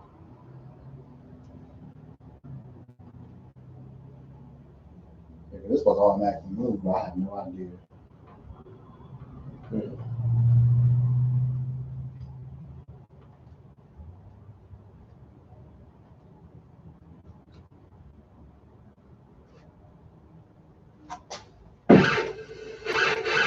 It's going left and right.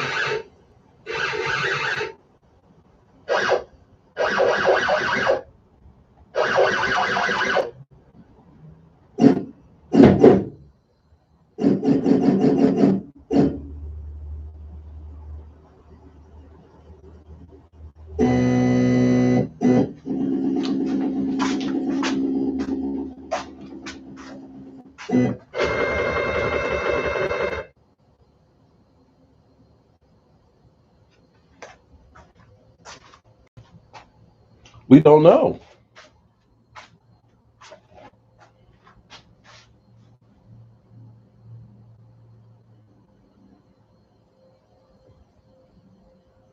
Well, I can always call them.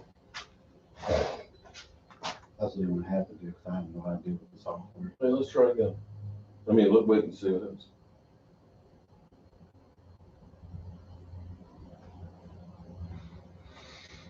We know it's connected to it. Okay. You might have to call somebody to see if they can walk us through the process, because it's not working like it's supposed to.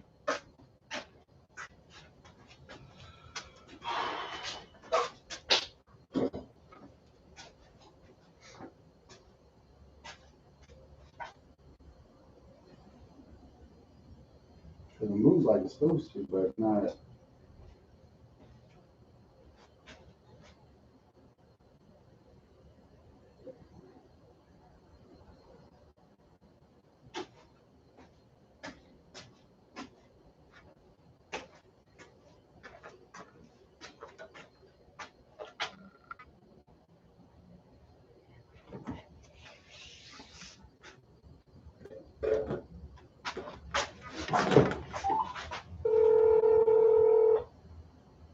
Thanks for calling Inventables. All calls may be recorded for training purposes. Please press 1 for sales and order support, or press 2 for technical support.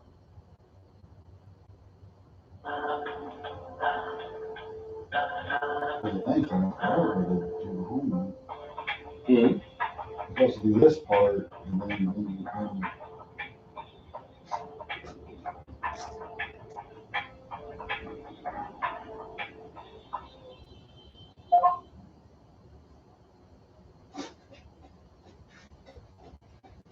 Please don't give me like the voicemail that will call me back.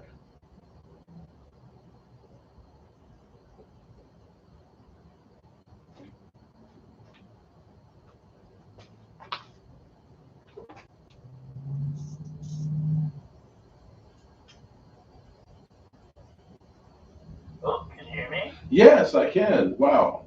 I tell you, I love you guys. Okay, I've got my not too bad. I got my X-Carve Pro early this morning, and I've been here working on it. I've gotten it to the point where I'm putting it together and honing, and we're tightening up the axis on it, but the gantry is not moving back after you tighten up the first one.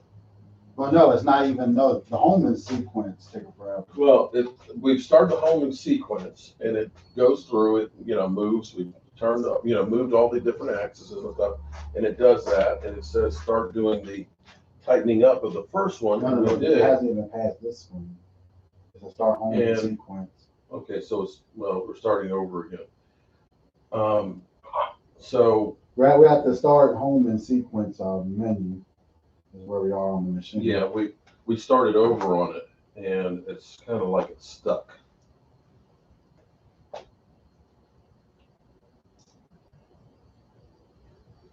Okay, so give me one. So you jogged it jogged just fine. Yeah.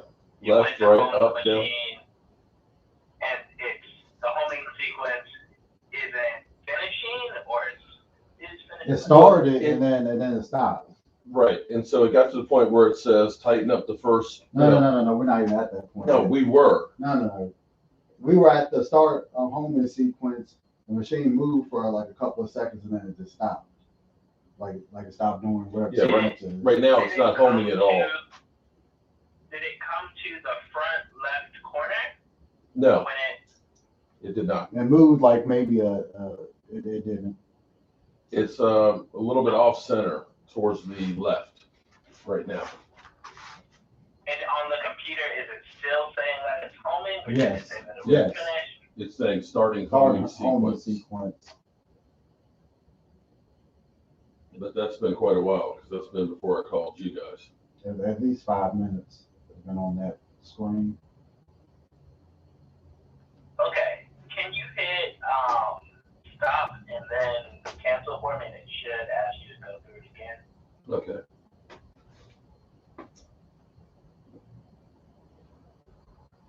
See, we were in where it says tighten cross members and square it up, but it would never move to the next one.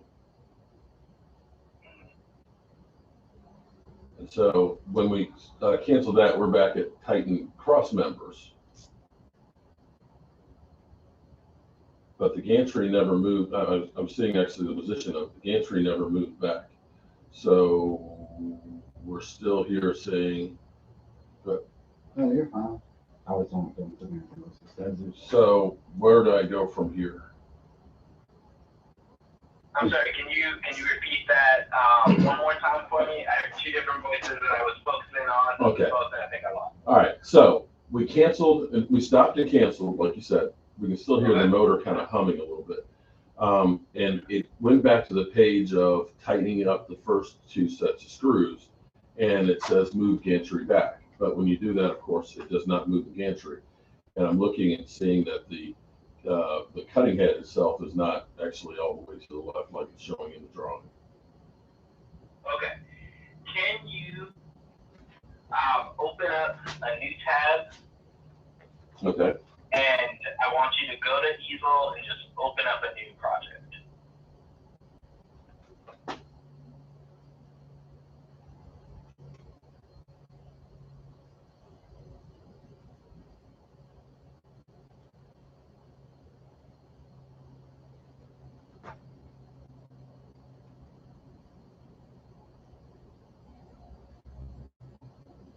Okay, so this actually has gone into when you just open it up, it's got actually a design on here. It says introduction to easel. It says Mark and they have like a little robot icon. Yeah, we can ignore. Okay. We can ignore that one for right now. Okay.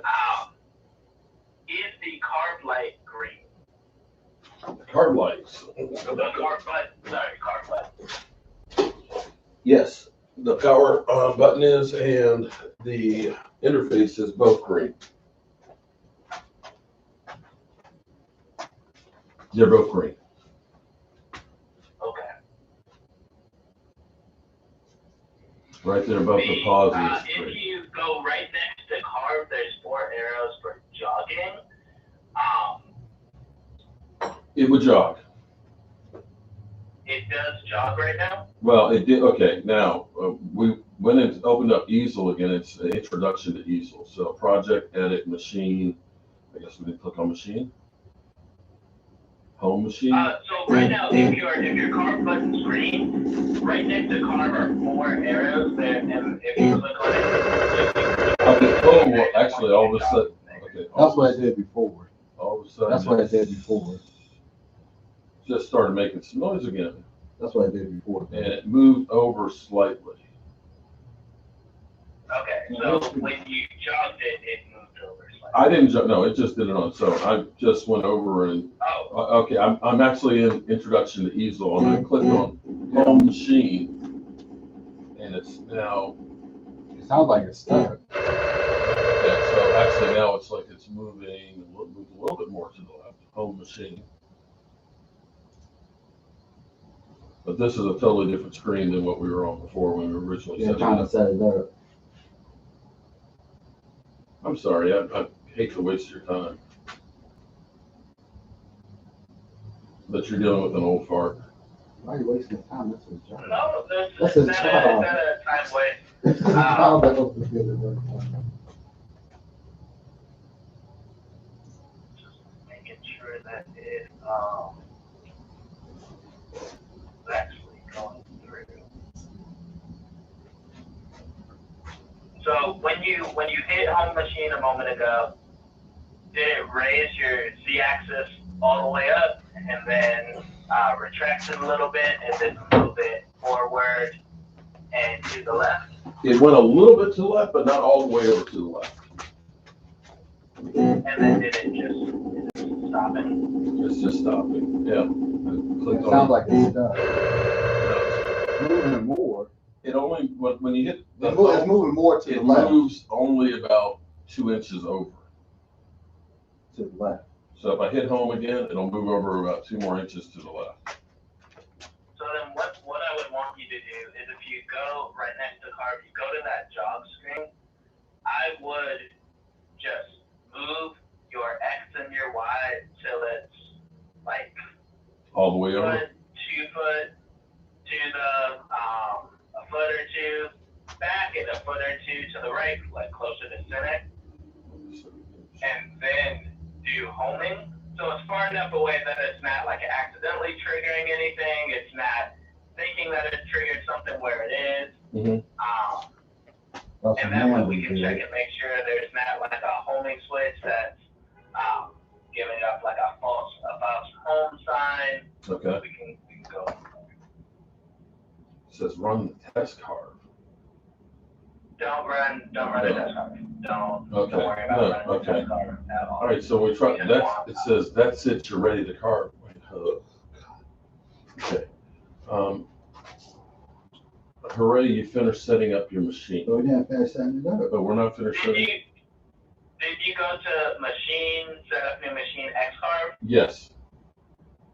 We don't need to. We don't want to go there. Okay. All right. So. Okay. And now it's back to the easel. We're back to the easel. Okay, screen. Okay, so machine. Is that edit your machine? Yeah. Where's the edit machine? That's the Pro. Okay. Give me one moment. We're gonna just do a quick remote session so I can see exactly what you see and we can get it settled that way. Can you give me your email address, either the one you use for Eagle or just Mark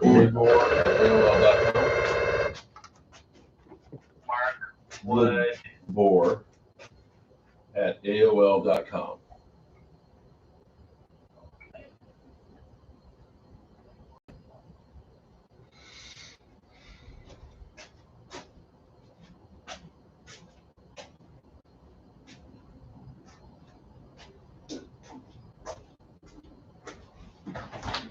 Okay. Sorry, y'all. I'm an idiot. Okay,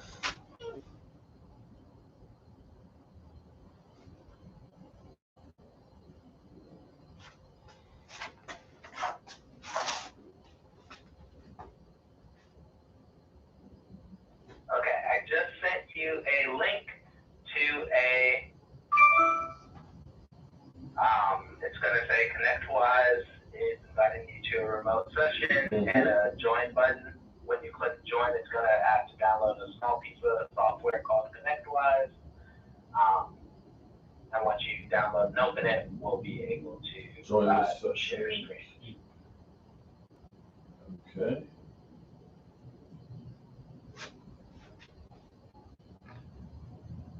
Joining your session.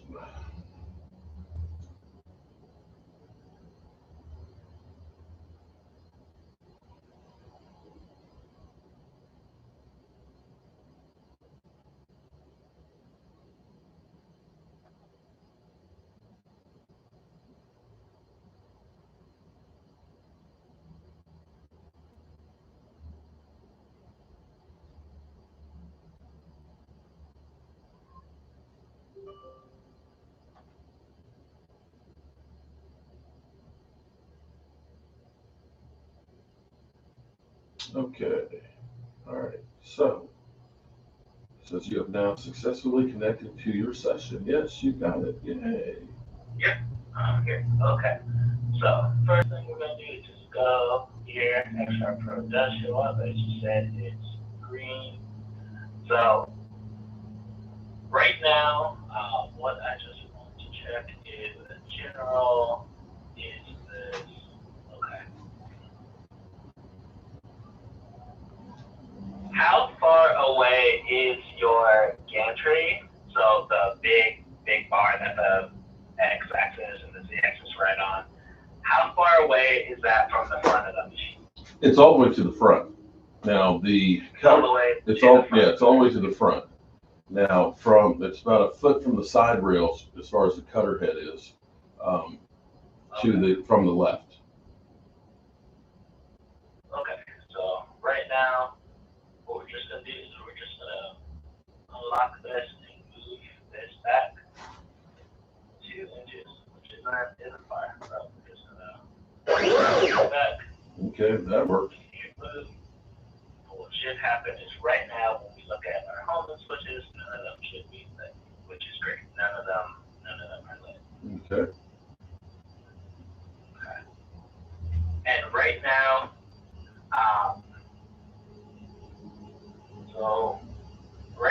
what I would have you do is, like I said, if you can just move the X-axis over, like just a foot even would be great. You can do that by typing it into here. And keep home. I'll just have you do it because you can see the machine and I can't. Okay. Should I take the coder head all the way to the left? So that all the way to the left, closer to the center, is what I actually would want it to be.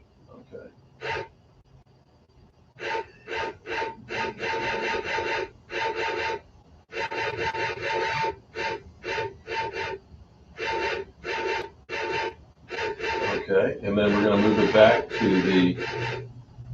Okay, so it's a little bit off center to the left. So that's where you want it.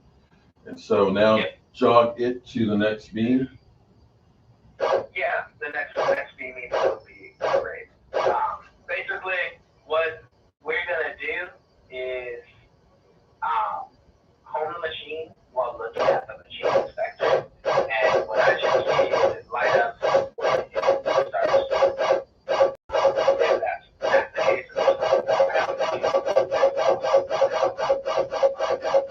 Okay, so you want the actual spindle centered with that beam? It doesn't have to be, as long as it's just far away from the front of the machine, so that when we home it, there's actual. Okay, so I've got it there now. Okay. Cool. So what I'm gonna do, I'm gonna take for again, and I'm just going to do first, come to home, and then walk into that machine inspector, and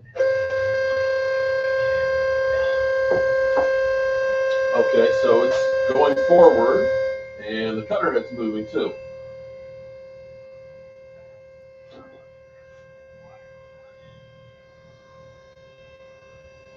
So it's going back to the front. The cutter head is going all the way to the left now.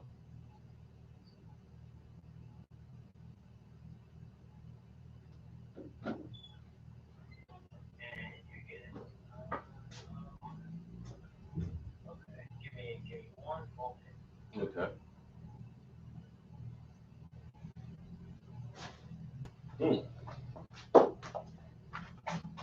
Okay. Oh, Lordy is right. I'm going to have to.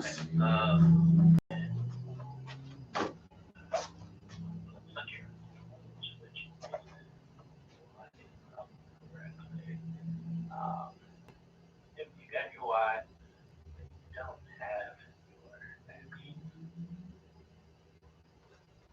Okay, so give me one moment. Okay. I'm Take gonna time. send you email, and we're gonna just try to do some manual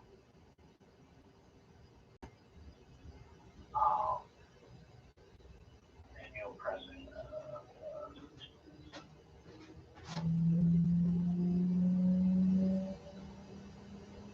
Could it be that I don't have something plugged in correctly?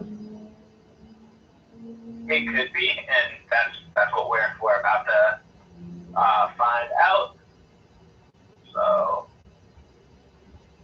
I thought I followed them all really well, but okay. It could also be that it is, unfortunately, got damaged in shipping. But well, whatever the case, we will get figured out. So give me one moment to just send this stuff to you so you know exactly what I am we're talking about.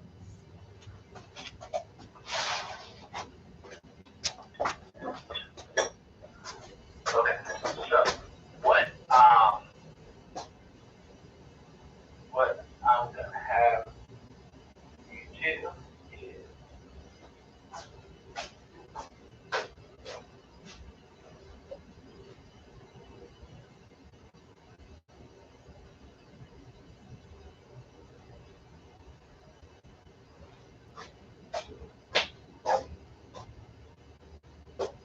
Here's the switch I need. and then if you go attachments, image. Okay. What you need? Let's see. What do you need a picture of? Oh no. Oh, sorry. If you click on right there, it should open up the photo for you. All right. Yeah. So if you're looking at this photo, this blue switch right here is the homing switch, and what should happen is it moves all the way over to this, and then it triggers that little node right there. It's gonna be on that side. For whatever reason, it seems like that may not be what's happening, just because we can see that our Y-axis is. I think is this. So what I'm gonna want you to do is in easel, just jog the x-axis back. Okay. And then we're gonna open up the homing switch frame that we had before, and I just want you to go over to the machine and press the button, and we're gonna just see if it lights up. Okay. Okay, so jog it to the left.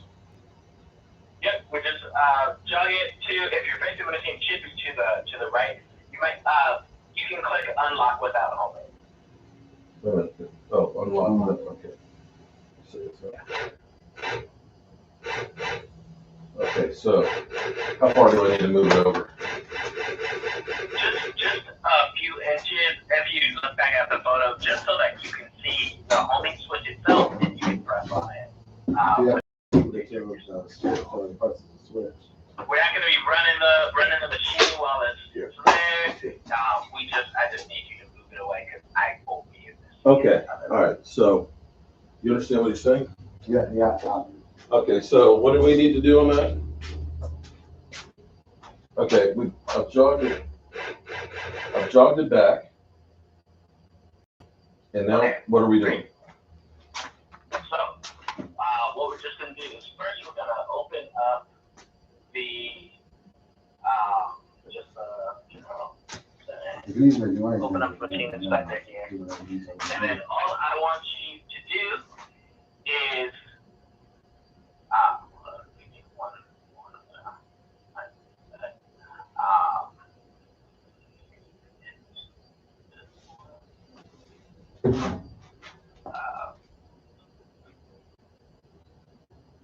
all I want you to do is press that button really quickly.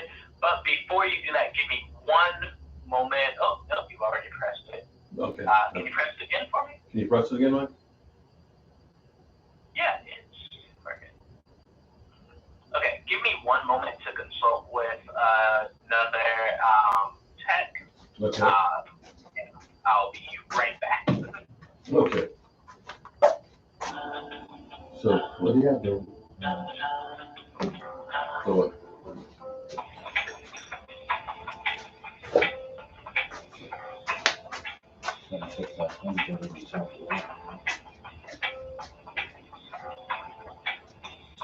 What are you doing? Taking it off or putting it in? Not the thing's not on there.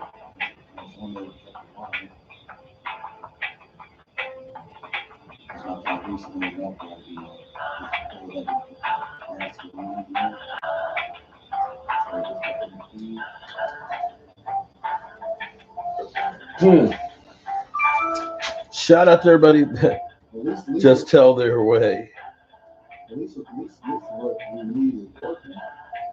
And we know things working.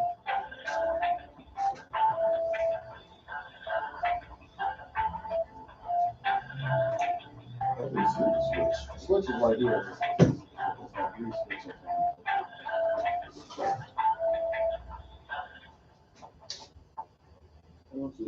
The switch is right there. Oh, okay. I saw the wire. Don't yell at me. I'm old.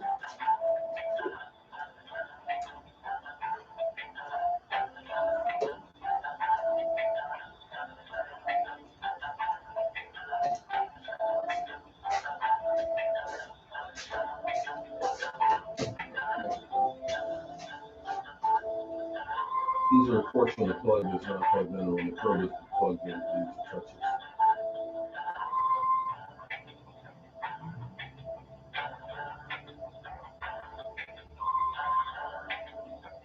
Wait.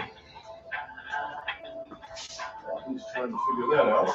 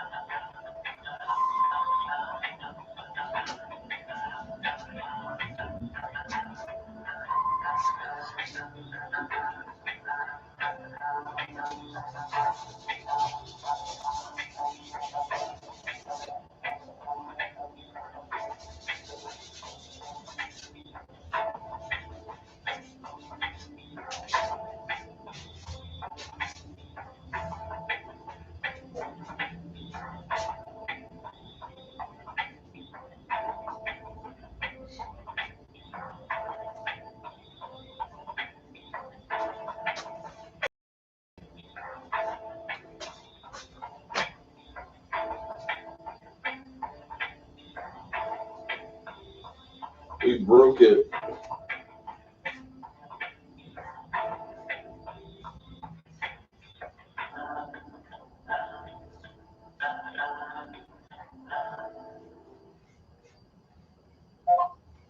Okay, Mark. Yes. Okay, so the next thing is your home switch is I'm not around the corner and see this. errors. Give me one moment. I didn't notice those at the beginning. Oh, that's fine. That's a lot of alarms. Okay. And the error is from when we were trying to tell it to move while it was locked, and that error is literally just saying it's currently locked. Okay. Can't do anything. The last one, however, is it's the same one that we've been getting. It's rather give me one moment to do your settings.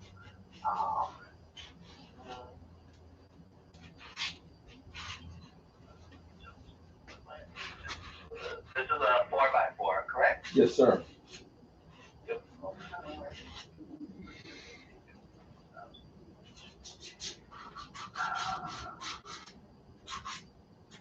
Yeah. Okay.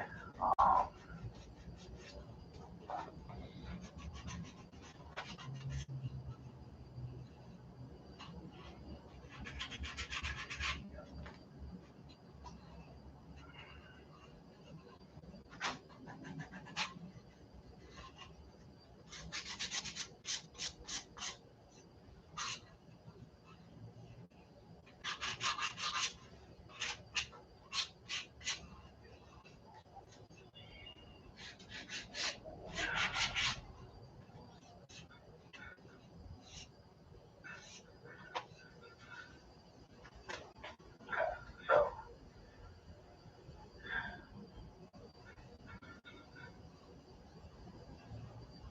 and right now is sorry to keep asking this, but is your Y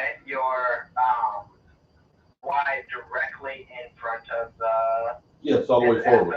Front? It's all the way forward, and the head, of course, we jogged it a little bit to the right so you see the switch.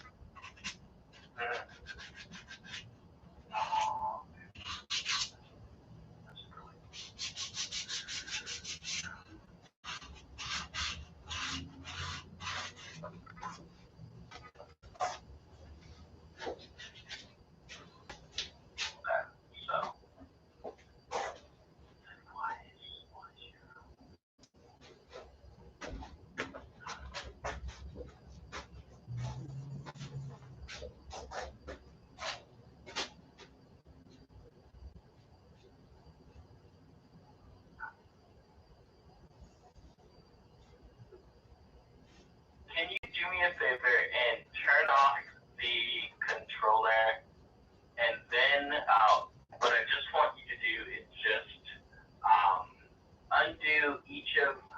undo your x-axis homing switch wire from the controller and just reseat it. Okay, so should I turn off the main CPU or just turn it off at the interface? Yeah, right at the controller, the big black box. Okay. All right. Bam. Okay, it's off, and then unplug the homing switch. Like, you know which one you're talking about? I have no idea what that is. The homing switch. switch. It should give you on the wire. It should be labeled X limit. Oh, you mean on the computer? At the CPU or at the switch itself? Honestly, both. Just to make sure. That is going to be the limit switch. X, Y2 or Z? X. Okay, all right. So unplug the X here, and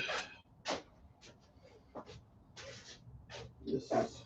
Oh, we got to take the I've got to take the side off for the unplug it on the inside. So hold on, let me get the Allen keys. No problem. I'm just making sure.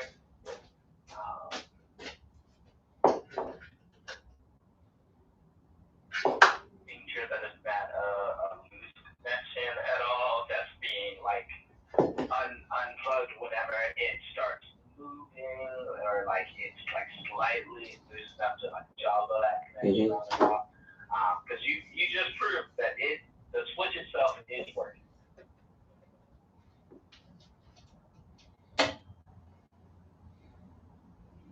Do you have these kind of problems very often?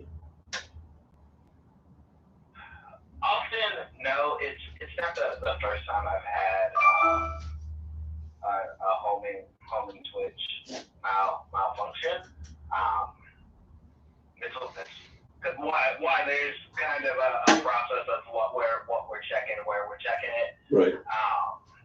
Process of elimination. Because at worst, we'll just replace the switch. You'll pop it back in, and you would be fine.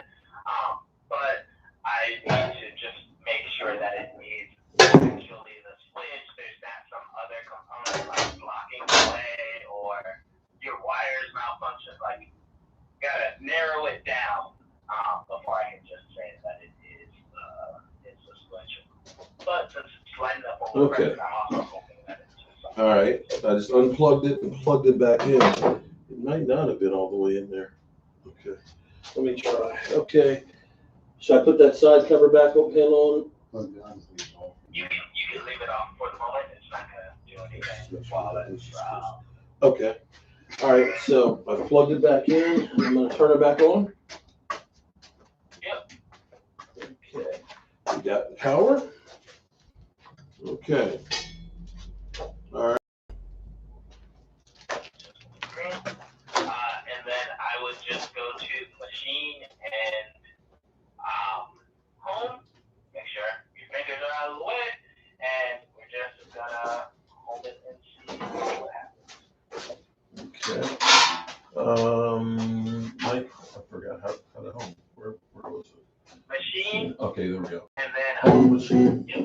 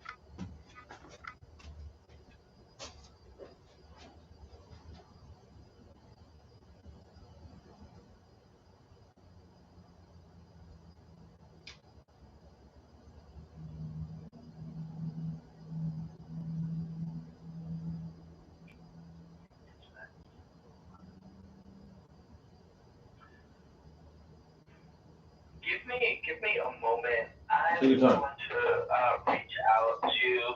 I've seen this once before, where it's the bracket is moving while the machine is homing, which doesn't actually allow it to home. And I know that she figured out how to fix that. Okay, no problem. I haven't had a case like it before. Okay. Give me a moment. I will give you a call right back. Okay. Are you hanging up and gonna call me back, or? Yeah, I'm gonna hang up and call you right back. Okay, all right.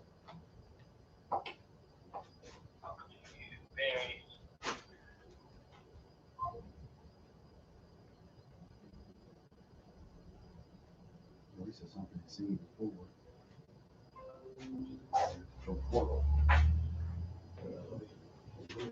Okay, I'll be right back.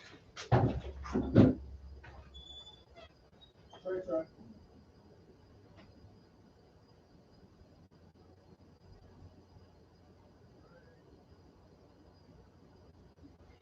At least it's something you've seen before. That's good.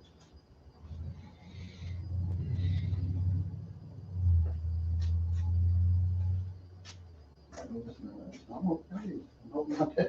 I told you.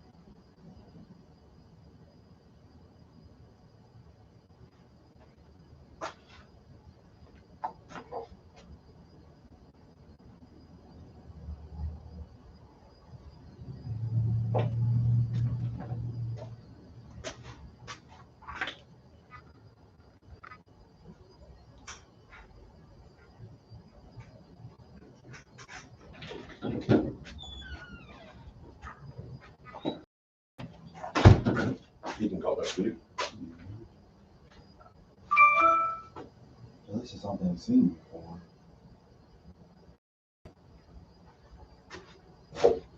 Maybe somebody figure out how to fix it. Fixed.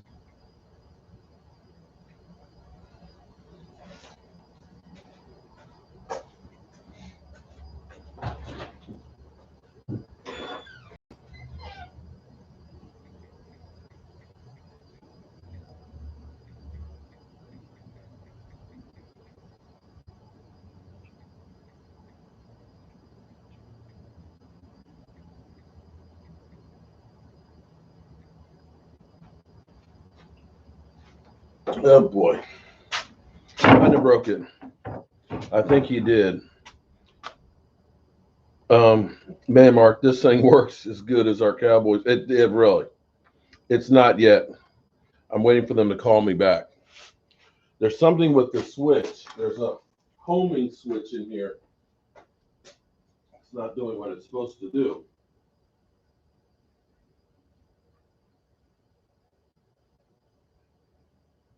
And so he's calling tech support to find out.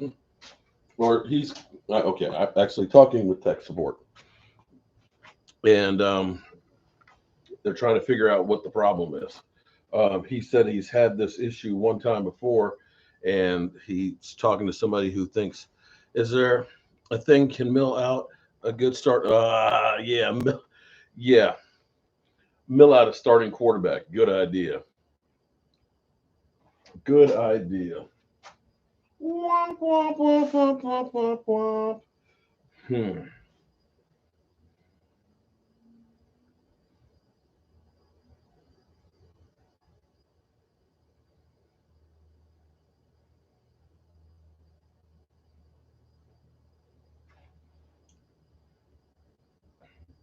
Actually, I better get my battery because I'm gonna run out of it.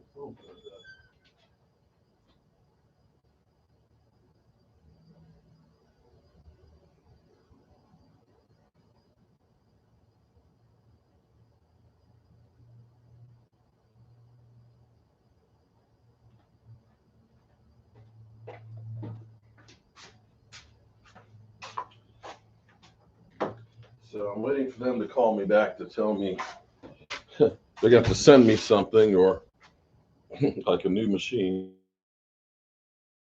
That's supposed to action. Yeah. But at least they said something they've seen before, so between the two of them, they should know what the problem is. Hopefully they can figure it out. No, they will figure it out. Yeah. Because if they fixed it before on another system, then they should be able to figure out what they need to send us or how to remedy the problem in the software. They said something with the bracket, like the bracket's not supposed to be moving while the machine's homing. Or something, he said it might be something with the bracket. Well, so they finished the interview with Dan Quinn for the head coaching position.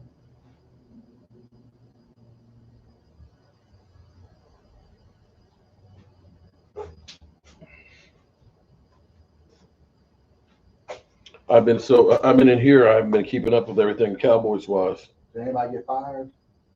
No, but Troy Aikman basically slams the Cowboys for not using CeeDee Lamb, for him only having one catch.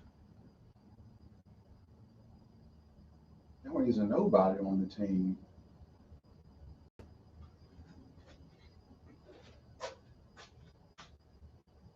Golden Schultz had the most yards with, I think, 50. This thing's gonna be cool if we can never get it to work.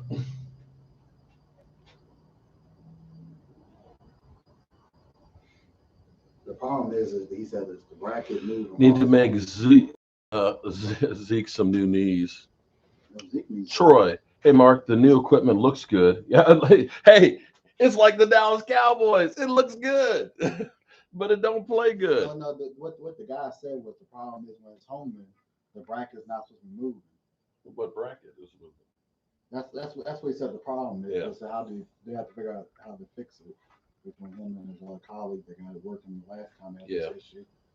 So figure out what it is, hopefully. No, figure out how to remedy that problem. But I can say thank you guys for being here because this has been fun. That's what the problem is. Once we get this thing working, I think it's going to be actually really cool to see this thing cutting stuff. I mean, it's going to be cutting, you name it. It'll be able to make it and carve it and all that. It sounds like a, to me, it sounds like a, if you ever had an MRI, listening to the motors and stuff in here, it's like, it's like, man, it sounds like an lots of, it can be cowboy stuff, it can be giant stuff there, Aisha.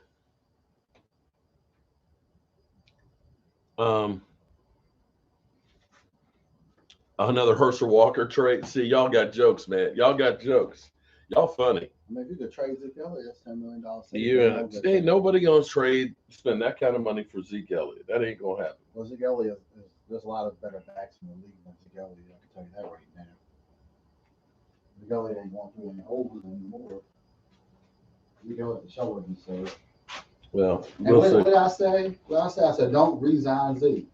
The way they do, they resign him, and then he's been going downhill ever since he got that contract. Well, it is what it is. When I had a chance, I was screaming, "Don't resign Zeke." See, you all here pouting. That's like I'm pouting. No, I'm talking about Zeke Elliott. Are you saying I'm pouting? No, Zeke Elliott.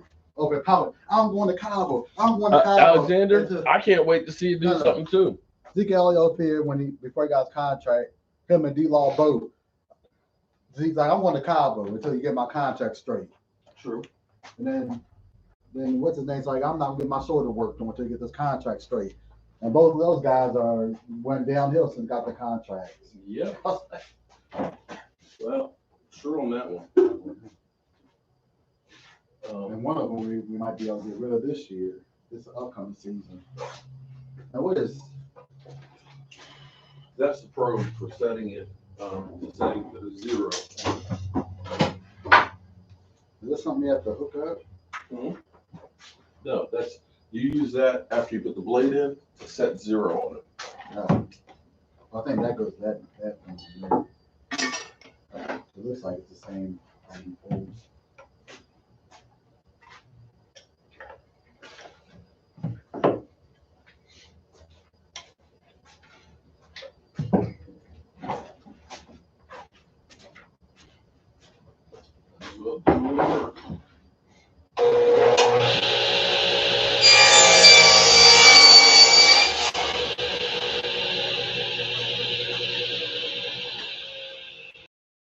Might as well do some work the old-fashioned way here.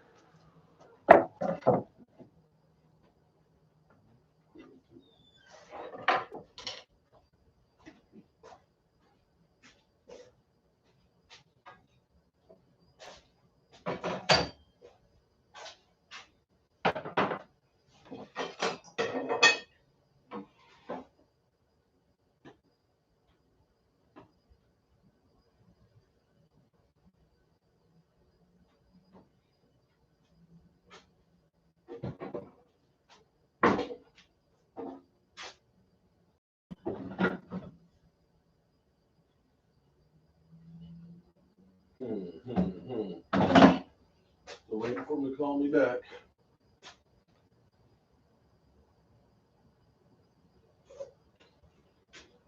What do I want to use? What do I want to use? What I want to use?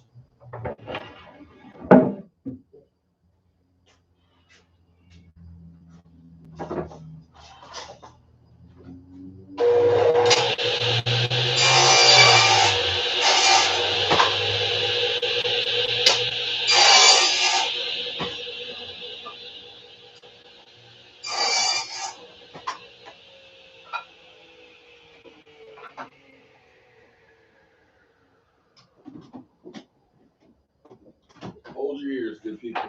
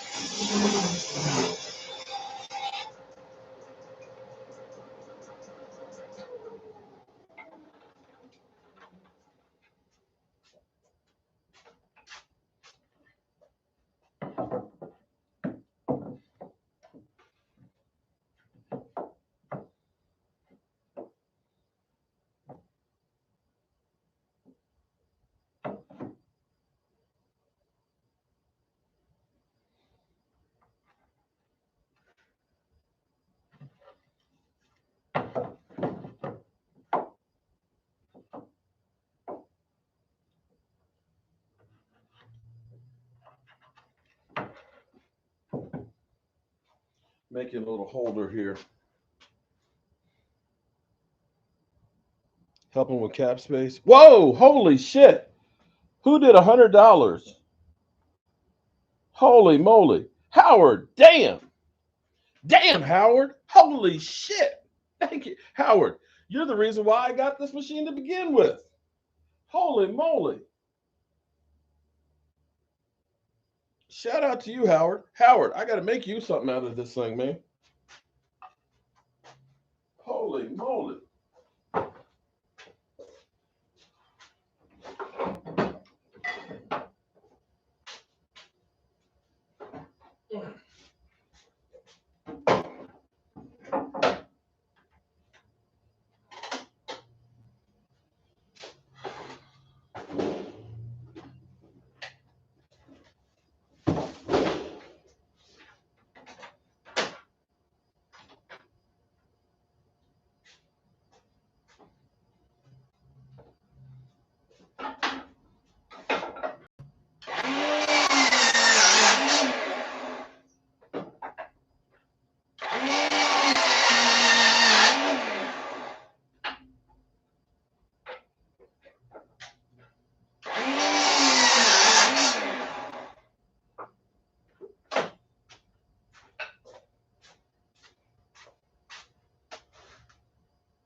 Still waiting for the people to call me back.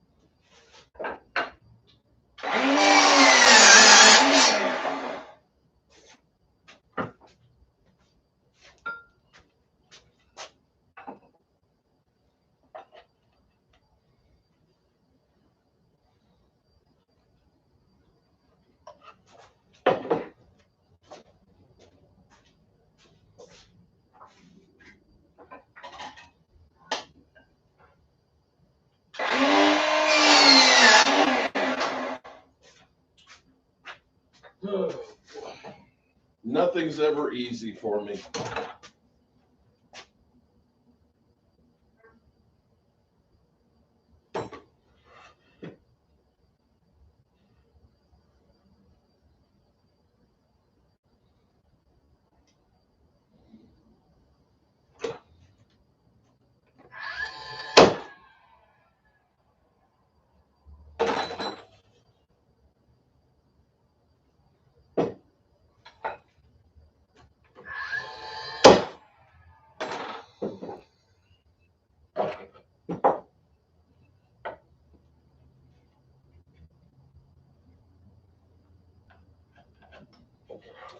Making a little rack here to hold the button.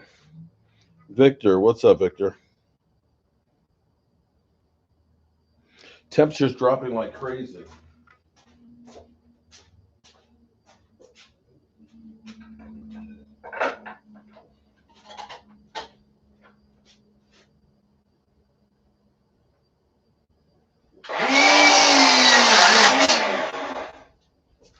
The temperatures have never really warmed up here in a long time.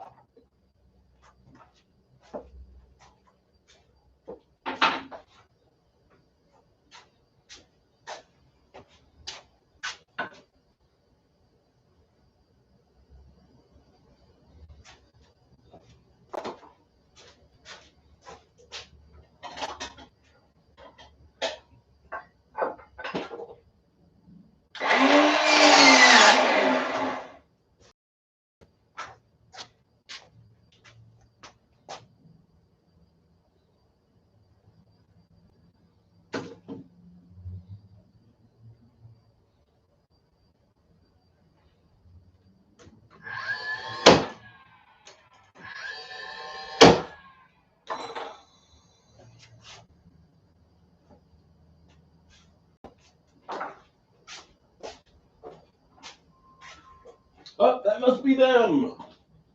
Hopefully that's them. Yes. Hello? Hello? Hi, Mark. Yes. This is our company from Inventables again. Yes. What's up? So, I have some good news and some slightly Oh, news Lordy. I think we can work around. Okay. So if you check your email, I just sent you a photo.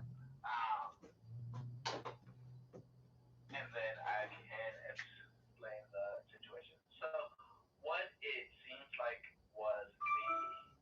might be the case is that the bracket that holds your switch might be slightly bent to the point where it is raising and not engaging as it should.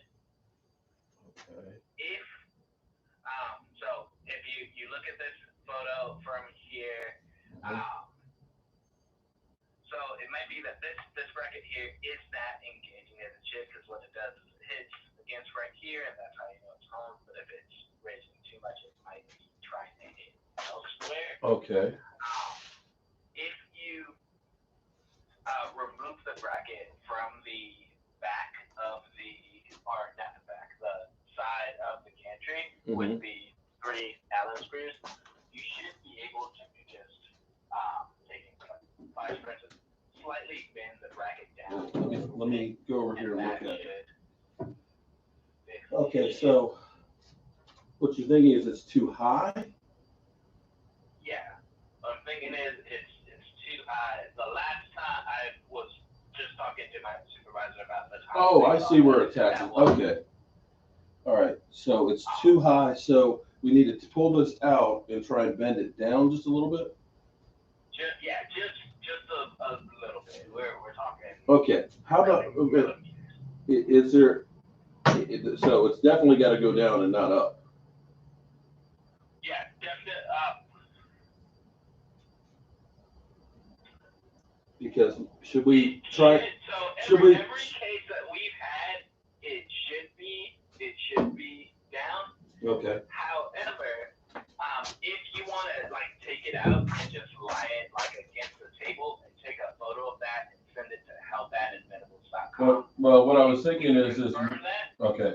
What if we just jog it over there to see exactly where it's touching? Sure. Is that feasible? Yeah, that's completely fine.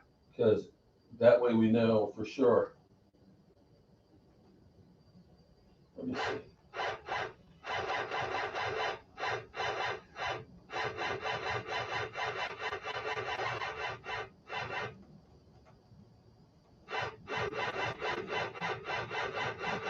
Okay, let me move over. Let me see. So, I still got a ways to go. Jeez. Okay. So right now, if you look, so right here is where you jog. But intervals down here, if you change this, it'll move more. Move by inch. Gotcha. And if you go even below that in the custom XY, you can set it to be 1 inch, 5 inches. Okay, gotcha. All right, so it should be there now. So this thing should be hitting. It looks like it's hitting almost in the middle of that, but I can unhook it and bring it out and. So what we can, since you that is sitting right now, what we can do is just go all the way back. There we go. It's. Turn outside in. It's back there. It looks like it's hitting on the steel cam that's on there. But I'll take it up. Right now, no, hold on, we're gonna do another test just because right now it's showing as it's hitting that, which is great. I mean, it looks like it's almost in the center of that. Okay, so what I'm just gonna do is I'm gonna go machine home really quickly. Okay. And see what happened, just because.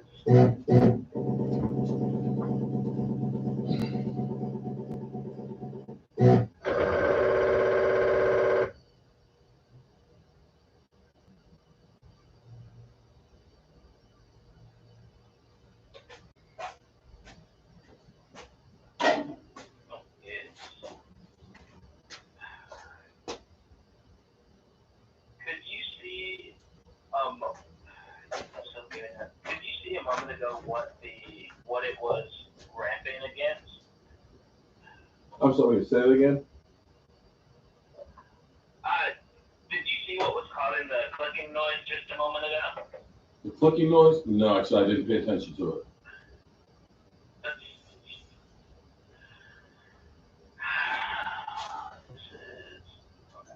So you're still getting the same reading, right? Yep, it's still going. I heard that the axis still fine. I'm not worried about that one at all. Your y-axis hit, and then there was something. So right now we know this should be hitting just fine. Your measurements are completely.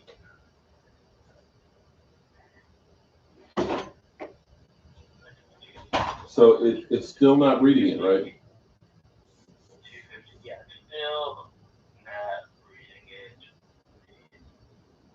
I mean, I can go ahead and pull it out. That's not a problem.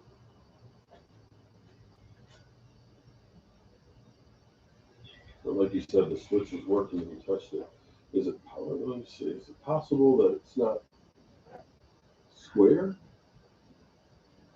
Yeah, I would. Here, I'm just gonna jog it.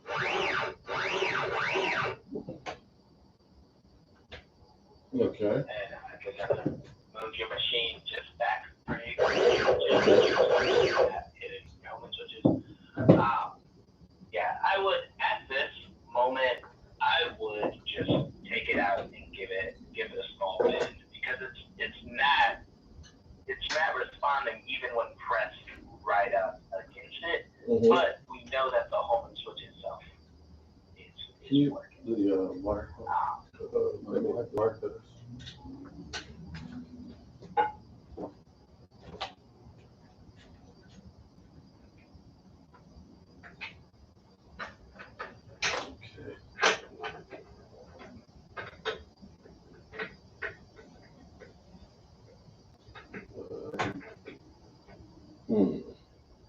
So we have to take the switch off, right? To get it out? Because it won't slide out of there with it on. I think you will have to take the switch off. That's going to be fun to get that back. Take it off or just unplug it.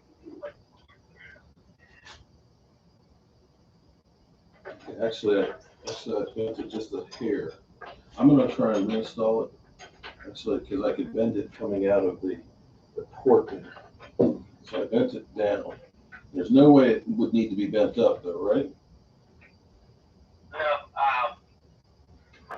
We've asked hardware teams specifically, and it's supposed to be hitting. You know what? It worked when we touched it, right? Yeah, yeah. Testing it. Just see if it's a switch.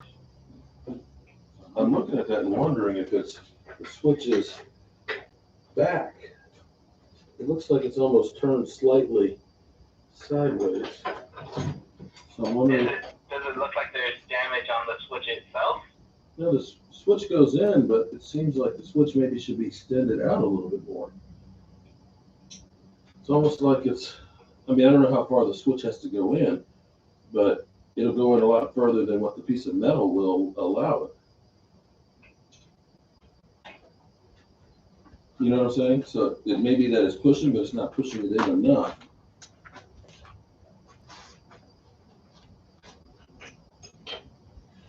Where's those keys? If you can take a photo of it, I can take that to the hardware team and get a lot more exact of hey, how far should this be? The hard part is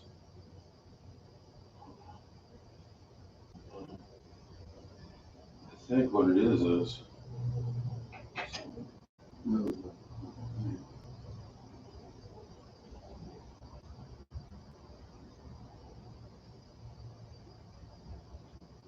it looks like it's like the metal is a little bit longer than it should be. Okay, so where can I send this picture? Help, HELP at inventables.com.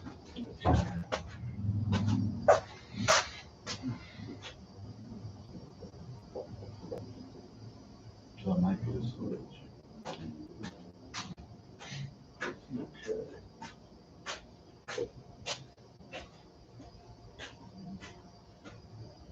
Help at Inventables.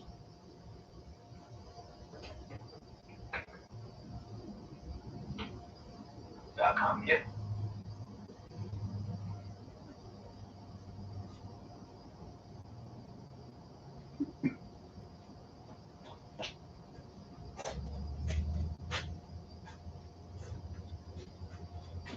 I mean, if the switch, okay, I just said it. I think if the switch itself was touching, the thing is from where the port goes out, you got about 1/8 of an inch of space with the metal that's under hanging. So the switch only goes in about 1/8 of an inch. So it's almost like we need to. And while I feel like that's specifically to just protect the switch from getting overall damaged, I'm not 100% sure. So I'm going to just ask the person who would be. Okay, well, let me ask you, okay, I'll tell you what. Here's how we can test it real easy. If I push the switch in, you'll know that it's home, right? Or can you do it? So what I'm saying is I'll just push it so it's even with the metal. And if you don't get a reading on it, then that's the problem. If I push, you know what I'm saying? Because I think the metal. I get what you're saying. Because I can go ahead and just push the switch in with the putty knife just to make it even with the metal to see if it makes a contact. If it doesn't, then we know that's the problem. So what I need to do for you to test to see if the homing is working? So right now on the screen, it is set up for that screen. So Okay. if you push it in, I will see it. Okay, go ahead. Well, okay, right now. Here's how you push it in. So push it in now. Yeah. That's as far as it'll go. Yeah, it's lighting. It's currently lighting up. It is. Okay, so it is working there. Okay, all right, so. The X-axis came up on the Then, screen. so much for my theory. All right, I bent it down just a little bit. I'm gonna screw it back on and see what happens then for you. You clicked on it, the X-axis. Yeah. Let's see if that's it.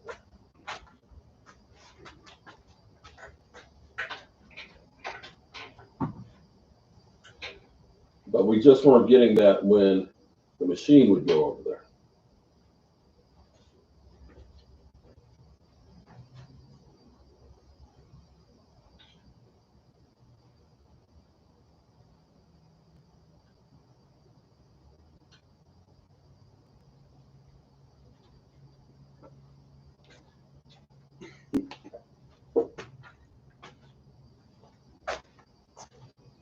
Okay, it's in there.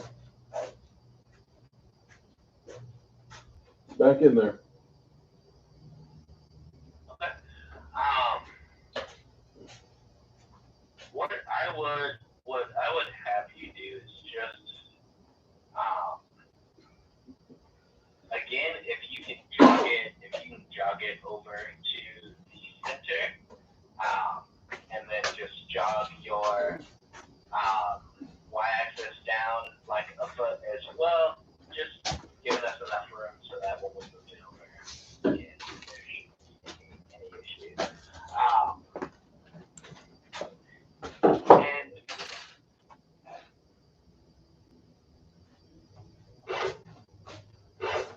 once we hit, if you can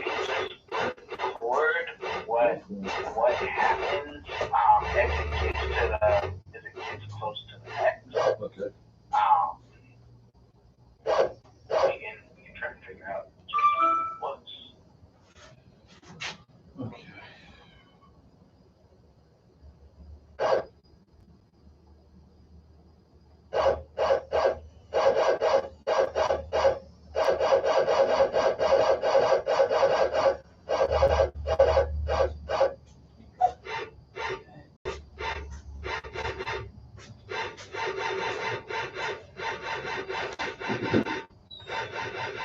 Okay, all right, so there we go.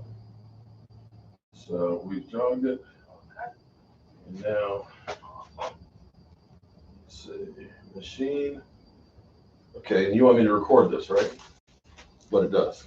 Yep, if you can record just what happens as it moves to the X. Once you hit home, I'm gonna go general settings and scene inspector. We'll see what happens. Shit.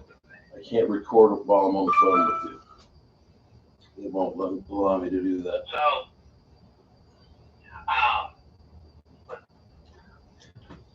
yes, fourth over. Okay. Let's see how the easiest. Okay. So, what you can do. Okay. So,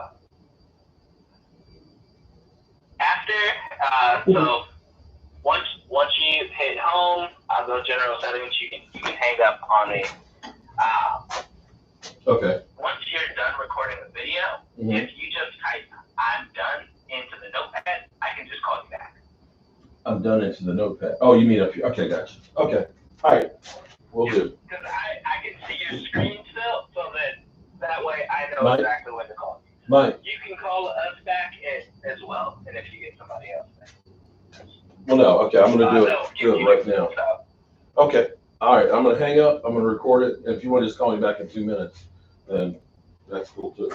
Yeah, that works. All right. Cool. Mike.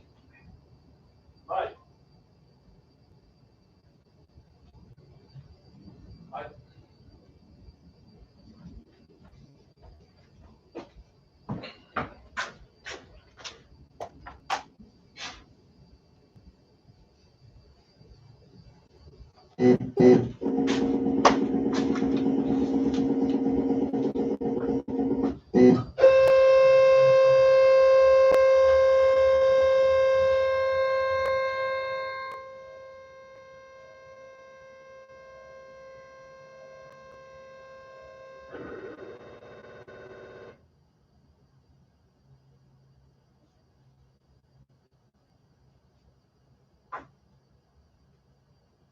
It stops a couple inches before that.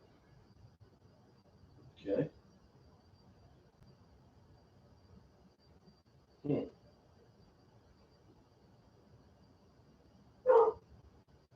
All right, so it stopped before the switch.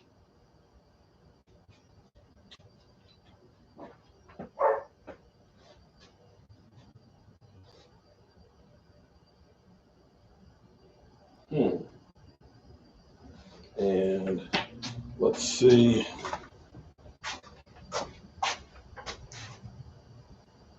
Okay. So that's it.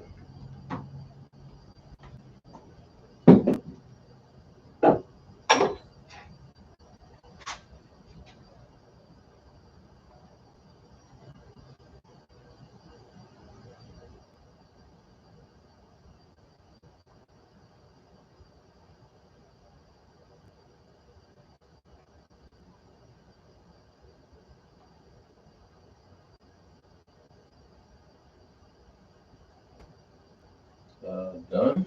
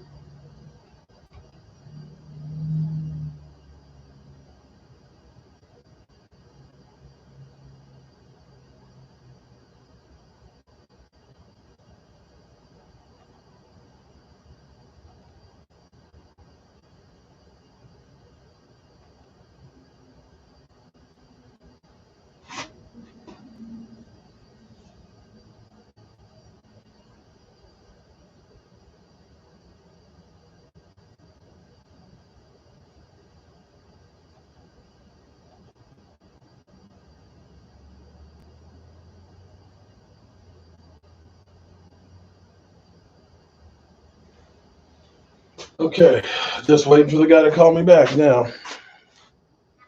Sorry, y'all.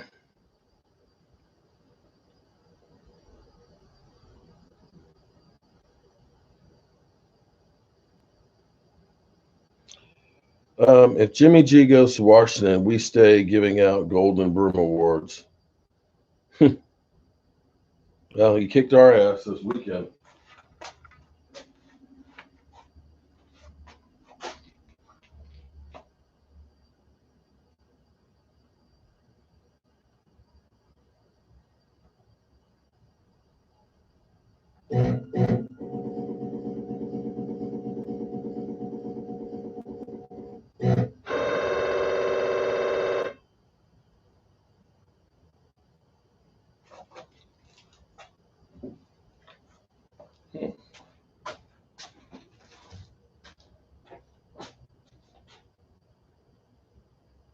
Keep stopping short of the switch.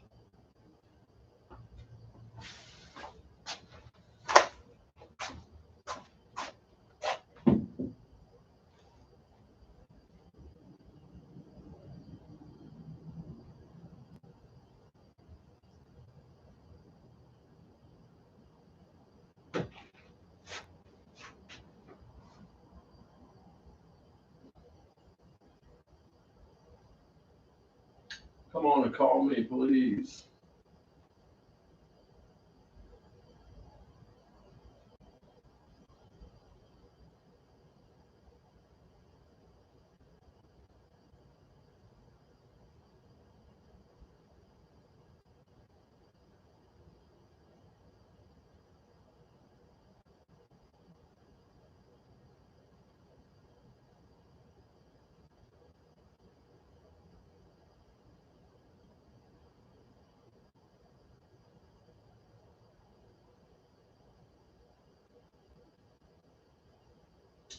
Come on, call me.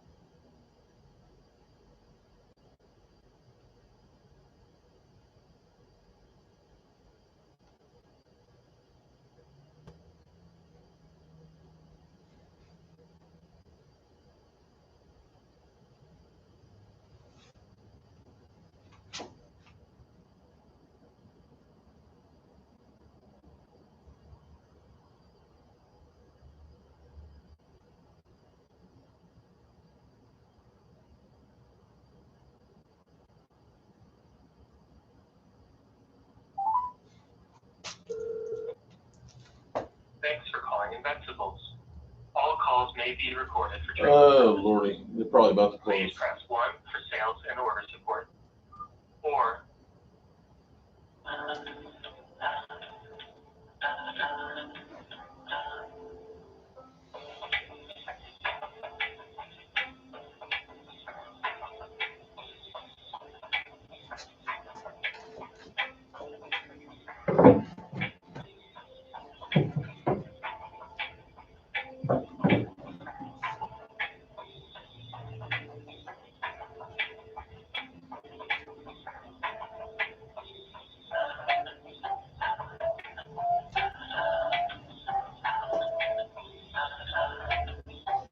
I hate this. Yes, hello. Is Amani available? Because he's been working with me and he told me to call back after I ran this test. Gosh, give me 1 second here. Let me see if I can get you in touch with them. Okay, thank you.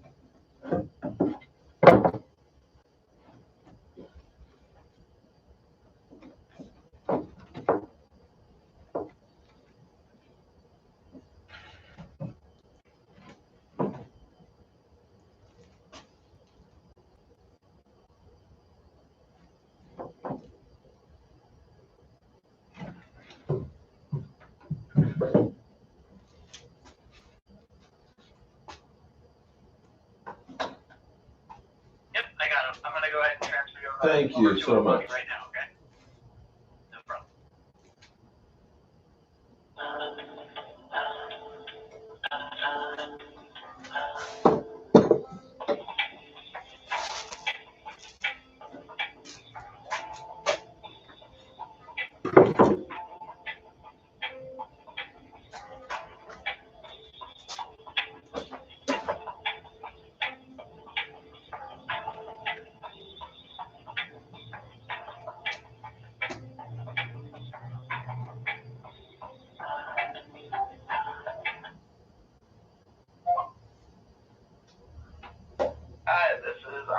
Hey, it's Mark.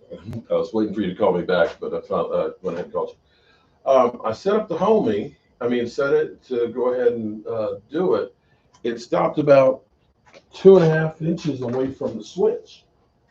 I did it again, and it moved closer to it, but it's still about an inch away. Well, no, about 1/2 inch away from touching the switch. So it's not going over there. It's not going all the way over to hit it.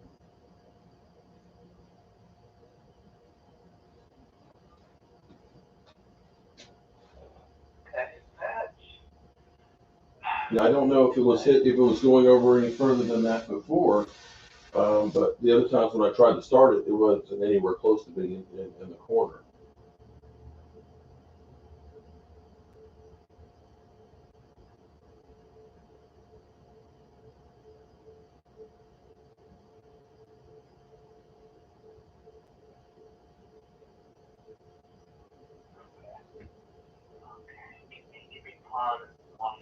Okay.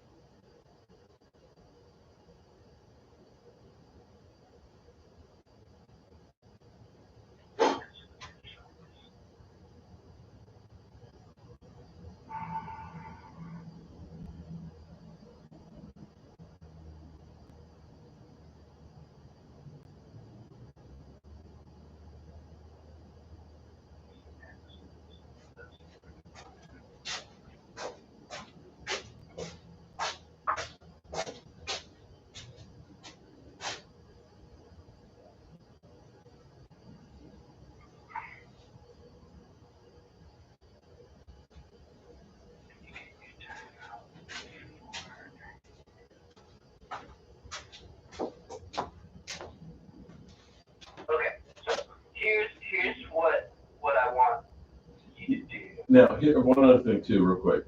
The homing machine, it still says please wait.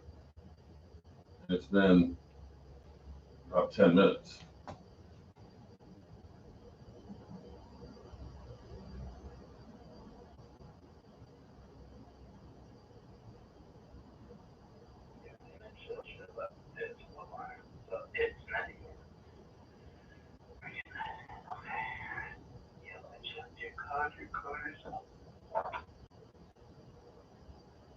Your code is correct. Okay.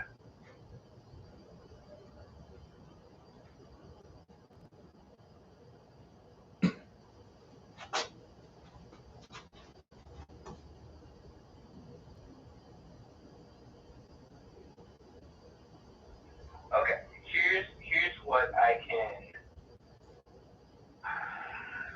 fix just in case there's anything.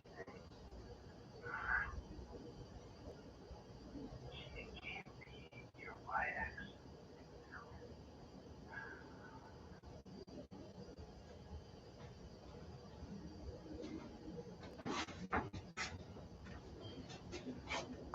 Okay. So we're gonna give it a test where what I want you to do is just jog your y-axis all the way to the other end. Just all the way, the full 4 feet back, and just jog your x-axis close to center. Yeah. And then we home it. So what should happen is your x-axis should 100% hit the homing switch first. How do I change it to make it shoot more? So custom, you see how it says custom? Yeah. If you look below that, yeah. I would click on custom XY and then type in, honestly I type in like 6 and then just go forward. If you're watching the machine, you could do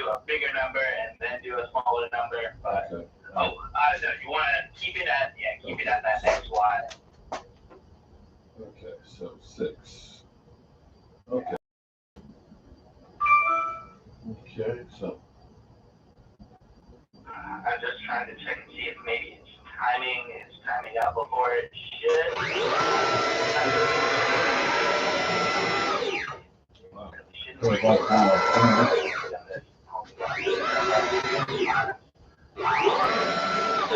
Setting the right.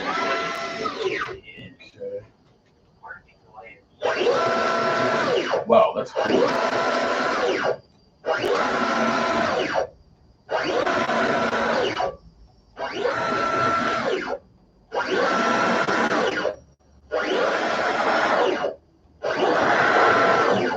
Okay, it's all the way to the back and then all the way to the right.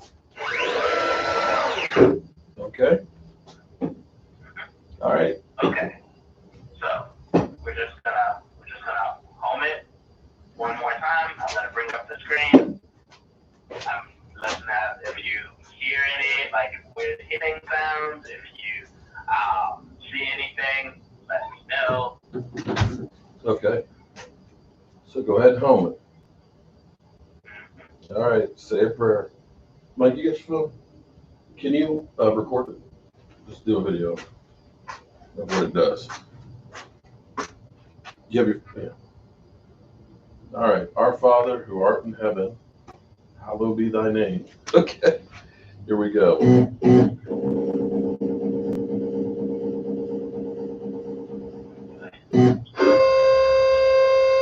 right. It's moving forward. It's moving to the left.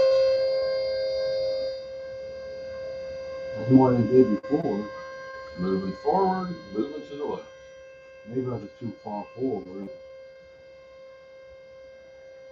Now I got some little doing. Still moving forward. Still moving to the left.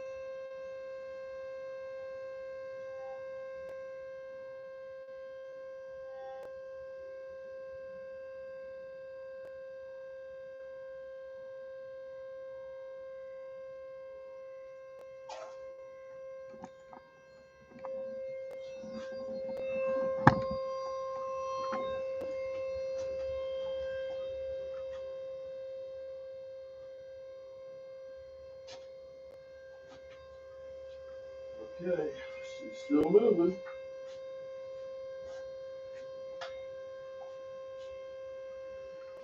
Still moving to the left and still moving forward. That's kind of sexy.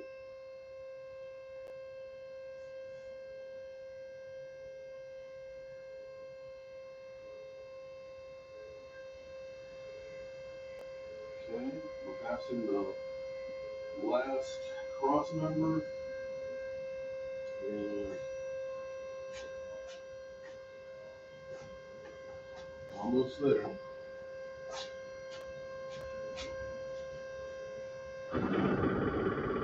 Just touch the switch. It's all the way forward, and it looks like it's on the switch. And it still gave us an error. It home success. It's on the switch, and it is all the way forward. You can see it right there. Yeah, that's what it's supposed to do.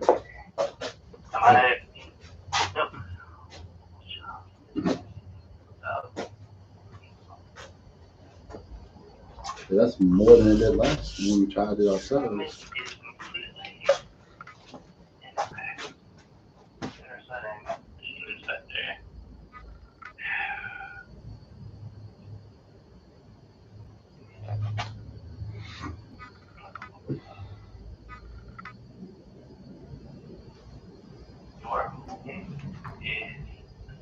I'm 95% sure that's 22 equals 1. Yep, you're holding the table. You have none of your soft limits or hard limits enabled. Okay.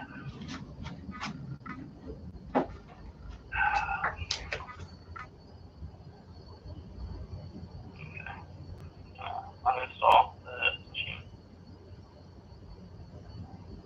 Oh, you have uninstall the button.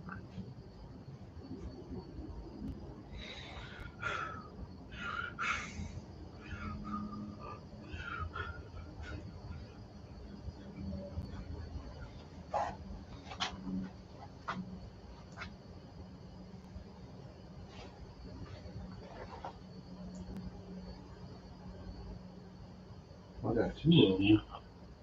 Two what? Is this one so bad? So the X and the Y. There should be one last one.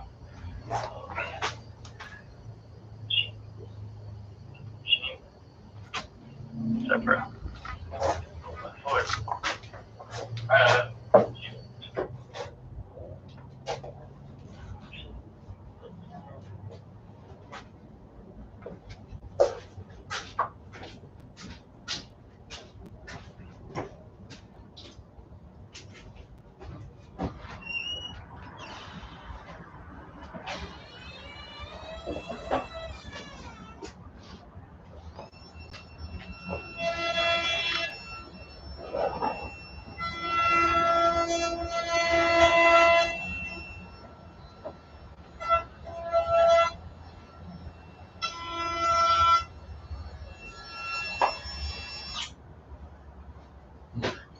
Boy, am I glad I didn't get the X-Carve. I think I probably would have gone crazy by now.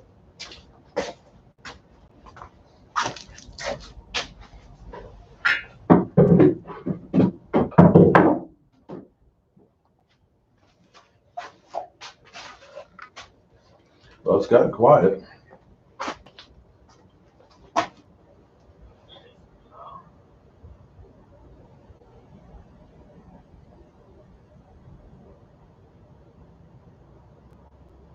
We got more things at least lit. Hopefully that's a good thing.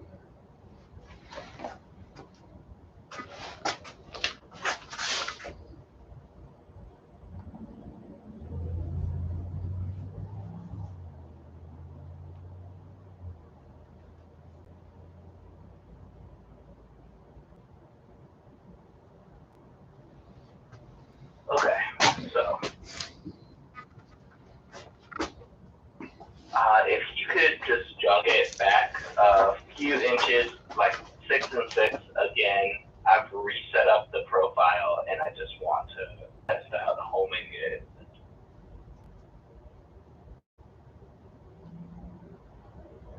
Okay. So go back. God, I love that. Okay, so just 6 inches each way? Yep, just 6 Okay. inches. Got it.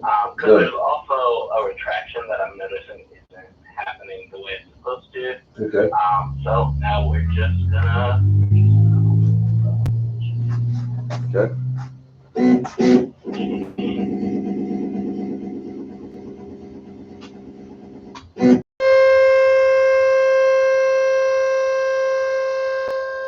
That's what we were doing before.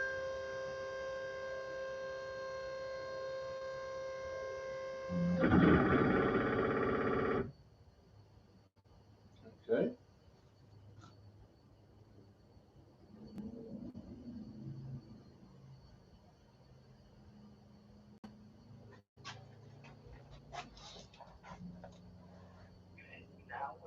Now we're getting.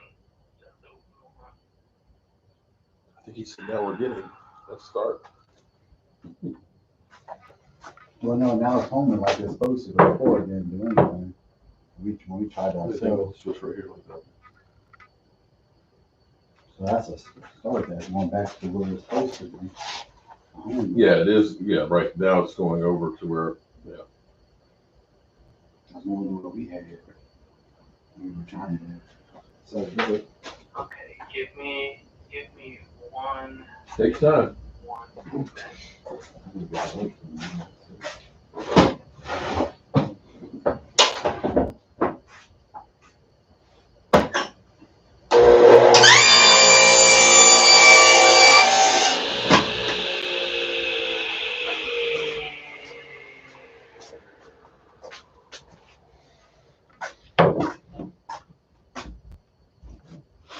Like that.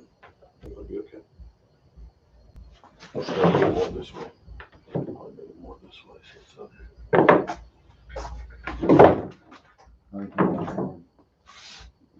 let's make some more.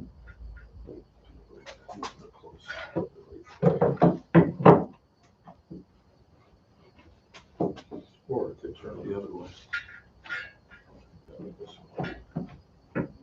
I'm sure it doesn't matter as long as you have access to those switches.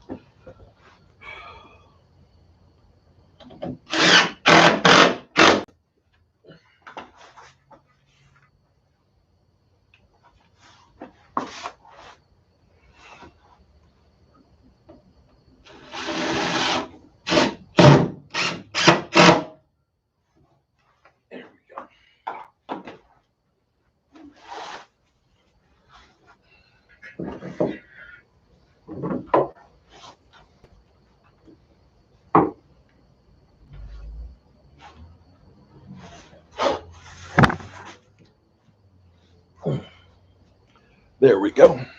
Look, we have our switch here, our control unit. Boom. Just made that up real quick.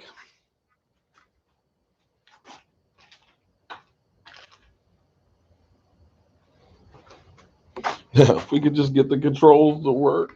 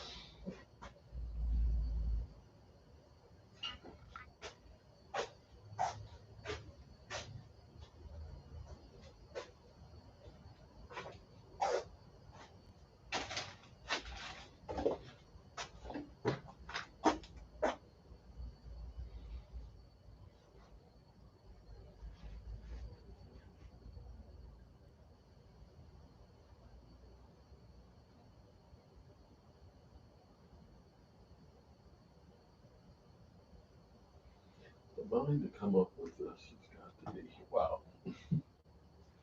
This is some complex shit.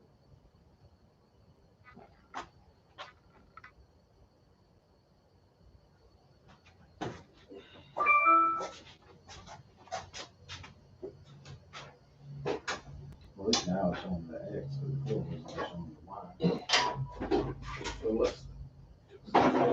the Y. No, it's only showing, before it was only showing the Y. Now it's showing the Y in the X.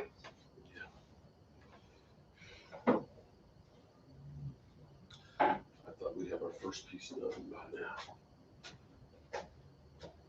Now it's not showing the Z.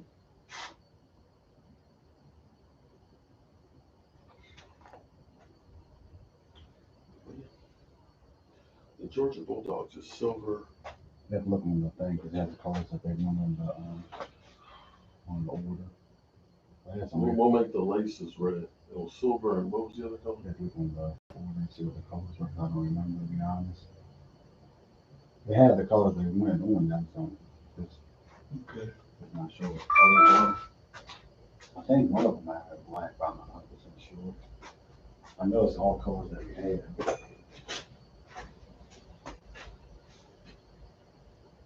I got the royal blue over there for the Cowboys one. Oh yeah, that's our alternate. So Well, it's actually, I didn't realize it, but it's the color they use for the lettering. yeah, for the alternate. Because the whites they use the royal blue for the letters for the whites. And navy blues for the blues.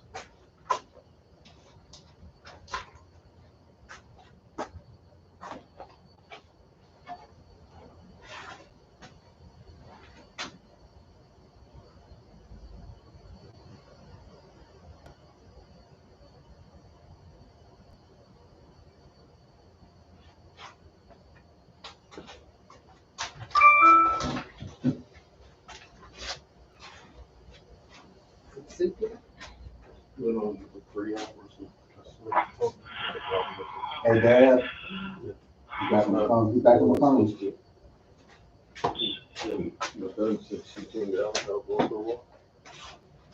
Yes, sir.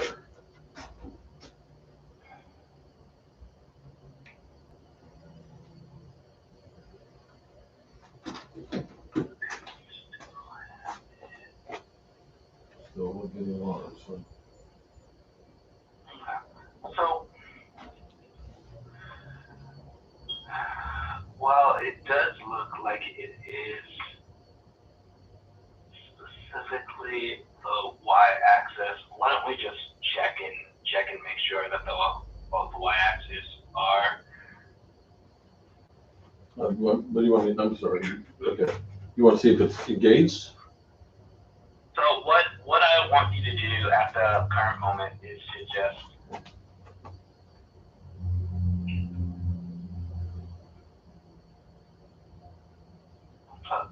sorry, can you one moment? It's to read at home. Oh, yeah. Sorry.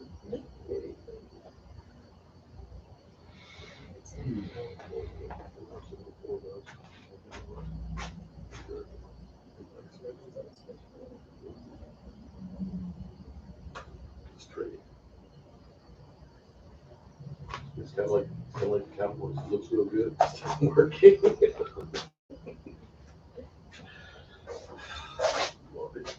The other thing I haven't seen is the chronometer. It's not in here with those tools.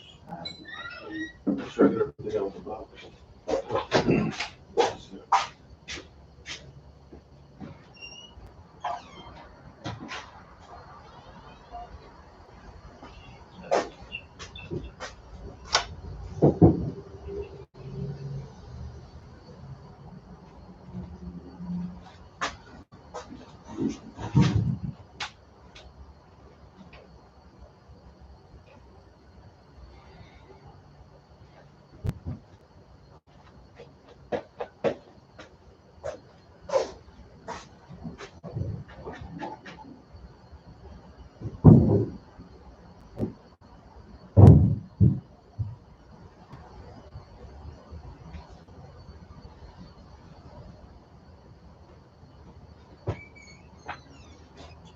No,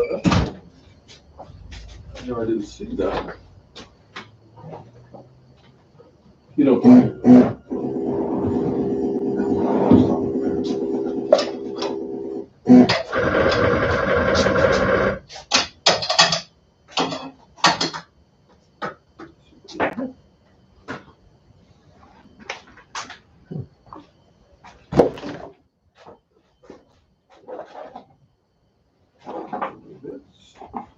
That's the Z. It's basically a thickness meter. That's the color change.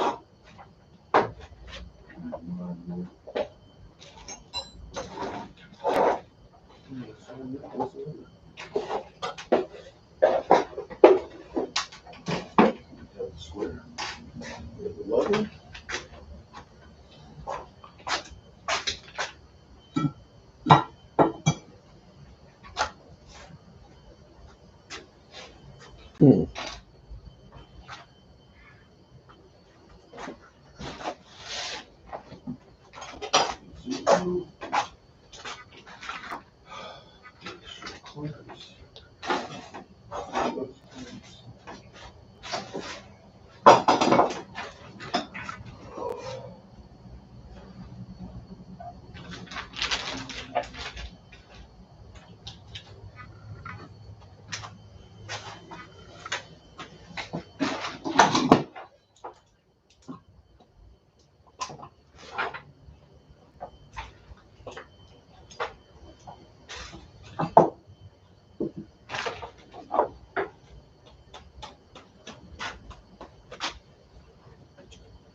I bet it's time for you to get off from work, isn't it? But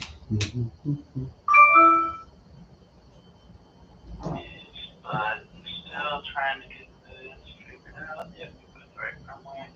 Tracker. We know it's here. We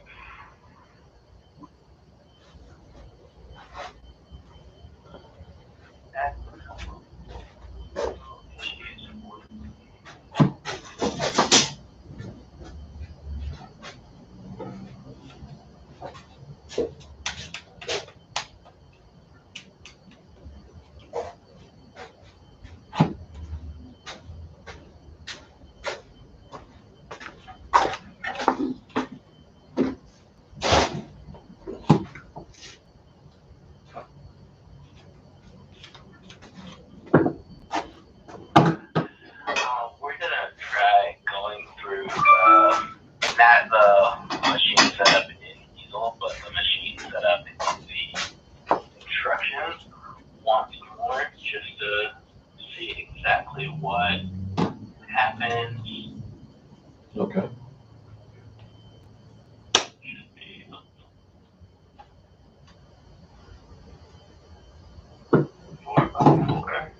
Instead of Easel, your 4x4. Okay.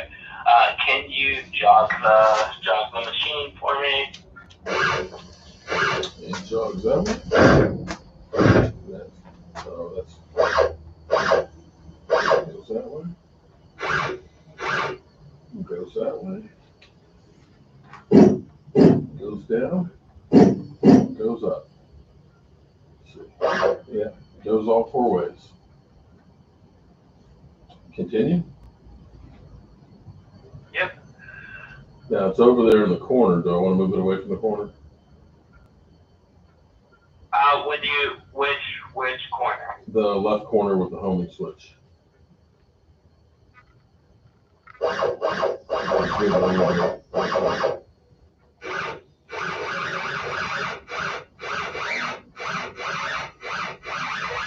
some reason it feels like it's moving easier. Start homing sequence. Here we go.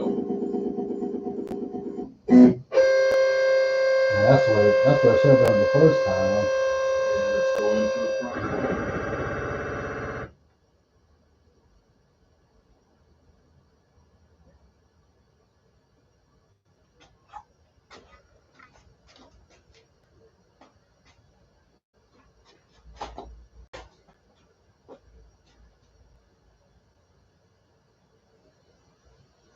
Down in the front corner, it says, all you see was stuff. You're right there.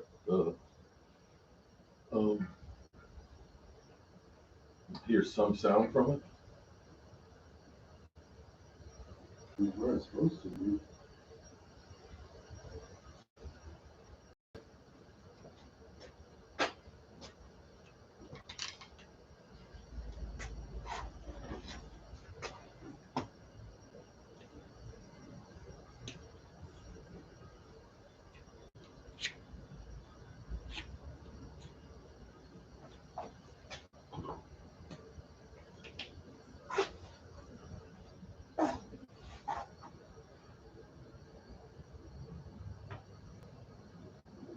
And is it still jogging? No, it stopped. I Yeah, guess it's where it's supposed to I be. mean, it's there in the corner like it's supposed to be, or at least as far as I know. I mean, then more than when we tried this last time. We tried it before we called y'all. It actually moved where it's supposed to be. But it's just kind of like you hear, like, I guess it's the fan in it, but it's not moving anymore. Well, it's where it's supposed to be at the corner. But it's in the front corner. It's going all the way forward. Let me see. It's touching the switch. And the next step was everything there. It's about an inch and a half away from the switch.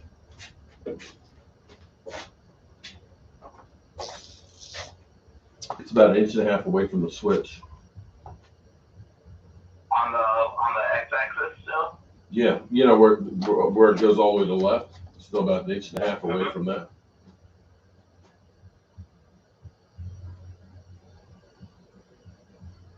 So we're gonna stop this right now.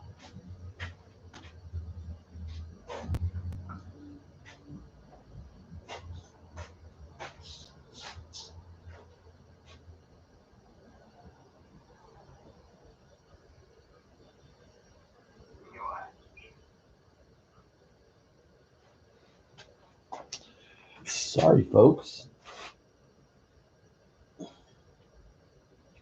Just got it resolved. It was the Y1 homing switch there, overnighting me a new one. Do you have the same machine, KO's one? Every man loves his toy. Actually, the rep is Joe Judge. Okay. Y'all are funny.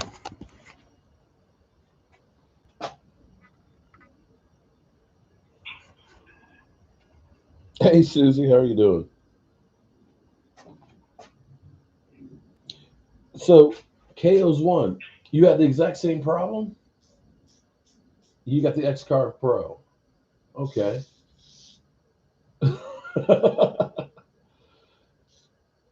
Okay.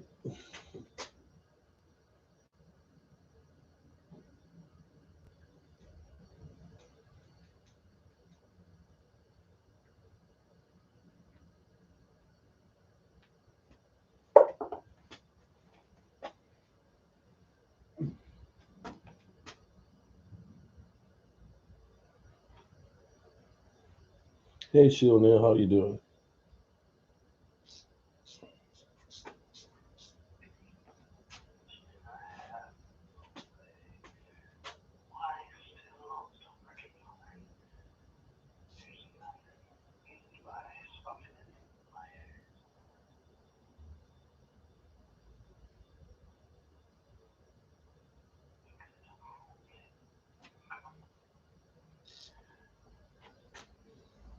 Can you turn off the X-Carve and just disconnect either the Y1 or the Y2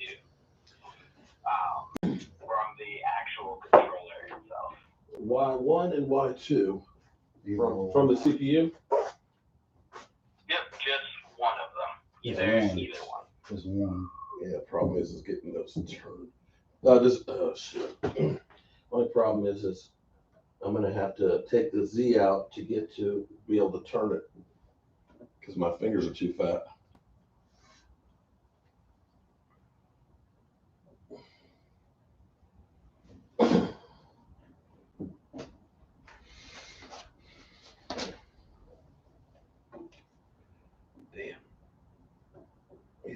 easy to get to.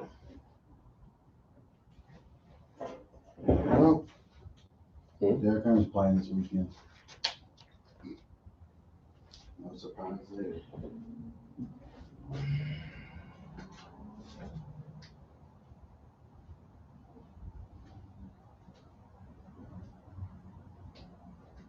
Okay, Y2 is out. I'm going to put it back in. Just take the Y2? One or the other. Y1 or 2. Okay, I had to take the Z out to get to it because one or the other you have to unplug. So if you have the Y2 or the Y1. Oh, that was the motor. You meant the motor or the limit? No, he said Y1 or Y2. Yeah, they're both. He said one or the other. So But I took the motor, not the limit. Hey, Amani? Yeah, The motor or the limit switch? the limit switch. Ah, shit, I took the motor. Okay, I'm going to unplug Y1. It's unplugged. And I'm going to plug it back in. Okay, it's in. Turn her back on.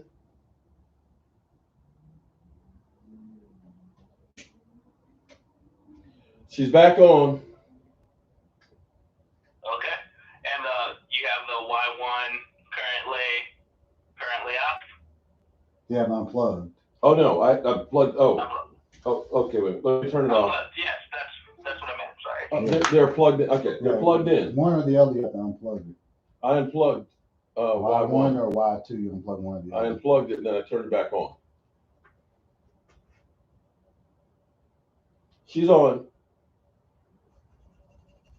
Okay. So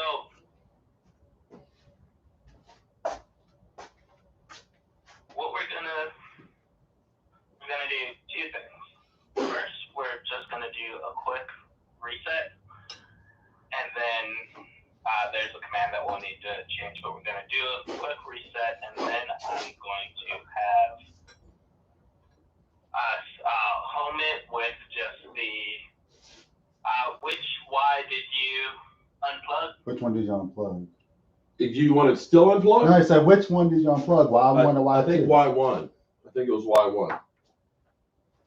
It says on the machine which one. I think If you check on the cable, it is labeled. Yeah. I unplugged Y1. You're supposed to keep it unplugged. You want it unstick? Yes. Keep Keep it unplugged. Okay. Whichever All one you right, unplug, so- the one you wants to keep unplugged. Y1 is unplugged and it's back on. Correct? Okay. Okay. All right. So Y1 is unplugged right now. The power is back on. Okay. So the first thing we're gonna do is a reset command. Or actually, the first thing we're gonna do is unlock the motors. And then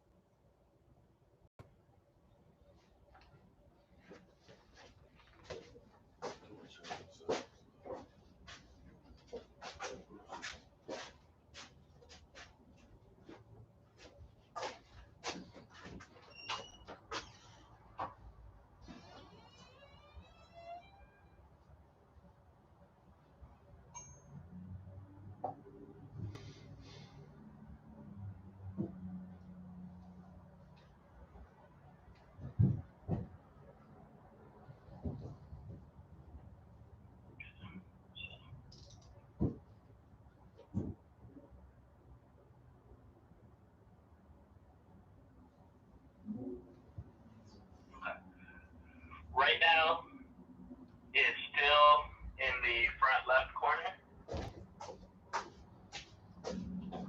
Yes.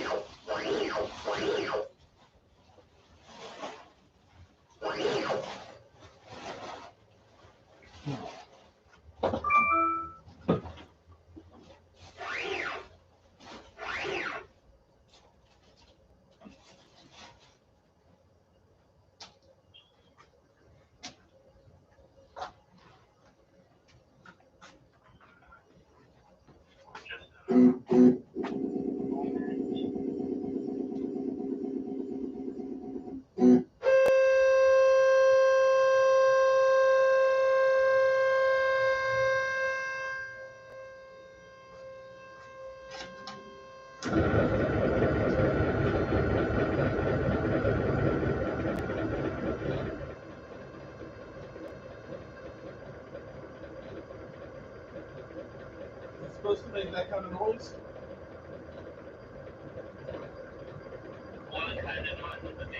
You can't hear that?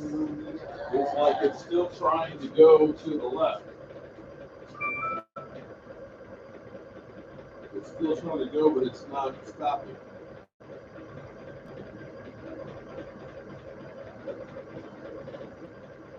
Now you wanted that unplugged, right?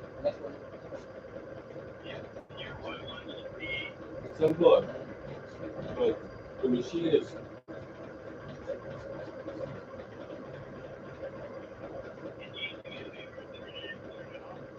Sure. It's like it's vibrating. It's like it's trying to move, but it's not moving.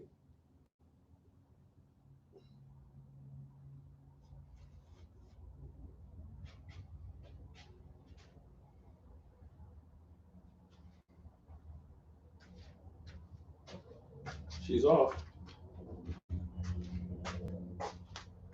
Okay. And what I want you to do is, so that was the one that was unplugged. Yeah, that was the wrong one.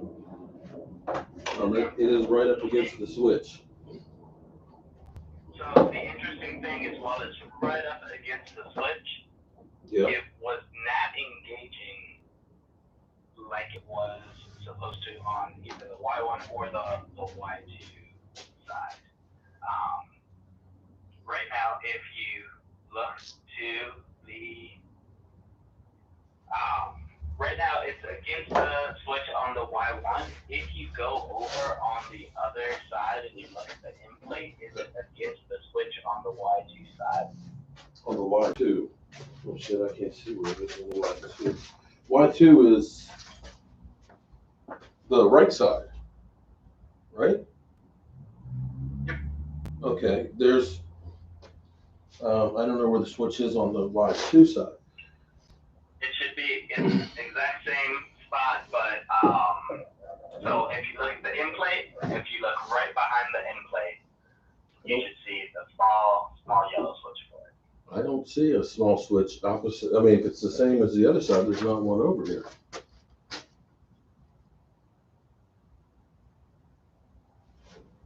On the top of the gantry, right there under the screw threads, right? Give me one moment and I'm telling you. I see it up in the top on, of course, the side of the power head here where we are. We're all the way to the left. On the right-hand side, there's nothing on that side.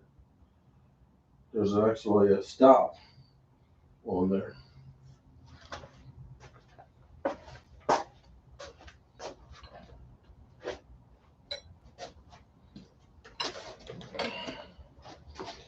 Oh boy.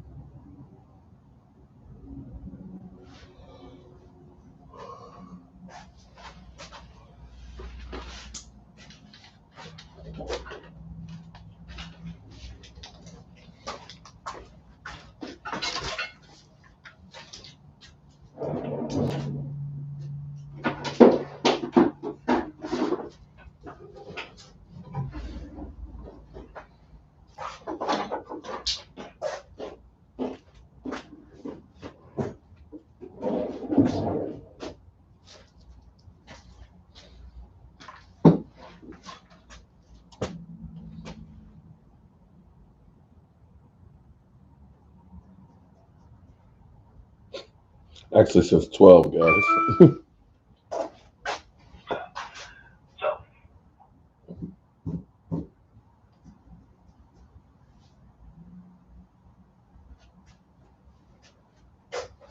you can turn it off and re-plug in the Y-axis.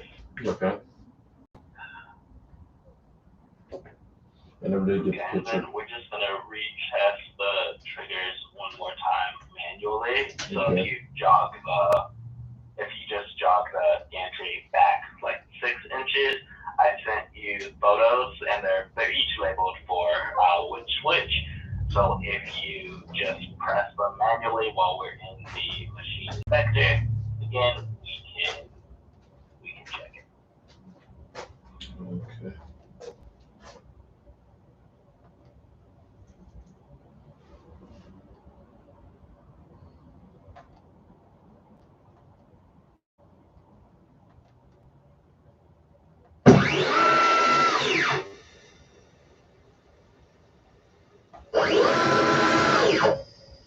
Okay, and send me some more pictures.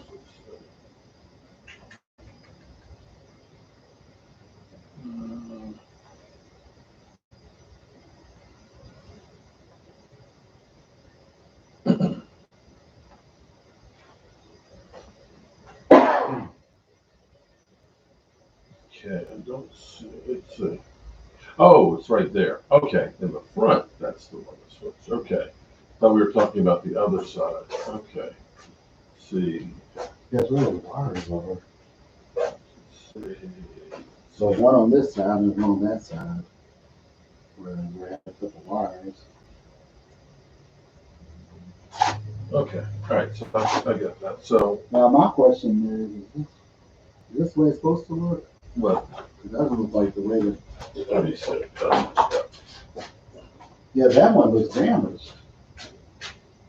Cause this one is like, Oh shit. oh, it's damaged. Yeah, that one's jacked up. Cause the other one looks like it looks like here. I think we got a damaged switch. Cause that one looks like it's supposed to be. This looks like it's damaged. Amani, That's what it is. Yeah.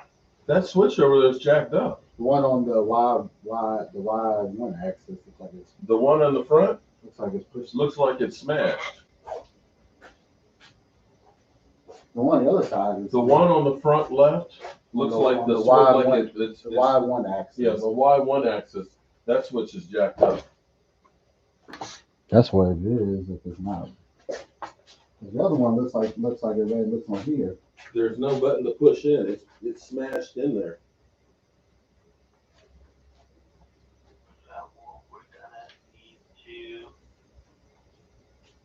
We're definitely gonna need to replace that. The other two look the same. How the hell does that come out? Well, you have to unscrew it here and then it comes out on this side.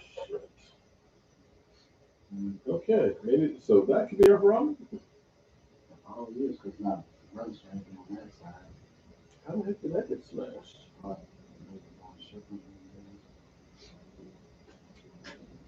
Because this one's fine, like it's supposed to be, like it's like in there.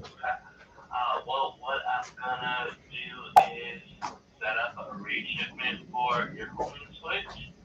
We'll, because the warehouse is closed, it's probably not gonna get shipped until the morning. But I'll have them overnight it, and then we'll be able to swap it out and test the homing again and get your gantry all set. One other thing too, the caliper was not in here. Where was that? What was that packed? Do you know where they would pack that into it? So you make sure I double check. In the accessory kit. The accessories kit. That's in the tools.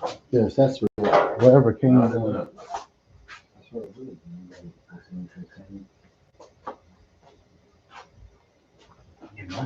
One, only just to make sure the X-Carve Pro. The probe, I got the probe now. You know, the brass thing and all that. But I thought a caliber that's like would come with it too. That's flush on the thing. I mean, I can always get one, but I thought.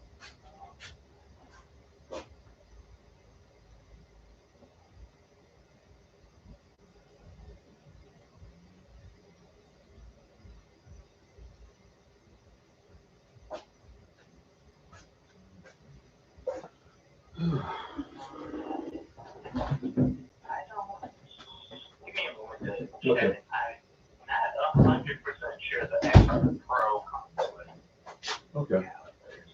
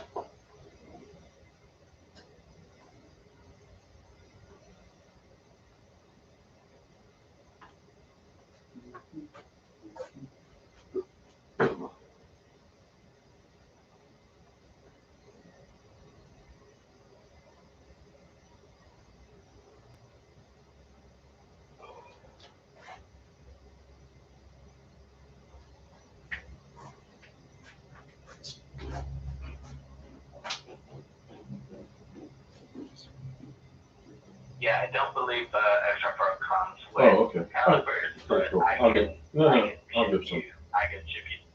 Okay. You can't, oh, if you want to ship me some, Yeah. that's fine. Okay. I will ship you. So that's not an issue. I will, like I said, I'm going to put in the homing switch right now. And I just got confirmation. You want to hear some? You want to hear something funny? I do YouTube, and so I've been excited about doing this and things. So I've been actually doing, assembling it live and stuff for my fans. There's a person who said he has the same unit, and he said that it was the switch was damaged, and he sent it to him. Oh. And that was he said he had the exact same problem. Yeah. Oh, wow. Yeah, that is definitely surprising. But yeah, it can happen. They can get damaged, but yeah, I will get another reship to you. Feel free to call in once you've gotten it, and we can go through it and getting your gantry squared together. So when do you think, you said the warehouse is closed, so Probably Friday. will they overnight it? So, They'll be by Friday. I will personally ask them to overnight it, so you should see it. Tomorrow says you should see it by Friday evening. Okay. Once they overnight it, it'll depend on shipping, but Yeah. it should. Yeah, but at least we know what the problem is. Okay, well, at least you know what the problem is. Shout out to that person. Sorry to waste it. Wish we had figured that out a couple hours ago. Oh, Lordy. Okay. Well, I appreciate all the help, and let me say the customer support has been fantastic. So I appreciate that. No problem. Have a great rest of your day, and you'll get the email with the tracking information. Okay, thank you. Well, you should know the. Wow. Okay, so Home switch. so there's a little teeny switch. It's about this big that gets engaged in the corner, and that's the problem with it. The whole time that we spent there with them is finding out that a switch is damaged, and so they have to send me a new switch. Well, hopefully by Friday you'll be able to start cutting once you get the So switch. their warehouse is closed and won't be open until tomorrow morning. So maybe I get it Friday. So by Friday, he said it depends on shipping, but I hate to say it, but I think it's like, can I be a mod in here? Let's see.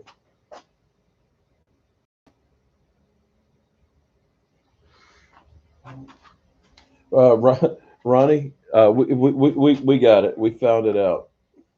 Shout out to whoever said that they had the same problem too. Whoever that person was. Now it is homing. KHOAZ1. Email me cowboysmark94@gmail, because if you've got one of these, I could use your expertise. Cowboysmark94@gmail. You're 100% right. Once you get it working, it's a matter of it's just using the software and placing the homing board. switch on the other side is jacked up, is what it is. Yeah, because the other ones work. Yeah, and that's what I just told him. I was like, I have a person online who's watching who said he had the same problem. So somehow the switches are getting damaged there. It's the switch on the y-axis over here that's messed up. So it's gonna be a day or two. Just gotta wait till Friday. Well, at least we got this part done. Well, this is the bigger part. Probably changing that switch out is probably not going to take. I don't know. That's kind of. There's not a whole lot of space there to get no, in here. No, you take the plate off. You take the plate off. Oh, shit. And then I think that's a bracket or something. Yeah. Okay. I tell you what. You guys can look right here. I think it's just a bracket. And then it's unhooked. So it's like a little bracket or something. Let me go down lower. This little switch right here. It's a little button. On the other side, it's smashed. It's like flat. It's like flesh. The whole thing's flat. Yeah, it's flat. So that is what the problem is. Come this weekend. So the machine's like, okay, I don't know where to stop. I don't know where to stop. So that's it. So at least we've done 6.5 hours here live. I hope you guys have enjoyed this. At least this weekend we can start cutting. Yeah. So I mean, well, we got racks to do. So that's better than what they said before about the smaller size. That wasn't going to be here to who knows. Well, but actually, if we got the smaller size, we'd still have about another 10 hours. They say no. The next size down. I'm talking about next size down. That they said was going to. Well, but I'm saying if I got the regular basic one, it's 16 hours. So it'd been another. No, I'm just saying the 4x2. We were still been waiting for the machine. So. Sorry, I was going to show you guys cutting some wood and all that. Hey, but you can show them on Friday or Saturday. Right. Well, I can go back to the Dallas Cowboys too, and dissect Mike McCarthy's press conference. All I can say one word: pathetic. True. Pathetic excuse. All right, y'all. I appreciate you guys. We're going to be, if you like what we're doing in the workshop, once I get this together, we'll be doing some work and stuff with this, and we can do some live streams. So, if you got time to waste and you want to see some wood being cut and all that, we'll be able to do this. We'll start doing some live streams in here. It'll be fun to do some stuff with you guys. So I appreciate you. I hope you subbed up. I see I got 157 likes. I appreciate it, and we'll get this stuff together. Rhonda Green, what's up? Aisha Robinson, what's up? Giants interviewed Dan Quinn. Oh, Lord. I didn't heard that one, but I don't even think he would do that one. But I'm going to catch y'all later. Y'all can have Kellen Moore. Yeah, take Kellen Moore. Take him. Peace. The Kellen Moore thing will be Jason all over again.